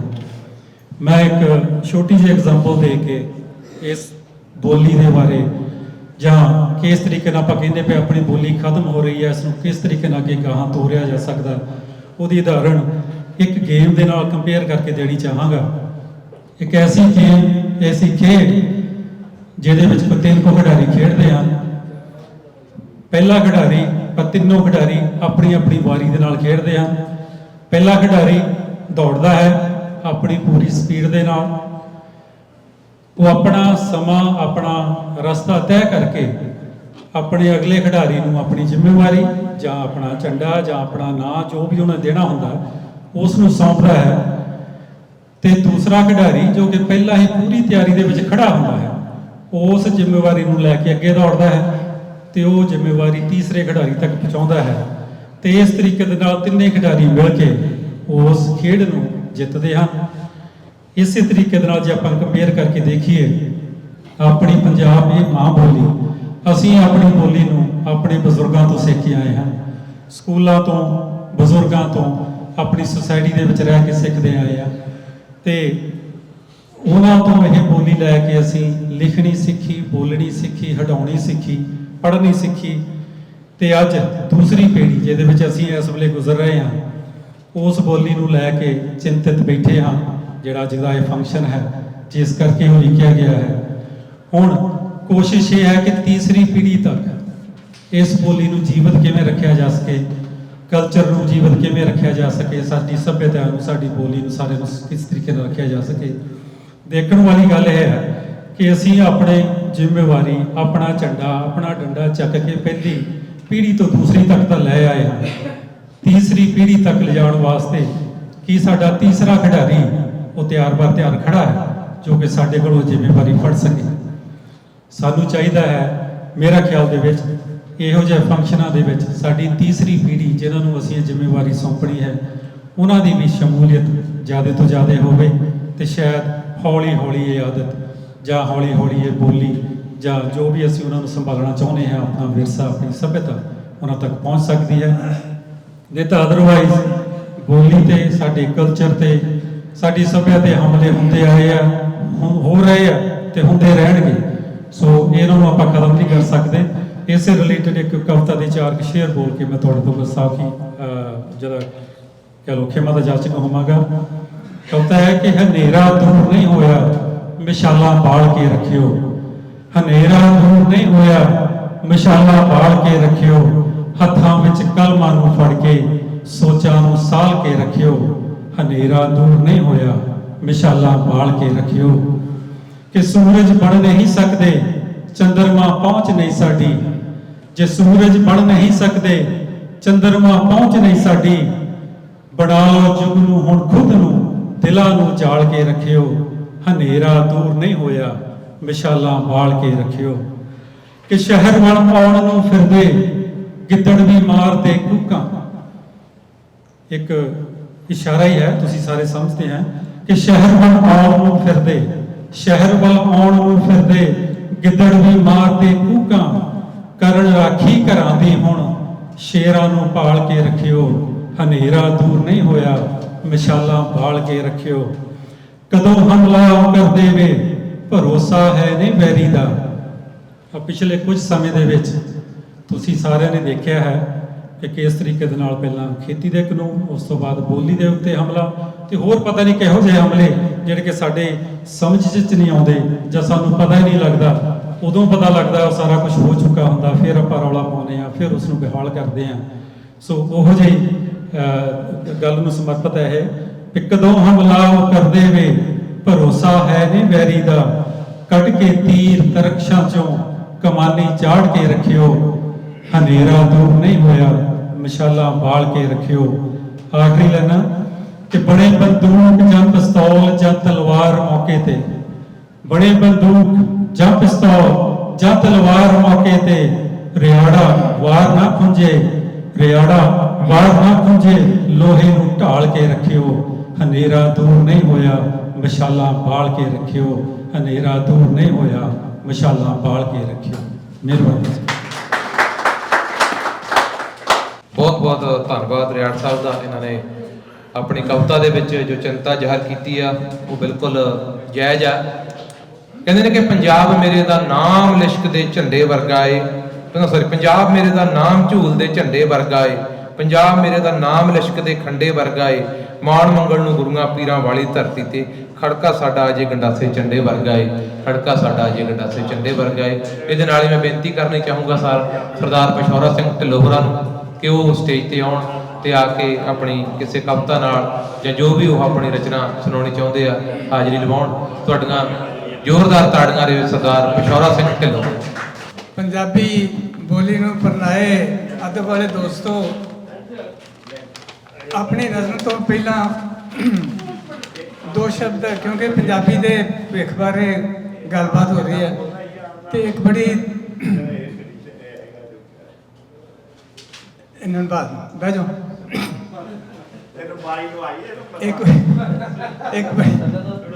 ਇੱਕ ਬੜੀ ਦਿਲਚਸਪ ਘਟਨਾ ਤੁਹਾਡੇ ਨਾਲ ਸਾਂਝੀ ਕਰਕੇ ਪੰਜਾਬੀ ਦੇ ਭਵਿੱਖ ਬਾਰੇ ਫਿਰ ਆਪਣੀ ਨਜ਼ਰ ਵੱਲ ਵਧਾਂਗਾ। 2-3 ਹਫ਼ਤੇ ਹੋਏ ਪੰਜਾਬੀ ਸਾਹਿਤ ਸਭਾ ਕੈਲੀਫੋਰਨੀਆ ਸਟੈਕਟਨ ਵੱਲੋਂ ਵੀ ਇਸੇ ਤਰ੍ਹਾਂ ਹੀ ਸਾਹਿਤਕ ਮਿਲਣੀ ਹੋਈ। ਸਰਦਾਰ ਚਰਨਜੀਤ ਸਿੰਘ ਬਾਠ ਉਹਦੇ ਚੇਅਰਮੈਨ ਸਨ ਤੇ ਮੁੱਖ ਮਹਿਮਾਨ ਵਜੋਂ ਪਟਿਆਲਾ ਯੂਨੀਵਰਸਿਟੀ ਤੋਂ ਡਾਕਟਰ ਬਲਦੇਵ ਸਿੰਘ ਧਾਲੀਵਾਲ ਆਏ। ਧਾਲੀਵਾਲ ਅੱਜ ਕੱਲ੍ਹ ਜਿਸ ਤਰ੍ਹਾਂ ਲੇਕਿਨ ਉਹਨਾਂ ਨੇ ਅਮਰੀਕੀ ਸਾਹਿਤ ਬਾਰੇ ਬਹੁਤ ਹੀ ਖਾਸ ਤੌਰ 'ਤੇ ਅਮਰੀਕਾ ਵਿੱਚ ਪੰਜਾਬੀ ਸਾਹਿਤ ਸਭਾ ਵਾਲਿਆਂ ਨੇ ਇੱਕ ਅਮਰੀਕੀ ਕਹਾਣੀਆਂ ਦੀ ਕਿਤਾਬ ਛਾਪੀ, ਉਹਦੇ ਵਿੱਚ 40 ਕਹਾਣੀਆਂ ਸੀ। ਉਹਨਾਂ ਨੇ ਹਰ ਕਹਾਣੀ ਉਹਦੇ ਇੰਨੇ ਸੋਹਣੇ ਤਰੀਕੇ ਨਾਲ ਉਹਨੂੰ ਵਿਖਿਆਨ ਕੀਤੀ ਕਿ ਤੁਸੀਂ ਕਮਾਲ ਕਰ ਦਿੱਤੀ ਆ ਲੋਕਾਂ ਨੇ। ਤੁਹਾਡੀ ਵਜ੍ਹਾ ਕਰਕੇ ਤੀਸਰਾ ਪੰਜਾਬ ਇਹ ਯੂਨੀਕ ਹੈ ਔਰ ਇਹ ਦੇਣ ਜਿਹੜੀ ਹੈ ਤੁਹਾਡੀ ਤੁਸੀਂ ਜਿਹੜੀ ਦਿੱਤੀ ਆ, ਇਹ ਨਹੀਂ ਸੀ ਦਿੱਤੀ ਜਾ ਸਕਦੀ ਜੇ ਤੁਸੀਂ ਲੋਕ ਉੱਥੋਂ ਨਾ ਨਿਕਲਦੇ। ਵਧੀਆ ਗੱਲ ਤੁਸੀਂ ਕੀਤੀ ਔਰ ਜਿਸ ਹਿਸਾਬ ਨਾਲ ਤੁਸੀਂ ਅਮਰੀਕੀ ਸਾਹਿਤ ਬਾਰੇ ਵਿਸ਼ਲੇਸ਼ਣ ਕੀਤਾ ਲਿਖਿਆ। ਪਰ ਮੈਨੂੰ ਤੁਹਾਡੀ ਗੱਲ ਸੁਣ ਕੇ ਇੱਕ ਗੱਲ ਯਾਦ ਆਈ, ਕਿਉਂਕਿ ਜਦੋਂ ਤੁਸੀਂ ਸਾਡੀ ਪ੍ਰਸ਼ੰਸਾ ਕੀਤੀ ਸਾਨੂੰ ਖੁਸ਼ੀ ਤੇ ਬਹੁਤ ਹੋਈ, ਅਸੀਂ ਤੁਹਾਡਾ ਧੰਨਵਾਦ ਵੀ ਕਰਾਂਗੇ। ਪਰ ਮੈਨੂੰ ਇੱਕ ਗੱਲ ਯਾਦ ਆਈ ਕਿ ਕਹਿੰਦੇ ਡਿੱਗ ਪਿਆ, ਉਹ ਬੱਚਾ ਸਮੁੰਦਰ ਵਿੱਚ ਡਿੱਗ ਪਿਆ, ਉੱਥੇ ਲਾਗੇ ਸਰਦਾਰ ਬੈਠਾ, ਲੋਕਾਂ ਨੂੰ ਹੱਥਾਂ ਪੈਰਾਂ ਦੀ ਪੈ ਗਈ। ਸਰਦਾਰ ਬੈਠਾ ਸੀ, ਉਹਨੇ ਮਾਰੀ ਛਾਲ, ਔਰ ਬੱਚਾ ਜਿਹੜਾ ਉਹ ਹਾਲੀ ਉਹ ਥੱਲੇ ਪਾਣੀ ਨੂੰ ਉਹਨੇ ਟੱਚ ਵੀ ਨਾ ਕੀਤਾ, ਉਹਨੇ ਰਾਹ 'ਚੋਂ ਬੋਝ ਕੇ ਤੇ ਉਹ ਫੜ ਲਿਆ, ਉਹਨੇ ਉਹ ਉਹਨਾਂ ਦੋਵਾਂ ਨੂੰ ਕੱਢ ਲਿਆ। ਉਹ ਤਾਂ ਬੜੀ ਖੁਸ਼ੀ ਦੀ ਲਹਿਰ ਉੱਥੇ ਦੌੜ ਗਈ, ਬੜਾ ਉੱਥੇ ਸਾਰੇ ਲੋਕ ਧੰਨ ਧੰਨ ਕਰਨ ਲੱਗੇ। ਕੈਪਟਨ ਨੂੰ ਸੱਦ ਲਿਆ ਉਹਨਾਂ ਨੇ, ਉਹ ਸਰਦਾਰ ਨੂੰ ਆਖਣ, ਉਹ ਤਾਂ ਸਟੇਜ ਬਣਾਈ ਜਾਣਾ, ਆਖਣ ਵੀ ਇਹਦਾ ਅਸੀਂ ਬਹੁਤ ਸਨਮਾਨ ਕਰਨਾ, ਕਮਾਲ ਕਰ ਦਿੱਤੀ ਹੈ। ਅਤੇ ਲੋਕਾਂ ਨੂੰ ਹੱਥਾਂ ਪੈਰਾਂ ਦੀ ਪੈ ਗਈ ਸੀ, ਅਤੇ ਇਹਨਾਂ ਨੇ ਤਾਂ ਵੀ ਮੁਕਾ ਦਿੱਤੀ ਆ। ਔਰ ਉਹਦੀ ਮਾਂ ਸੀ ਮੁੰਡੇ ਦੀ ਜਿਹੜੀ, ਉਹ ਤਾਂ ਗਦਗਦ ਹੋ ਗਈ। ਉਹ ਕਹਿੰਦਾ ਠਹਿਰ ਜਾਓ ਠਹਿਰ ਜਾਓ, ਸਨਮਾਨ ਮੇਰਾ ਕਰ ਲਿਓ ਤੁਸੀਂ, ਪਰ ਮੈਨੂੰ ਇਹ ਦੱਸੋ ਵੀ ਤੁਹਾਡੇ 'ਚ ਮੈਨੂੰ ਧੱਕਾ ਕਿਹਨੇ ਦਿੱਤਾ ਸੀ। ਅਤੇ ਮੈਂ ਡਾਕਟਰ ਸਾਹਿਬ ਨੂੰ ਆਖਿਆ ਵੀ ਤੁਹਾਨੂੰ ਸਾਹਿਤ ਤੇ ਅਸੀਂ ਦੇ ਦਿੱਤਾ, ਤੀਸਰਾ ਪੰਜਾਬ ਵੀ ਦੇ ਦਿੱਤਾ, ਪਰ ਸਾਨੂੰ ਇਹ ਦੱਸੋ ਵੀ ਸਾਨੂੰ ਤੁਹਾਡੇ 'ਚੋਂ ਕੱਢਿਆ ਉਦੋਂ ਕਿੰਨੇ ਸੀ। ਇਹ ਗੱਲ ਜਿਹੜੀ ਹੈ ਇਹ ਇੱਕ ਵੇਖੋ, ਜਿੱਥੋਂ ਤੱਕ ਪਰਸਨਲੀ ਪੰਜਾਬੀ ਦੇ ਭਵਿੱਖ ਦਾ ਤਲਕ ਹੈ, ਮੈਂ ਇਹਦੇ ਬਾਰੇ ਬਹੁਤ ਆਸ਼ਾਵਾਦੀ। ਉਹਦੀ ਵਜ੍ਹਾ ਇਹ ਹੈ ਕਿ ਇੱਕ ਪੰਜਾਬ ਨਹੀਂ, ਹੁਣ ਦੋ ਪੰਜਾਬ ਵੀ ਨਹੀਂ, ਹੁਣ ਤਿੰਨ ਪੰਜਾਬ ਨੇ ਜਿਹੜੇ ਇਹਦੇ ਬਾਰੇ ਚਿੰਤਤ ਨੇ, ਔਰ ਇਹਦੇ ਬਾਰੇ ਚਿੰਤਤ ਨਹੀਂ, ਇਹਦੇ ਬਾਰੇ ਉਹ ਪੂਰਾ ਜਿਹੜਾ ਉਹ ਆਪਣਾ ਉਹ ਯੋਗਦਾਨ ਪਾ ਰਹੇ ਨੇ। ਇੱਥੇ ਸੰਘਾ ਸਾਹਿਬ ਨੇ ਤੁਹਾਡੇ ਸਾਹਮਣੇ ਪੰਜਾਬੀ ਬੋਲੀ ਬਾਰੇ ਗਾਂ ਅੱਗੇ ਖੜਨ ਵਾਸਤੇ ਉਹਨੇ ਗੱਲ ਕੀਤੀ, ਲੇਕਿਨ ਉਹਨੇ ਬੈਕਗਰਾਊਂਡ ਵਾਸਤੇ ਨਹੀਂ ਦੱਸਿਆ ਕਿ ਪਿਛਲੇ 14-15 ਸਾਲ ਤੋਂ ਇਸ ਪੰਜਾਬੀ ਨੂੰ ਇੱਥੋਂ ਤੱਕ ਲਿਆਉਣ ਵਾਸਤੇ, ਜਿੱਥੋਂ ਤੱਕ ਹੁਣ ਸੰਘਾ ਸਾਹਿਬ ਨੇ ਅੱਗੇ ਲੈ ਕੇ ਜਾਣਾ, ਬੜੀ ਕੋਸ਼ਿਸ਼ ਹੋਈ। ਔਰ ਉਹਦੇ ਵਿੱਚ ਇਹ ਸਾਰੀ ਕਮੇਟੀ ਨੇ ਬੜਾ ਕੰਮ ਕੀਤਾ, ਅਸੀਂ ਵੀ ਬੜਾ ਕੰਮ ਕੀਤਾ। ਚਰਨਜੀਤ ਸਿੰਘ ਬਾਠ ਇੱਥੇ ਬੈਠੇ ਨੇ, ਇਹਨਾਂ ਦਾ ਇਨਫਲੂਐਂਸ ਵਰਤ ਕੇ ਅਸੀਂ California department of education, legislature ਸਾਰਿਆਂ ਨਾਲ ਮਿਲ ਕੇ ਜਿਹੜਾ ਉਹ ਮਤੇ ਪਾਸ ਹੁੰਦੇ ਰਹੇ। ਔਰ ਵਜ੍ਹਾ ਉਹਦਾ ਕੌਨਸੀਕੁਐਂਸ ਇਹ ਹੈ ਕਿ ਇਸ ਵੇਲੇ ਜਿਹੜੀਆਂ ਇੱਥੋਂ ਦੀਆਂ ਟੈਕਸਟ ਬੁੱਕਸ ਨੇ, ਉਹਨਾਂ ਦੇ ਵਿੱਚ ਪਹਿਲੀ ਵਾਰ ਪੰਜਾਬੀ ਸਾਹਿਤ ਦਾ, ਪੰਜਾਬੀ ਵਿਰਸੇ ਦਾ, ਪੰਜਾਬੀ ਲੋਕਾਂ ਦਾ ਇੰਦਰਾਜ ਜਿਹੜਾ ਉਹ ਹੋਇਆ, ਔਰ ਇਹ ਬੜੀ ਵੱਡੀ ਗੱਲ ਹੈ। ਸੋ ਇਹ, ਔਰ ਇੱਕ ਹੋਰ ਤੁਹਾਨੂੰ ਬੜੇ ਦਿਲਚਸਪ ਗੱਲ ਦੱਸੀ ਹੈ ਕਿ ਸੁਰਜੀਤ ਪਾਤਰ ਜਿਨ੍ਹਾਂ ਨੇ ਕਦੀ ਇਹ ਲਿਖਿਆ ਸੀ ਕਿ ਪੰਜਾਬੀ ਖਤਮ ਹੋ ਜਾਏਗੀ, ਕਿਉਂਕਿ ਪੰਜਾਬੀ ਬੋਲੀ ਦਾ ਰਿਸਕ ਨਾਲ ਬੜਾ ਤਲਕ ਹੈ, ਕਿਉਂਕਿ ਰਿਸਕ ਜਿਹੜਾ ਪੰਜਾਬੀ ਬੋਲੀ ਦੇ ਨਾਲ ਨਹੀਂ ਰਿਹਾ, ਉਹ ਵਜ੍ਹਾ ਨਹੀਂ ਇਸ ਕਰਕੇ ਇਹਦਾ ਜਿੰਨਾ ਚਿਰ ਉਹ ਨਹੀਂ ਗੱਲ ਬਣਦੀ। ਉਹ ਹੁਣ ਉਹਨਾਂ ਦਾ ਜਿਹੜਾ ਮੈਂ ਸੁਣ ਰਿਹਾ ਸੀ ਕਿਤੇ, ਉਹਨਾਂ ਨੇ ਉਹ ਬਹੁਤ ਇੰਟਰਸਟਿੰਗ ਗੱਲ ਦੱਸੀ ਹੈ ਕਿ ਇਹ ਹੁਣ ਜਿਹੜੇ ਪੰਜਾਬੀ ਜਿਹੜੀ ਸਰਕਾਰਾਂ ਦੇ ਵੱਸ ਨਹੀਂ, ਇਹਨੂੰ ਲੋਕ ਬਚਾਉਣਗੇ, ਇਹ ਤੁਹਾਡੇ ਵਰਗੀਆਂ ਜਥੇਬੰਦੀਆਂ ਬਚਾਉਣਗੀਆਂ, ਉਹ ਲੋਕ ਬਚਾਉਣਗੇ ਜਿਹੜੇ ਬਾਹਰ ਆ ਗਏ ਨੇ, ਉਹ ਲੋਕ ਨੇ ਜਿਹੜੇ ਇਹਦੇ ਬਾਰੇ ਚਿੰਤਾਤਰ ਨੇ, ਉਹ ਲੋਕ ਜਿਹੜੇ ਇਹਨੂੰ ਕਰਨਗੇ। ਉਹਨੇ ਸਿਰਫ ਇਹ ਸਰਕਾਰਾਂ ਦੇ ਵੱਸ ਨਹੀਂ, ਔਰ ਇਸ ਕਰਕੇ ਸਾਨੂੰ ਆਸ਼ਾਵਾਦੀ ਰਹਿਣਾ ਚਾਹੀਦਾ। ਮੇਰੀ ਨਜ਼ਮ ਜਿਹੜੀ ਆ ਉਹ ਮੈਂ ਅਕਸਰ ਇਹ ਕਹਿੰਦਾ ਹੁੰਦਾ ਕਿ ਕਹਾਣੀ ਦੇ ਪਿੱਛੇ ਕੋਈ ਕਵਿਤਾ ਹੁੰਦੀ ਹੈ ਜਾਂ ਨਹੀਂ, ਇਹ ਨਹੀਂ ਪਤਾ, ਪਰ ਕਵਿਤਾ ਜਿਹੜੀ ਆ ਉਹ ਕਹਾਣੀ ਦੇ ਵਿੱਚੋਂ ਨਿਕਲ ਕੇ ਆਉਂਦੀ ਆ। ਇਹ ਮੇਰੀ ਨਜ਼ਮ ਜਿਹੜੀ ਹੈ ਇਹ ਇੱਕ ਦਾਸਤਾਨ ਹੈ, ਜਿਹਦੇ ਵਿੱਚ ਮੇਰੀ ਕਹਾਣੀ, ਤੁਹਾਡੀ ਸਾਰਿਆਂ ਦੀ ਕਹਾਣੀ ਸ਼ਾਮਿਲ ਹੈ, ਔਰ ਮੇਰਾ ਖਿਆਲ ਤੁਸੀਂ ਇੰਜੋਏ ਕਰੋਗੇ।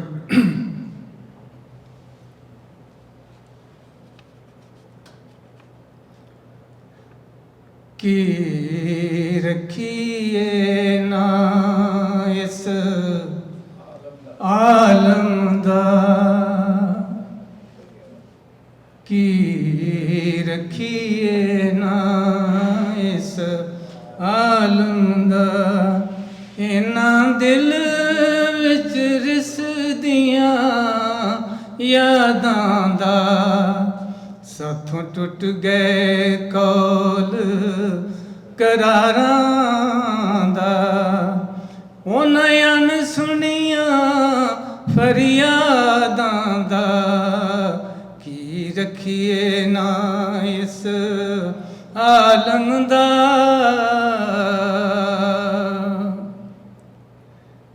ਨਿੱਕੇ ਜਿਹੇ ਪਿੰਡ ਮੇਰੇ ਲੋਕਾਂ ਨੂੰ ਆਸਾਂ ਸਨ ਵੱਡੀਆਂ ਮੇਰੇ ਤੇ, ਮੈਂ ਚਾਨਣ ਲੈ ਕੇ ਪਰਤਾਂਗਾ,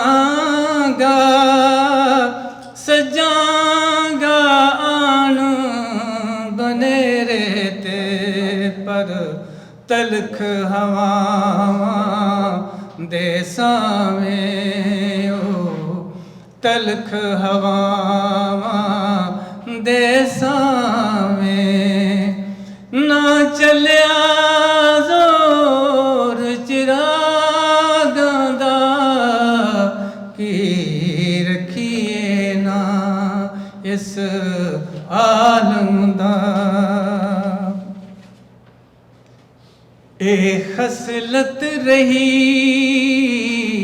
ਹਨੇਰੇ ਦੀ ਕੋਈ ਜੁਗਨੂ ਇਸ ਨੂੰ ਪਾਉਂਦਾ ਨਹੀਂ ਉਹ ਟਿਮਕਣ ਬਾਝੋਂ ਰਹਿੰਦਾ ਨਹੀਂ ਤੇ ਨੇਰਾ ਚਾਨਣ ਚਾਹੁੰਦਾ ਨਹੀਂ ਇਹ ਝੜਪ ਨਹੀਂ ਕੁਝ ਰਾਤਾਂ ਦੀ ਝੜਪ ਨਹੀਂ ਕੁਝ ਰਾਤਾਂ ਦੀ ਇਹ ਕੋਲ ਹੈ ਆਦ ਜੁਗਾਦਾਂ ਦਾ ਕੀ ਰੱਖੀਏ ਨਾ ਇਸ ਆਲਮ ਦਾ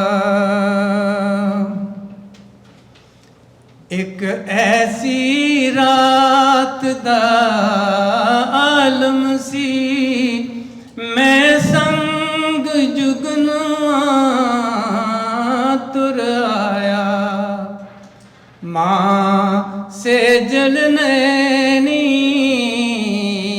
ਤਕਦੀ ਰਹੀ ਜੂ ਪਾਰ ਲਗਾ ਪਿਓ ਮੁੜ ਆਇਆ ਮੇਰੀਆਂ ਮੰਨਤਾਂ ਮੰਨਦੇ ਰਹੇ ਓ ਮੇਰੀਆਂ ਮੰਨਤਾਂ ਮੰਨਦੇ ਰਹੇ ਖੁਦ ਜਿਉਂਦੇ ਜੀਣਾ ਅਜ਼ਾਬਾਂ ਦਾ ਕੀ ਰੱਖੀਏ ਨਾ ਇਸ ਆਲਮ ਦਾ ਮੈਂ ਹਾਂ ਤੇ ਕੈਸਾ ਦੀਪਕ ਹਾਂ ਜੋ ਪਾਰ ਸਮੁੰਦਰ ਬਲਿਆ ਲੈ ਚਮਕ ਅਮਾਨਤ ਤੁਰ ਆਇਆ ਸੰਗ ਚੰਨ ਚਾਨਣੀ ਰਲਿਆ ਮੇਰੇ ਸਿਰ ਤੋਂ ਕਰਜ਼ਾ ਨਹੀਂ ਲੈਣਾ ਮੇਰੇ ਸਿਰ ਤੋਂ ਕਰਜ਼ਾ ਨਹੀਂ ਲੈਣਾ ਮੇਰੇ ਪਿੰਡ ਦਿਆਂ ਜੂਨ ਖਰਾਬਾਂ ਦਾ ਕੀ ਰੱਖੀਏ ਨਾ ਇਸ ਆਲਮ ਦਾ ਇਹਨਾਂ ਦਿਲ ਵਿੱਚ ਰਿਸਦੀਆਂ ਯਾਦਾਂ ਦਾ ਸਾਥੋਂ ਟੁੱਟ ਗਏ ਕੌਲ ਕਰਾਰਾਂ ਦਾ ਉਹ ਨਯਨ ਸੁਨੀਆਂ ਫਰਿਆਦਾਂ ਦਾ ਕੀ ਰੱਖੀਏ ਨਾ ਇਸ ਆਲਮ ਦਾ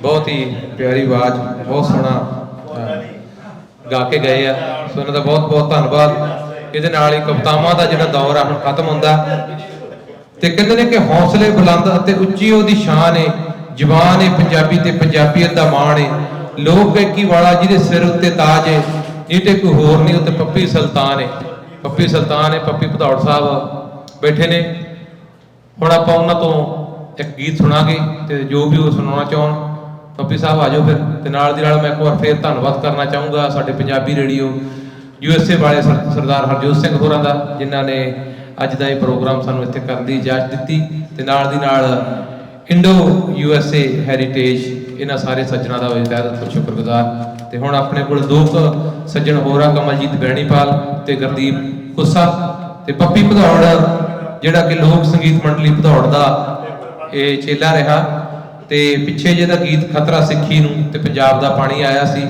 ਤੇ ਅੱਗੋਂ ਤੋਂ ਹੋਰ ਵੀ ਆਸ ਕਰਦੇ ਆ ਕਿ ਇਦਾਂ ਦੇ ਜਿਹੜੇ ਗੀਤ ਆਏ ਗਾਉਂਦਾ ਰਹੂਗਾ। ਸੋ ਇੱਕ ਤਾੜੀ ਹੋ ਜਾਵੇ ਪੱਪੀ ਦੇ ਨਾਮ ਤੇ। हेलो हाँ जी दोस्तों, वैसे टाइम तो हो गया, फिर भी चलो संस्था ने सद्या, परमात्मा चढ़ती कर रखे दोस्तों यारों दोस्तों हाज़री लवाउण लग्या। सो तुहाडा ज़्यादा टाइम ना बर्बाद होगा।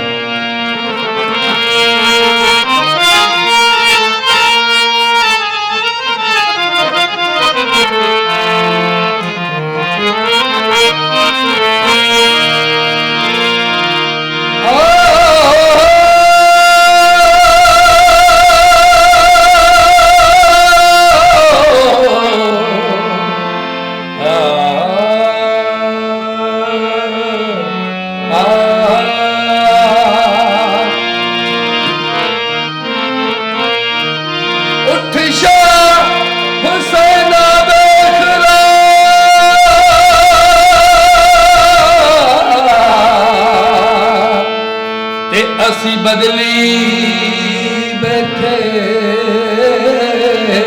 ਪੇਸ ਸਾਡੀ ਜੁੰਦਨ ਮਾੜੀ ਕੂਕ ਦੀ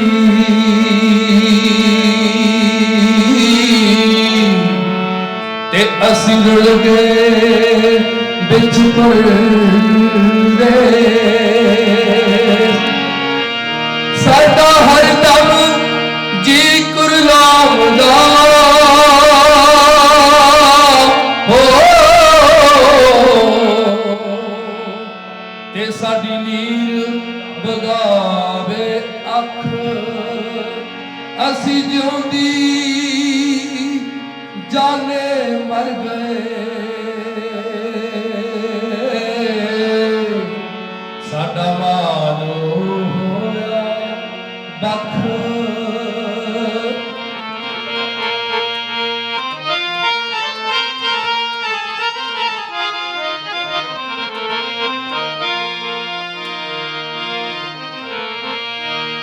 ਸਾਨੂੰ ਸੱਪ ਸਮੇਂ ਦਾ ਡੰਗਦਾ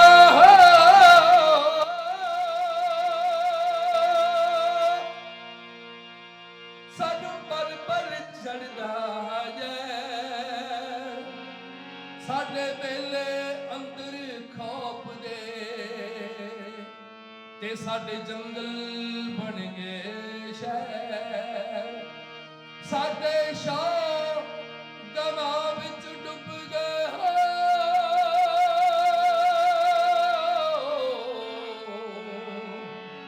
ਸਾਡੀ ਰੁਲ ਗਈ ਨੌ ਪਤਵਾਰ ਸਾਡੇ ਬੋਲਣ ਤੇ ਪਾਬੰਦੀਆਂ ਤੇ ਸਾਡੇ ਸਿਰ ਲਮਕੇ ਤਲਵਾਰ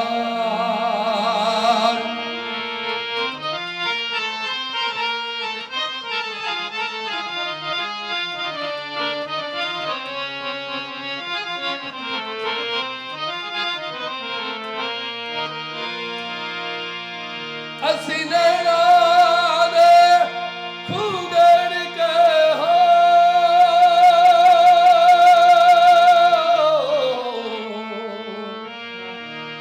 ਕੀਤੀ ਪੱਤਰ ਦਿਲ ਦੀ ਭਾਂ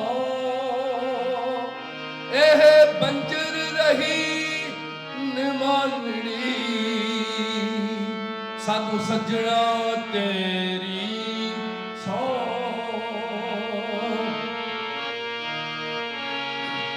ਅਸੀਂ ਉਤੋਂ ਸ਼ਾਂਤ ਜਾਪਦੇ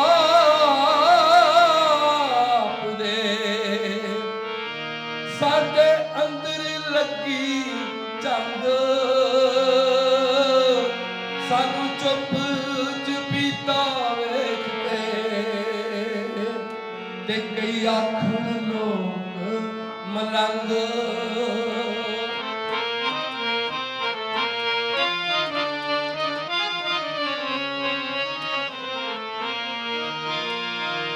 ਅਸੀਂ ਖੁੱਬੇ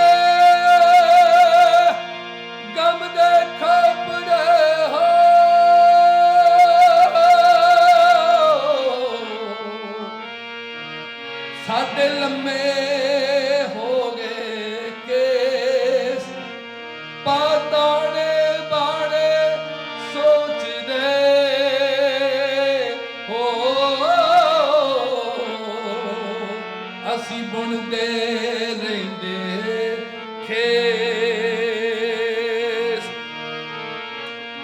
ਹੁਣ ਛੇਤੀ ਬੌੜੀ ਬੁੱਲਿਆ ਸਾਡੀ ਸੂਲੀ ਤੰਗੀ ਜਾਨ ਤੈਨੂੰ ਵਾਸਤਾ ਸ਼ਾਇਨਤ ਦਾ ਹੋ ਤੇ ਨਾ ਤੋੜੀ ਸਾਡਾ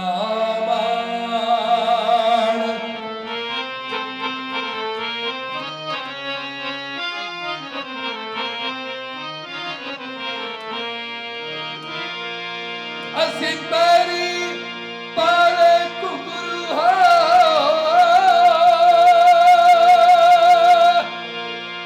ਸਾਡੀ ਪਾਵੇ ਜਿੰਦ ਤਮਾਰ ਸਾਡੀ ਜਾਨ ਲਵਾ ਤੇ ਆਪਣੀ ਹੁਣ ਛੇਤੀ ਮੁਖ ਵਿਖਾੜ ਸਾਡੇ ਸਿਰ ਤੇ ਸੂਰਜ ਹਾੜਦਾ ਸਾਡੇ ਅੰਦਰ ਸੀ ਤਸਿਆੜ ਬਣ ਛਾਂ ਹੁਣ ਚੇਤਰ ਰੁੱਖ ਦੀ ਸਾਡੇ ਅੰਦਰ ਭਾਂਗੜ ਵਾੜ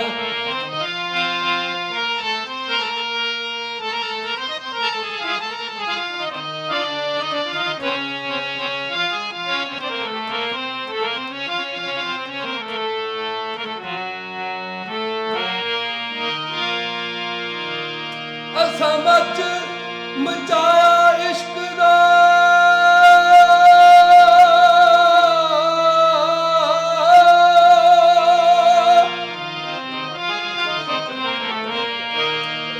ਸਾਡਾ ਲੂਸਿਆ ਇੱਕ ਇੱਕ ਲੂ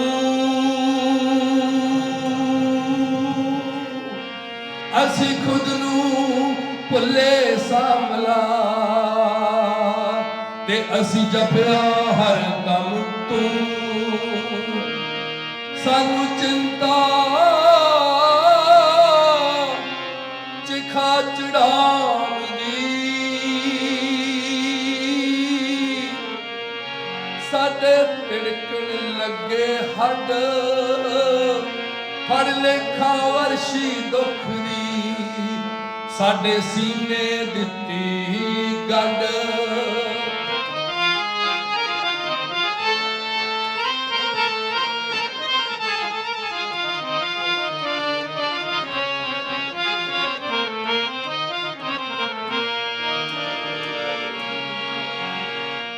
ਅਸੀਂ ਆਪਣੀ ਬਣੀਏ ਆਪ ਹੀ ਹੋ ਲੈ ਲਓ ਦੇ ਦੀਵੇ ਵਾਰ ਅਸੀਂ ਬੇਗੁਰਿਆਂ ਦੇ ਸ਼ਹਿਰ ਵਿੱਚ ਇਹ ਕੀਤਾ ਨਵਾਂ ਕੁਮਾਰ ਅਸੀਂ ਤੁਰ ਤੋਂ ਦੁਖੜੇ ਚੱਲਦੇ ਸਾਡੇ ਲੇਖੀ ਲਿਖਿਆ ਸੋ ਸਾਡੀ ਵਾਟਲ ਮੇਰੀ ਦੁੱਖ ਦੀ ਸਾਡੇ ਉਮਰੋਂ ਲੰਮੇ ਰੋ ਸਾਡੀ ਵਾਟਲ ਮੇਰੀ ਦੁੱਖ ਦੀ ਹੋ ਸਾਡੇ ਉਮਰੋਂ ਲੰਮੇ ਰੋ ਸਾਡੇ ਉਮਰੋਂ ਲੰਮੇ ਰੋ ਸਾਡੇ ਉਮਰੋਂ ਲੰਮੇ ਰੋ ਥੈਂਕ ਯੂ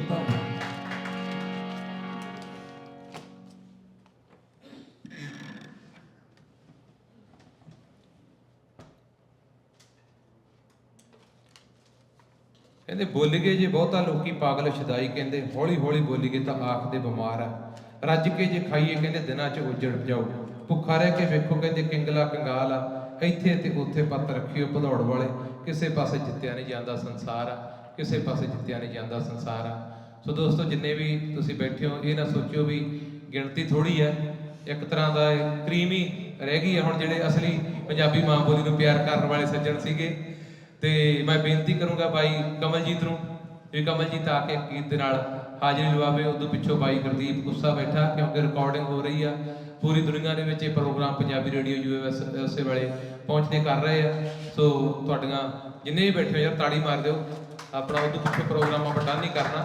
ਤੇ ਕਮਲਜੀਤ ਸਾਡਾ ਬਹੁਤ ਪਿਆਰਾ ਮਿੱਤਰ ਆ, ਜਿੱਥੇ ਕਿਤੇ ਵੀ ਸਾਨੂੰ ਲੋੜ ਪੈਂਦੀ ਹੈ ਹਮੇਸ਼ਾ ਹਰ ਵਕਤ ਨਾਲ ਖੜਦਾ। ਤੇ ਬਾਈ ਨੂੰ ਮੈਂ ਬੇਨਤੀ ਕਰੂੰਗਾ ਕਿ ਗੀਤ ਨਾਲ ਹਾਜ਼ਰੀ ਲਵਾਵੇ।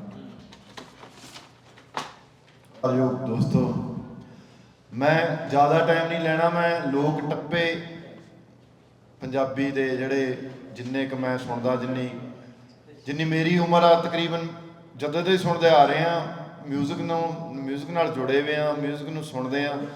ਜਿੰਨਾ ਮਰਜ਼ੀ ਗੁਰਬਾਣੀ ਨੂੰ ਸੁਣ ਲਈਏ ਜਾਂ ਕਲਾਸਿਕ ਬੇਸਿਕ ਸੁਣ ਲਈਏ, ਪਰ ਜੋ એનર્ਜੀ ਟੱਪੇ ਜਾਂ ਲੋਕ ਗੀਤ ਦੇ ਵਿੱਚ ਮਿਲਦੀ ਹੈ ਉਹ ਕਦੇ ਨਹੀਂ ਮਿਲਦੀ।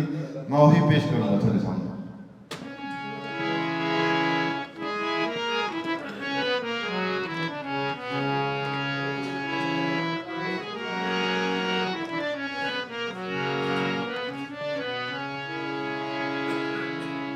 ਉਸ ਤੋਂ ਪਹਿਲਾਂ ਦੋ ਕੁ ਲਾਈਨਾਂ ਸ਼ੇਅਰ ਦੀਆਂ ਵੀ ਕੋਸ਼ਿਸ਼ ਕਰਦਾ।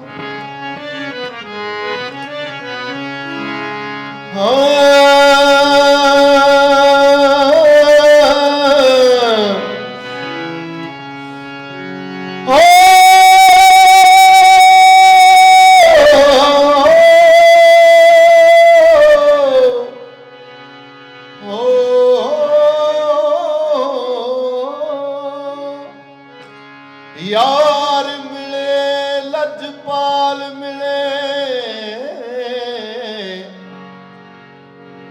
तद यारी लावण झस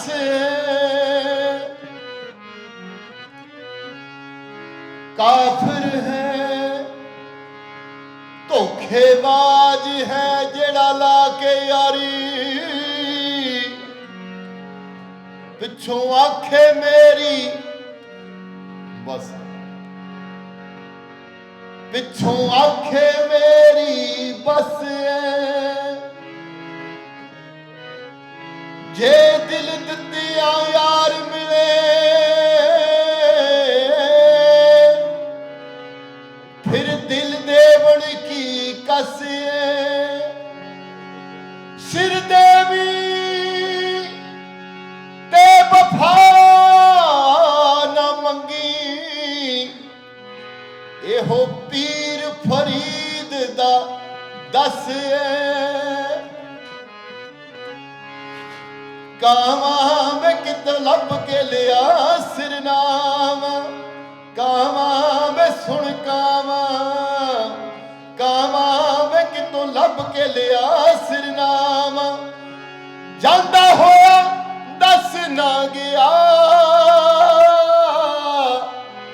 दस ना गया वे लिख चिट्ठियां किधर नू पावा कावा वे कितों लब के लिया सिरनामा कावा वे कितों लब के लिया सिरनामा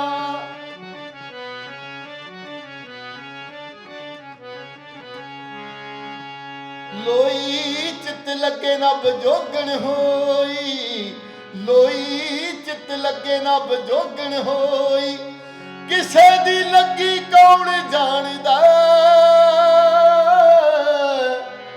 कौन जानदा वे जिनू लगदी जान दा सोई लोई चित लगे ना बजोगण होई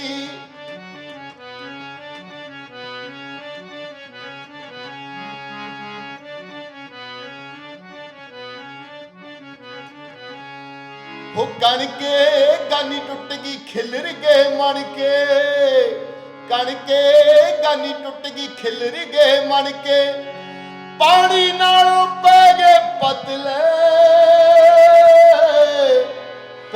पतले भी जेड़े कहंदे सी रवांगे दुध बन के कण के गानी टुट गई खिलर गए मन के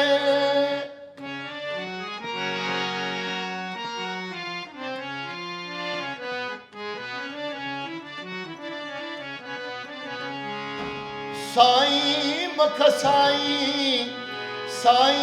जोड़ी विच भंगड़ा ना पाई साई जोड़ी विच भंगड़ा ना पाई ਚੱਕਲੀ ਰੱਬਾ ਚੱਕਲੀ ਰੱਬਾ ਵੇ ਜੋੜੀ ਵਿੱਚ ਭੰਗੜਾ ਨਾ ਪਾਈ ਕਾਵਾਂ ਵੇ ਕਿਤੋਂ ਲੱਭ ਕੇ ਲਿਆ ਸਿਰਨਾਮਾ ਕਣ ਕੇ ਗਾਨੀ ਟੁੱਟ ਗਈ ਖਿਲਰ ਗਏ ਮਣ ਕੇ ਲੋਈ ਜਿੱਤ ਲੱਗੇ ਨਾ ਬਿਜੋਗਣ ਹੋਈ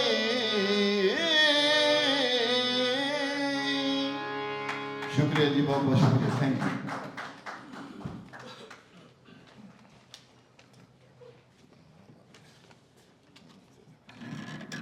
ਬਹੁਤ ਬਹੁਤ ਧੰਨਵਾਦ ਭਾਈ ਜੀ ਹੋਰਾਂ ਨੇ ਰੰਗ ਬੰਨ੍ਹਤਾ ਪੂਰਾ। ਤੇ ਆਪਣੇ ਕੋਲੇ ਹੁਣ ਬਾਈ ਗੁਰਦੀਪ ਕੁੱਸਾ ਪਿੰਡ ਬੜਾ ਮਸ਼ਹੂਰ ਪਿੰਡ ਆ ਮੇਰੇ ਪਿੰਡ ਤੋਂ ਥੋੜੀ ਦੂਰ ਤੇ ਜਿੱਥੇ ਦੀਆਂ ਬੜੀਆਂ ਮਹਾਨ ਕਲਮਾਂ ਹੋਈਆਂ ਸਿਵਚਰਨ ਜੱਗੀ ਕੁੱਸਾ ਤੇ ਗੁਰਬਖਸ਼ ਸਿੰਘ ਅਲਵੇਲਾ ਹੋਰਾਂ ਦਾ ਪਿਛੋਕੜ ਵੀ ਕੁੱਸੇ ਪਿੰਡ ਦੇ ਨਾਲ ਆ ਤੇ ਉਥੋਂ ਦੇ ਇੱਕ ਹੋਰ ਬੜੇ ਮਸ਼ਹੂਰ ਨਾਵਲਕਾਰ ਹੋਏ ਸੀ ਤੇ ਇਸ ਵੇਲੇ ਬਾਈ ਗੁਰਦੀਪ ਕੁੱਸਾ ਕੁੱਸੇ ਪਿੰਡ ਦਾ ਨਾਂ ਸਾਡੇ ਫਰਿੱਜਨਾਂ ਦੇ ਵਿੱਚ ਰਹਿ ਕੇ ਰੌਸ਼ਨ ਕਰ ਰਿਹਾ ਤੇ ਇਹਦਾ ਇੱਕ ਗੀਤ ਬੜਾ ਵਧੀਆ ਸੀ ਜਿਹੜਾ ਫੜਿਆ ਗਿਆ ਹੋਏ ਚੋਰ ਚੋਰ ਤੇ ਮੈਂ ਉਹਨੂੰ ਬੇਨਤੀ ਕਰੂੰਗਾ ਕਿ ਉਹ ਆ ਕੇ ਗੀਤ ਦੇ ਨਾਲ ਹਾਜ਼ਰੀ ਨਿਭਾਉਣ। ਬਹੁਤ ਬਹੁਤ ਧੰਨਵਾਦ। ਤਾੜੀ ਹੋ ਜੇ ਬਾਈ ਦੇ ਨਾਂ ਤੇ ਫਿਰ।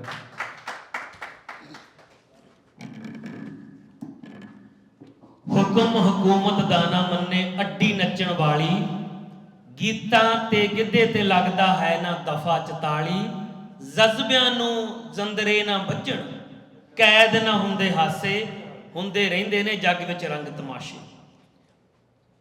ਪੰਜਾਬੀ ਮਾਂ ਬੋਲੀ ਖੂਬਸੂਰਤ ਪਿਆਰੀ ਮਾਖਿਓ ਮਿੱਠੀ ਉਹਦੇ ਸੁਪੁੱਤਰ ਤੁਸੀਂ ਸਾਰੇ ਇੱਥੇ ਪਹੁੰਚੇ ਹੋ ਜੀਓ ਆਇਆ ਕਹਿਣਾ। ਪੰਜਾਬੀ ਮਾਂ ਬੋਲੀ ਦੁਨੀਆ ਦੀ ਇੱਕੋ ਇੱਕ ਬੋਲੀ ਹੋ ਜਿਸ ਦੇ ਅੱਗੇ ਲੋਕ ਨਤਮਸਤਕ ਵੀ ਹੁੰਦੇ ਆ। ਆਮ ਤੌਰ ਤੇ ਭਾਸ਼ਾਵਾਂ ਬੋਲੀਆਂ ਜਾਂਦੀਆਂ ਕਿਤਾਬਾਂ 'ਚ ਲਿਖੀਆਂ ਭਾਸ਼ਾਵਾਂ ਨੂੰ ਬੋਲੀਆਂ ਨੂੰ ਪੜ੍ਹਿਆ ਜਾਂਦਾ ਪਰ ਪੰਜਾਬੀ ਬੋਲੀ ਇੱਕੋ ਇੱਕ ਐਸੀ ਭਾਸ਼ਾ ਜਿਹਨੂੰ ਨਤਮਸਤਕ ਵੀ ਹੋਇਆ ਜਾਂਦਾ ਜਿਹਦੇ ਅੱਗੇ ਸਿਰ ਝੁਕਦਾ ਔਰ ਜਿਨ੍ਹਾਂ ਦੀ ਮਾਂ ਬੋਲੀ ਆ ਉਹਨਾਂ ਦਾ ਤਾਂ ਝੁਕਦਾ ਹੀ ਝੁਕਦਾ। ਜਿਨ੍ਹਾਂ ਦੀ ਮਾਂ ਬੋਲੀ ਨਹੀਂ ਵੀ ਹੋਰ ਖਿੱਤਿਆਂ 'ਚੋਂ ਗਏ ਲੋਕ ਵੀ ਜਦੋਂ ਦਰਬਾਰ ਸਾਹਿਬ ਅੰਮ੍ਰਿਤਸਰ ਸਾਹਿਬ ਜਾਂਦੇ ਨੇ ਉਹਨਾਂ ਦਾ ਉੱਥੇ ਸਿਰ ਝੁਕਦਾ। ਔਰ ਪੰਜਾਬੀ ਬੋਲੀ ਜੇ ਕਹਿ ਦਈਏ ਖਤਮ ਹੋ ਜੂ ਜਿਵੇਂ ਅਕਾਲ ਤਖਤ ਸਾਹਿਬ ਦੀ ਸਾਈਡ ਤੋਂ ਪਾਲਕੀ ਸਾਹਿਬ ਨੂੰ ਦਰਬਾਰ ਸਾਹਿਬ ਵੱਲ ਨੂੰ ਲਿਆਂਦਾ ਜਾਂਦਾ ਤੇ ਜੇ ਉੱਥੇ ਬਹੁਤ ਸੰਗਤ ਹੁੰਦੀ ਆ ਹਰ ਇੱਕ ਨੂੰ ਹੁੰਦਾ ਮੈਂ ਮੋਢਾ ਲਾ ਲਵਾਂ ਮੈਨੂੰ ਸੁਭਾਗ ਪ੍ਰਾਪਤ ਹੋ ਜੇ ਉਹ ਪਾਲਕੀ ਸਾਹਿਬ ਨੂੰ ਕੋਈ ਮੋਢਾ ਨਾ ਵੀ ਲਾਊ ਇਹ ਤਾਂ ਨਹੀਂ ਪਾਲਕੀ ਸਾਹਿਬ ਦਰਬਾਰ ਸਾਹਿਬ ਤੱਕ ਨਹੀਂ ਪਹੁੰਚਣਗੇ ਉਹ ਫੇਰ ਵੀ ਪਹੁੰਚਣਗੇ। ਪੰਜਾਬੀ ਮਾਂ ਬੋਲੀ ਨੂੰ ਉਹ ਪਾਲਕੀ ਸਾਹਿਬ ਤੇ ਪੰਜਾਬੀ ਮਾਂ ਬੋਲੀ 'ਚ ਕੋਈ ਫਰਕ ਨਹੀਂ। ਉਹ ਪਾਲਕੀ ਸਾਹਿਬ ਦੇ ਵਿੱਚ ਜਿਹੜੇ ਗੁਰੂ ਸਾਹਿਬਾਨ ਸੁਸ਼ੋਭਤ ਆ ਸਾਡੇ ਸਤਿਗੁਰੂ ਸਾਡੇ ਰਹਿਬਰ ਦੀਨ ਦੁਖੀ ਦੇ ਔਰ ਦੁਨੀਆ ਦੇ ਮਾਲਕ ਦੀਨ ਦੁਖੀ ਦੇ ਰੱਖਣਹਾਰੇ ਉਸ ਦੇ ਵਿੱਚ ਸੁਸ਼ੋਭਤ ਆ ਔਰ ਉਹੀ ਭਾਸ਼ਾ ਪੰਜਾਬੀ ਦੇ ਵਿੱਚ ਗੁਰੂ ਗ੍ਰੰਥ ਸਾਹਿਬ ਲਿਖੇ ਗਏ ਆ। ਉਸ ਨੂੰ ਮੋਢਾ ਲਾਉਣ ਲਈ ਕੋਈ ਸੁਭਾਗ ਪ੍ਰਾਪਤ ਸਮਝ ਰਿਹਾ ਮੇਰਾ ਬਹੁਤ ਜੀਵਨ ਸਫਲਾ ਹੋ ਜੂ ਜੇ ਇਹਨੂੰ ਮੋਢਾ ਹੀ ਲੱਗ ਜੇ ਤੇ ਜਿਹੜਾ ਉਹਨੂੰ ਬੋਲੂ ਉਹ ਕਿੱਥੇ ਜਾਊ। ਇਹ ਬਹੁਤ ਸੋਚਣ ਤੇ ਵਿਚਾਰਨ ਵਾਲੀ ਗੱਲ ਆ। ਪੰਜਾਬੀ ਮਾਂ ਬੋਲੀ ਤੁਸੀਂ ਬਜ਼ੁਰਗ ਬੈਠੇ ਆ ਸਾਂਭ ਕੇ ਰੱਖੀ ਆ ਸਾਡੇ ਮਾਪਿਆਂ ਨੇ ਚਾਚਿਆਂ ਤਾਇਆਂ ਨੇ ਸਾਂਭ ਕੇ ਰੱਖੀ ਆ ਅੱਗੇ ਅਸੀਂ ਆ ਜਿਹੜੇ ਨੌਜਵਾਨ ਅਸੀਂ ਸਾਂਭ ਕੇ ਰੱਖਾਂਗੇ ਲੈ ਕੇ ਜਾਵਾਂਗੇ ਇਹਨੂੰ ਇਹਦੇ ਬਿਨਾਂ ਤਾਂ ਕੱਖ ਦੇ ਨਹੀਂ। ਅਸੀਂ ਦੁਨੀਆ ਦੇ ਵਿੱਚ ਤੁਸੀਂ ਜਿੰਨੀਆਂ ਮਰਜ਼ੀ ਭਾਸ਼ਾਵਾਂ ਸਿੱਖ ਲਓ ਤੁਹਾਡੀ ਮਾਂ ਬੋਲੀ ਦੇ ਵਿੱਚ ਜੋ ਤੁਸੀਂ ਆਪਸ ਦੇ ਵਿੱਚ ਗੱਲਬਾਤ ਕਰਨੀ ਆ ਹੋਰ ਕਿਸੇ ਵੀ ਭਾਸ਼ਾ ਦੇ ਵਿੱਚ ਤੁਹਾਨੂੰ ਸਵਾਦ ਨਹੀਂ ਆ ਸਕਦਾ ਤੇ ਦੁਨੀਆ ਸਵਾਦ ਤੋਂ ਬਿਨਾਂ ਚੱਲ ਹੀ ਨਹੀਂ ਸਕਦੀ। ਜੇ ਦੁਨੀਆ 'ਚ ਸਵਾਦ ਹੈ ਤਾਂ ਦੁਨੀਆ ਚੱਲੂਗੀ। ਕਿਤੇ ਨਾ ਕਿਤੇ ਜਿੰਨਾ ਮਰਜ਼ੀ ਕੋਈ ਜ਼ੋਰ ਲਾ ਲੇ ਮੱਛੀ ਨੇ ਪੱਤਣ ਚੱਟ ਕੇ ਮੁੜਨਾ ਹੀ ਹੁੰਦਾ। ਆਖਰ ਨੂੰ ਬੰਦਾ ਜਦੋਂ ਕੰਟਰੋਲ ਤੋਂ ਬਾਹਰ ਹੋ ਜੇ ਜਿੰਨੀਆਂ ਮਰਜ਼ੀ ਭਾਸ਼ਾਵਾਂ ਹੋਰ ਬੋਲੀ ਜਾਵੇ ਜਦੋਂ ਗੁੱਸਾ ਆਵੇ ਫਿਰ ਗਾਲਾਂ ਤਾਂ ਪੰਜਾਬੀ 'ਚ ਕੱਢੂ ਆਖਰ ਇੱਥੇ ਹੱਦ ਹੋ ਜਾਂਦੀ ਆ। ਪੰਜਾਬੀ ਬੋਲੀ ਨੂੰ ਸਲਾਮ ਕਰਦਾ ਔਰ ਪੰਜਾਬੀ ਬੋਲੀ ਦੇ ਪਿਆਰੇ ਸੋਹਣੇ ਚਿਹਰੇ ਨੇ ਬਾਈ ਜੀ ਹੁਣੀ ਨੀਟਾ ਮਾਛੀ ਕੇ ਮੈਂ ਦਿਲ ਤੋਂ ਕਹਿੰਦਾ ਤੁਸੀਂ ਸਾਰੇ ਆ, ਚਾਹੇ ਬਾਈ ਜੀ ਹੁਣੀ ਆ, ਗਿੱਲ ਸਾਹਿਬ ਆ, ਜਿਹੜੇ ਇਹੋ ਜਿਹੇ ਉਪਰਾਲੇ ਕਰਦੇ ਆ ਨਾ, ਕੋਈ ਸਮਾਗਮ ਰੱਖਦੇ ਆ, ਮੇਰਾ ਦਿਲ ਕਰਦਾ ਉਹਨਾਂ ਦੇ ਪੈਰ, ਉਹਨਾਂ ਦੇ ਚਰਨ ਧੋ ਕੇ ਪੀਵਾਂ। ਕਿਉਂਕਿ ਜਿਹੜੀ ਭਾਸ਼ਾ ਦੇ ਵਿੱਚ ਤੁਸੀਂ ਬੋਲਣਾ ਸਿੱਖਿਆ ਨਾ, ਜਿਹੜੀ ਭਾਸ਼ਾ ਦੇ ਵਿੱਚ ਤੁਸੀਂ ਗੱਲਬਾਤ ਕਰ ਰਹੇ ਆ, ਜਿਹੜੀ ਭਾਸ਼ਾ ਨਾਲ ਤੁਹਾਡੀ ਸਾਂਝ ਪਈ ਆ ਦੁਨੀਆ 'ਚ, ਉਹ ਭਾਸ਼ਾ ਲਈ ਤਾਂ ਜ਼ਰੂਰ ਕੁਛ ਨਾ ਕੁਛ ਕਰਨਾ ਚਾਹੀਦਾ। ਜਿਹੜਾ ਪੰਜਾਬੀ ਬੋਲੀ ਦਾ ਨਹੀਂ, ਉਹ ਆਪਣੀ ਮਾਂ ਦਾ ਬਣੀ, ਜਿਹੜਾ ਆਪਣੀ ਮਾਂ ਦਾ ਨਹੀਂ, ਉਹ ਪੰਜਾਬੀ ਬੋਲੀ ਦਾ ਬਣੀ। ਸਾਫ਼ ਜੀ ਗੱਲ ਆ, ਜਿਹੜਾ ਆਪਣੇ ਮਾਪਿਆਂ ਦਾ ਹੋਊਗਾ, ਜਿਹੜਾ ਆਪਣੇ ਭੈਣ ਭਰਾਵਾਂ ਦਾ ਹੋਊਗਾ, ਉਹ ਪੰਜਾਬੀ ਬੋਲੀ ਦਾ ਵੀ ਹੋਊ। ਤੇ ਜਿਹੜਾ ਪੰਜਾਬੀ ਬੋਲੀ ਦਾ ਨਹੀਂ, ਨਾ ਉਹ ਕਿਸੇ ਭੈਣ ਭਰਾ ਦਾ ਹੋਵੇ, ਨਾ ਕਿਸੇ ਮਾਪੇ ਦਾ ਹੋਵੇ। ਗੱਲਾਂ ਕਾਫੀ ਨੇ ਢਿੱਡ 'ਚ ਇਸ ਵਕਤ। ਜੇ ਮੈਂ ਕਹਾਂ ਵੀ ਮੈਂ ਬੋਲ ਰਿਹਾ, ਇਹ ਸਾਰਾ ਕੁਝ ਮਾਪਿਆਂ ਤੋਂ ਆਉਂਦਾ। ਜਾਂ ਤਾਂ ਮੇਰੀ ਮਾਂ ਬੋਲ ਰਹੀ ਆ, ਜਾਂ ਮੇਰਾ ਪਿਓ ਬੋਲ ਰਿਹਾ, ਹੁਣ ਸਰਦਾਰ ਧਰਮ ਸਿੰਘ ਢਾਲੀਵਾਲ, ਜਾਂ ਮੇਰਾ ਦਾਦਾ ਬੋਲ ਰਿਹਾ। ਉਹ ਤਿੰਨੇ ਮੇਰੇ ਨਾਲ ਖੜੇ ਨੇ, ਜਿਨ੍ਹਾਂ ਦੇ ਮੈਂ ਨੇੜੇ ਤੇੜੇ ਰਹਿ ਕੇ ਵਿਚਰਿਆ। ਦਾਦੀ ਮੈਂ ਦੇਖੀ ਨਹੀਂ ਸੀ। ਤੇ ਇਹ ਭਾਸ਼ਾ ਇਹੋ ਜਿਹੀ ਆ, ਜਿਨ੍ਹਾਂ ਨੇ ਮੇਰੀ ਵੀ ਹਾਜ਼ਰੀ ਲਵਾਤੀ ਆ, ਮੇਰੇ ਬਜ਼ੁਰਗਾਂ ਦੀ ਵੀ ਹਾਜ਼ਰੀ ਲਵਾਤੀ ਆ। ਸਮਾਂ ਬਹੁਤ ਕੀਮਤੀ ਆ। ਹੁਣ ਮੈਨੂੰ ਐਂ ਲੱਗਦਾ ਮੈਂ ਹੋਰ ਗੱਠੜੀ ਨਾ ਖੋਲਾਂ ਫਿਰ, ਕਿਉਂਕਿ ਇਹ ਤਾਂ ਪੰਜਾਬੀ ਤਾਂ ਗਹਿਣੇ ਆ ਨਿਰੇ, ਸੋਨੇ ਦੇ ਘੜੇ ਹੋਏ, ਤੇ ਉਹ ਉਹਨੇ ਖਿੰਡੀ ਜਾਣਗੇ, ਉਹਨੇ ਮੁੱਲ ਵੱਧਦਾ ਜਾਣਾ। ਹੁਣ ਮੈਂ ਤੁਹਾਡੇ ਚਰਨਾਂ 'ਚ ਤੁਹਾਡੇ ਸਾਹਮਣੇ ਇੱਕ ਗੀਤ ਬਾਈ ਜੀ ਹੁਣੀ ਉਹਦਾ ਜ਼ਿਕਰ ਕਰ ਗਏ ਨੇ, ਮੈਨੂੰ ਸੀ ਹੋਰ ਪੇਸ਼ ਕਰ ਲਾਂ, ਪਰ ਉਹ ਬਹੁਤ ਸੋਹਣੀ ਗੱਲਬਾਤ ਆ। ਉਹਦੇ ਨਾਲ ਬਾਈ ਜੀ ਹੁਣੀ ਬਹੁਤ ਡੂੰਘੇ ਲੈ ਕੇ ਗਿਆ ਤੁਹਾਨੂੰ, ਤੇ ਮੈਂ ਥੋੜ੍ਹਾ ਜਿਹਾ ਉੱਪਰ ਲਿਆਉਣਾ, ਥੋੜ੍ਹਾ ਜਿਹਾ ਹਾਸਾ ਮਜ਼ਾਕ ਖੁਸ਼ੀਆਂ ਦੀਆਂ ਗੱਲਾਂ। ਪੱਪੀ ਭਦੌੜ ਸਾਹਿਬ ਬਾਈ ਜੀ, ਗਿੱਲ ਸਾਹਿਬ ਹੋਣੀ, ਤੁਸੀਂ, ਔਰ ਵਿਸ਼ੇਸ਼ ਤੌਰ 'ਤੇ ਧੰਨਵਾਦ ਇਸ ਰੇਡੀਓ ਪੰਜਾਬੀ ਦਾ, ਬਹੁਤ ਬਹੁਤ ਸ਼ੁਕਰੀਆ। ਇਹ ਸਾਡੇ ਅਮਰੀਕਾ ਦੇ ਵਿੱਚ ਹੀ ਨਹੀਂ, ਪੂਰੇ ਵਰਲਡ ਦੇ ਵਿੱਚ ਦੁਨੀਆ ਸਤਿਕਾਰ ਦਿੰਦੀ ਇਹਨੂੰ। ਪੇਸ਼ ਕਰਨ ਜਾ ਰਿਹਾ ਗਾ ਸਭ ਤੋਂ ਪਹਿਲਾਂ ਵਾਹਿਗੁਰੂ ਦਾ ਸ਼ੁਕਰਾਨਾ। ਬੁਰਾ ਕਿਸੇ ਨੂੰ ਬੋਲਾਂ ਨਾ ਮੈਂ,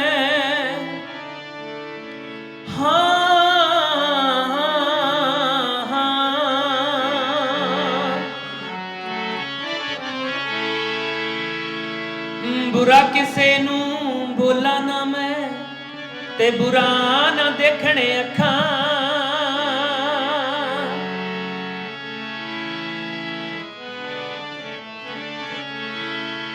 ਬੁਰਾ ਕਿਸੇ ਨੂੰ ਬੋਲਾਂ ਨਾ ਮੈਂ, ਤੇ ਬੁਰਾ ਨਾ ਦੇਖਣੇ ਅੱਖਾਂ। ਬਖਸ਼ਣ ਹਾਰਿਆ ਬਖਸ਼ ਲਮੀ,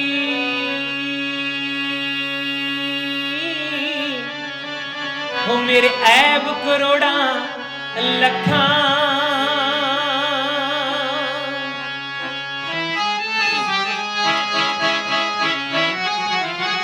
ਤੁਹਾਡਾ ਸਾਰਿਆਂ ਦਾ ਆਸਰਾ ਲੈਂਦਾ ਕਹਿਣ ਜਾ ਰਿਹਾਗਾ, ਚਾਹੇ ਲੱਖ ਦੀ ਕਰਨ, ਚਾਹੇ ਕੱਖ ਦੀ ਕਰਨ, ਚੋਰੀ ਕਰਦੇ ਨੇ ਸਾਰੇ, ਕਿਸੇ ਪੱਖ ਦੀ ਕਰਨ। ਚਾਹੇ ਲੱਖ ਦੀ ਕਰਨ, ਚਾਹੇ ਕੱਖ ਦੀ ਕਰਨ, ਚੋਰੀ ਕਰਦੇ ਨੇ ਸਾਰੇ, ਕਿਸੇ ਪੱਖ ਦੀ ਕਰਨ।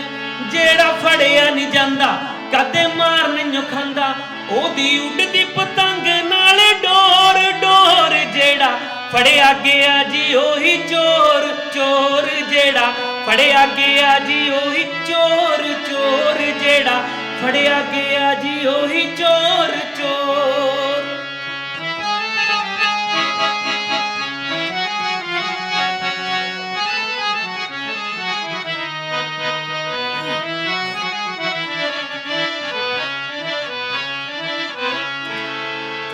ਇੱਥੇ ਗੱਜਦਾ ਏ ਕੋਈ, ਇੱਥੇ ਵਰਦਾ ਏ ਕੋਈ, ਇੱਥੇ ਕਰਦਾ ਏ ਕੋਈ, ਇੱਥੇ ਭਰਦਾ ਏ ਕੋਈ। ਇੱਥੇ ਗੱਜਦਾ ਏ ਕੋਈ, ਇੱਥੇ ਵਰਦਾ ਏ ਕੋਈ, ਇੱਥੇ ਕਰਦਾ ਏ ਕੋਈ, ਇੱਥੇ ਭਰਦਾ ਏ ਕੋਈ। ਗੱਲ ਮੌਕੇ ਦੀ ਆ ਸਾਰੀ, ਵਿੱਚੋਂ ਜਿਹੜੀ ਆ ਬਿਮਾਰੀ, ਗੱਲ ਮੌਕੇ ਦੀ ਆ ਸਾਰੀ ਵਿੱਚੋਂ ਜਿਹੜੀ ਆ ਬਿਮਾਰੀ ਕਿਤੇ ਪੈਸਾ ਚੱਲ ਜਾਂਦਾ ਕਿਤੇ ਜ਼ੋਰ ਜ਼ੋਰ ਜਿਹੜਾ ਫੜਿਆ ਗਿਆ ਜੀ ਉਹੀ ਚੋਰ ਚੋਰ ਜਿਹੜਾ ਫੜਿਆ ਗਿਆ ਜੀ ਉਹੀ ਚੋਰ ਚੋਰ ਜਿਹੜਾ ਫੜਿਆ ਗਿਆ ਜੀ ਉਹੀ ਚੋਰ।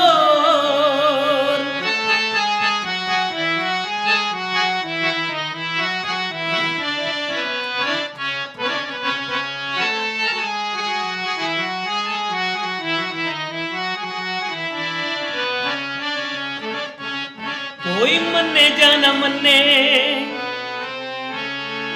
ਦਾਤਾ ਲਾਉਂਦਾ ਏ ਹਰੇਕ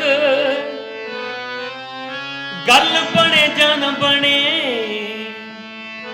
ਵਾਅਦਾ ਲਾਉਂਦਾ ਏ ਹਰੇਕ ਕੋਈ ਮੰਨੇ ਜਾਂ ਨਾ ਮੰਨੇ ਦਾਤਾ ਲਾਉਂਦਾ ਏ ਹਰੇਕ ਗੱਲ ਬਣੇ ਜਾਂ ਨਾ ਬਣੇ ਵਾਅਦਾ ਲਾਉਂਦਾ ਏ ਹਰੇਕ ਸਾਧ ਕੋਈ ਵੀ ਨਹੀਂ ਇੱਥੇ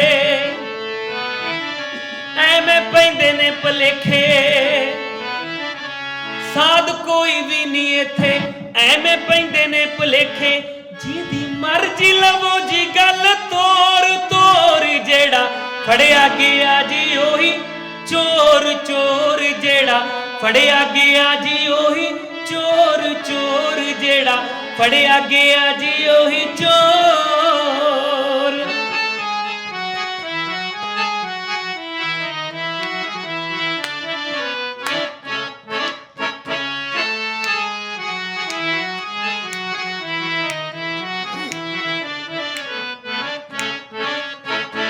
ਕੋਈ ਮੰਨੇ ਜਾਂ ਨਾ ਮੰਨੇ ਦਾਤਾ ਲਾਉਂਦਾ ਏ ਹਰੇਕ ਗੱਲ ਬਣੇ ਜਾਂ ਨਾ ਬਣੇ ਵਾਅਦਾ ਲਾਉਂਦਾ ਏ ਹਰੇਕ ਸਾਧ ਕੋਈ ਵੀ ਨਹੀਂ ਇੱਥੇ ਐਵੇਂ ਪੈਂਦੇ ਨੇ ਭੁਲੇਖੇ ਜਿਹਦੀ ਮਰਜ਼ੀ ਲਵੋ ਜੀ ਗੱਲ ਤੋਰ ਤੋਰ ਜਿਹੜਾ ਫੜਿਆ ਗਿਆ ਜੀ ਉਹੀ ਚੋਰ ਚੋਰ ਜਿਹੜਾ ਫੜਿਆ ਗਿਆ ਜੀ ਉਹੀ ਚੋਰ ਚੋਰ।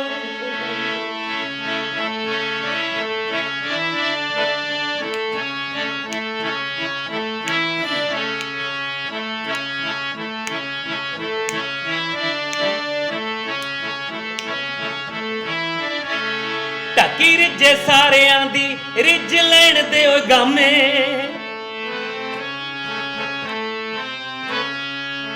ਕੌੜਾ ਅੱਖ ਨਾਲੋਂ ਸੱਚ ਮੈਨੂੰ ਕਹਿਣ ਦਿਓ ਗਾਮੇ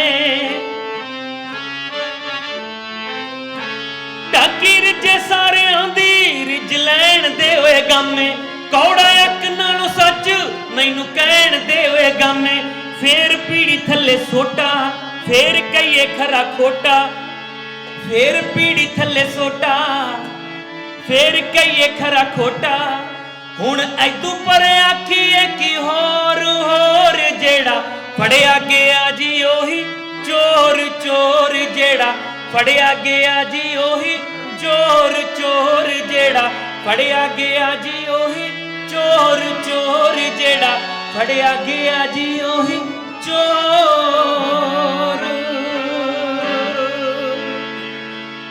बहुत प्यार सत्कार शुक्रिया भाई नीटा जी माछी के साहब गिल साहब भाई पप्पी भदौड़ जी बापू जी होनी ते तुसी सारे बहुत प्यार सत्कार। वाहिगुरु जी का खालसा वाहिगुरु जी की फतेह।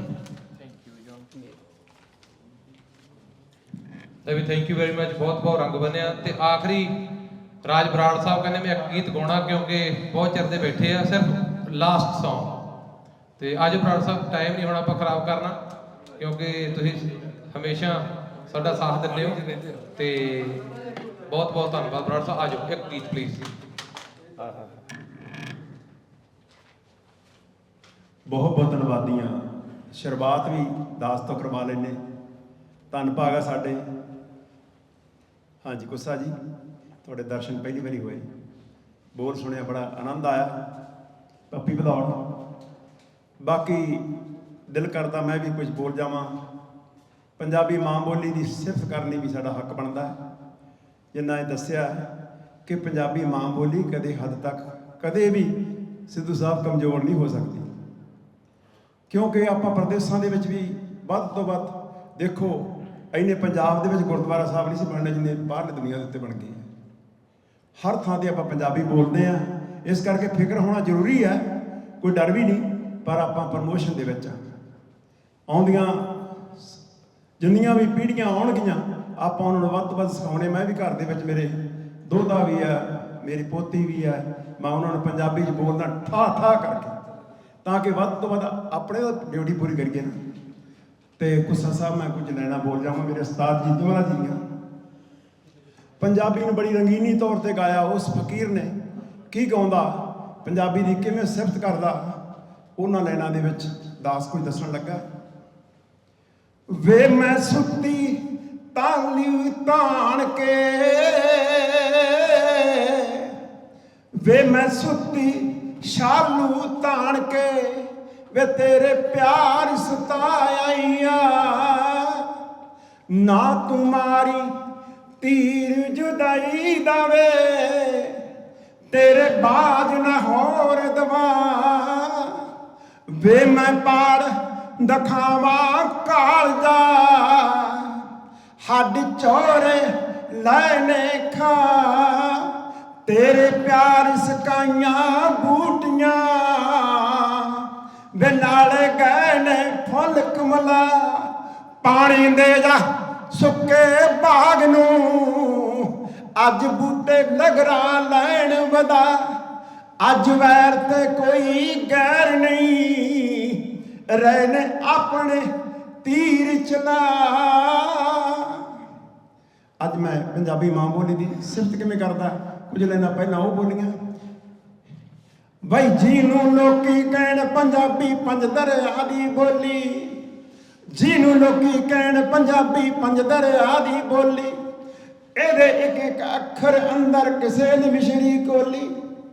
ਇਹਦੇ ਵਿੱਚ ਹੀ ਜਗਦਾ ਨਾਨਕ ਜਪਜੀ ਸਾਹਿਬ ਉਚਾਰੇ, ਕਲਗੀਆਂ ਵਾਲਾ ਖੜਾ ਕੇਸਗੜ ਇਹਦੇ ਵਿੱਚ ਲਲਕਾਰੇ।